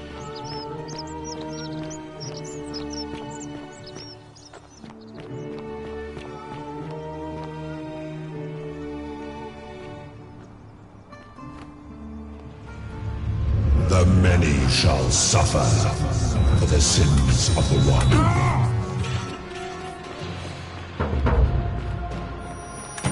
Wherever you are, Scintilla, my love.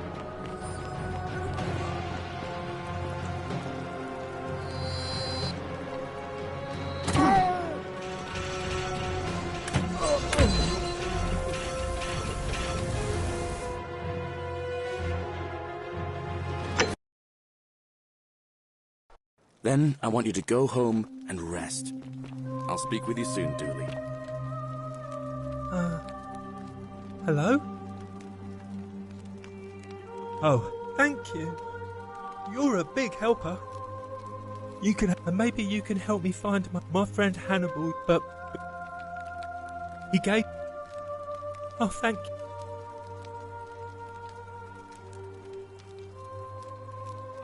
I hope you find it. In the cisterns. Oh, maybe it is treasure. I could see it for myself. So pretty.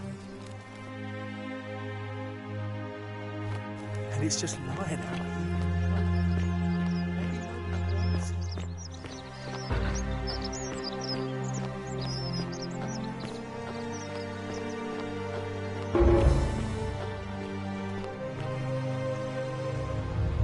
The many shall suffer for the sins of the one.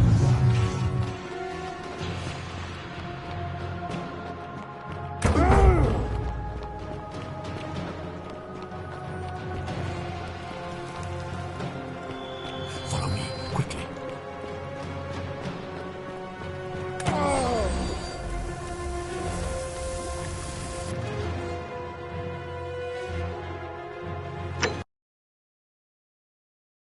Then I want you to go home and rest. I'll speak with you soon, Dooley. Oh. You can... maybe... but...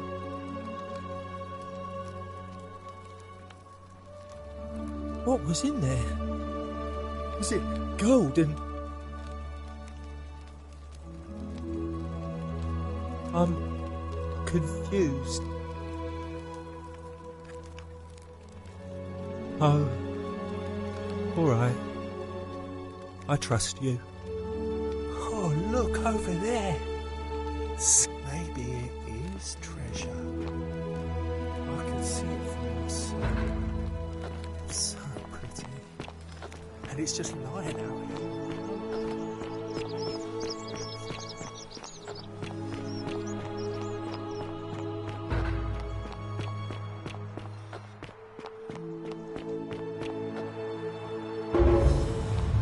The many shall suffer for the sins of the one.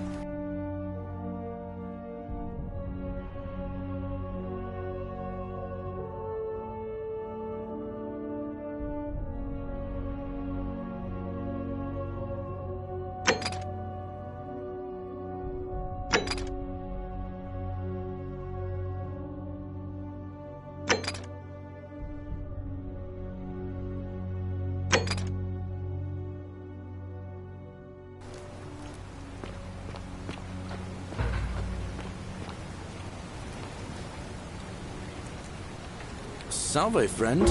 Mind telling me who you are and what you're doing with that bow on your back?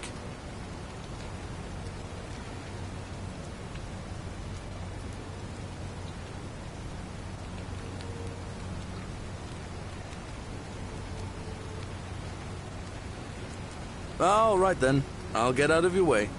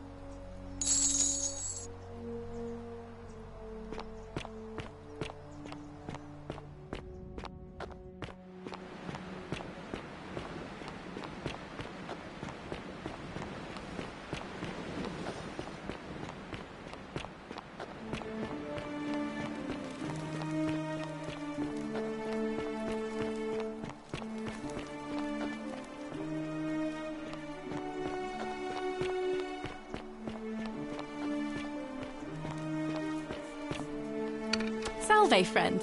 I'm Octavia. Welcome to life under the golden...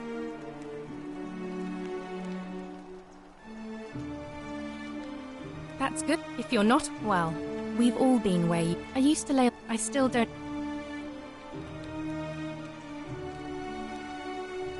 All right, well... I can't believe this is how it ends. Oh, no. No. No, no, no, no, no. Ulpius, what are you doing? Get back from there. If you lose your balance, you'll fall. That's the idea. What? Why? Why would you want that? Why do you think I'm stuck for the rest of my life, working for a man? I know. Please. I'm sorry, but I just don't... Please, I'll help him. If he goes through with it...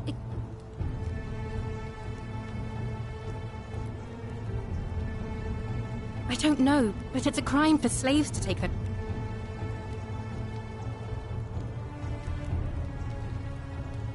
Thank you.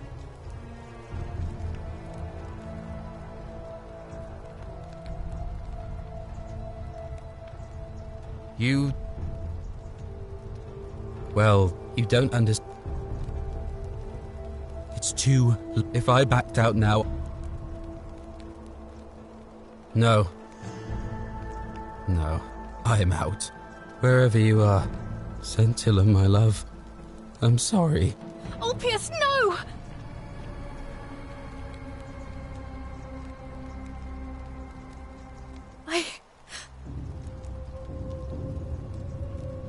That was...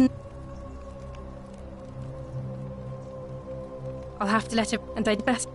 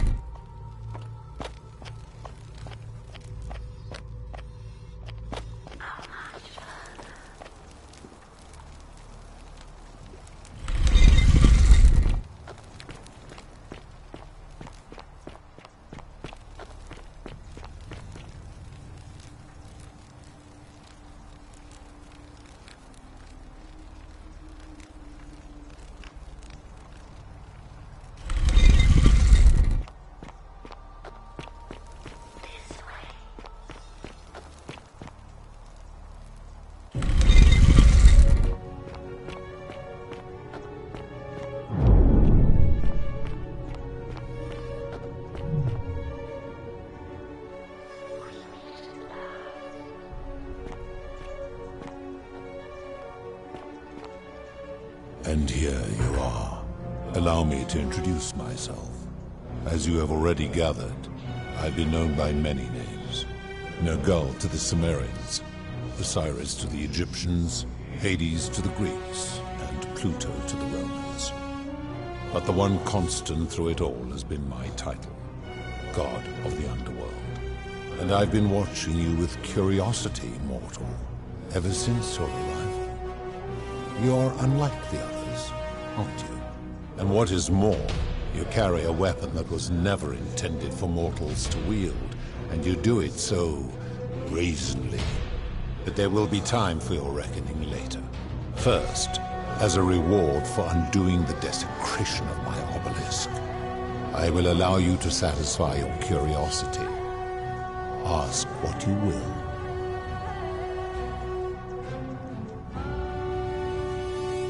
My story is many thousands of years long. You will need to be more... It is a matter of perspective. God is a label Your ancestors revered me because to them, my knowledge and technology made me incomprehensibly powerful, just as you might seem so to an insect. But despite all that, there are rules even I must obey. My kin and I all adopted this form long ago, so that we might better understand and communicate with your kind. In time, we grew fond of the sensory delights it affords: desire, joy, ecstasy, even rage and sorrow, while an acquired taste can be addictive.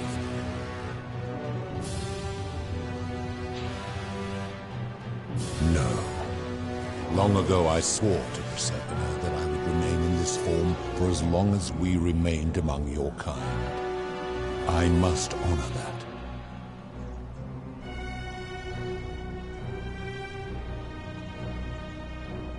This is my beloved.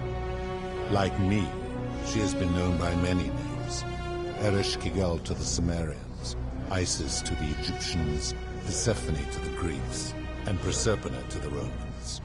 Or perhaps you might know her as the goddess of springtime, the cycle of life and renewal.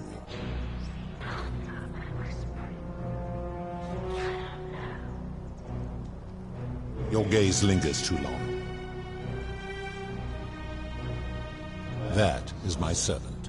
You would have met by the river, though she wears many faces and goes by many names.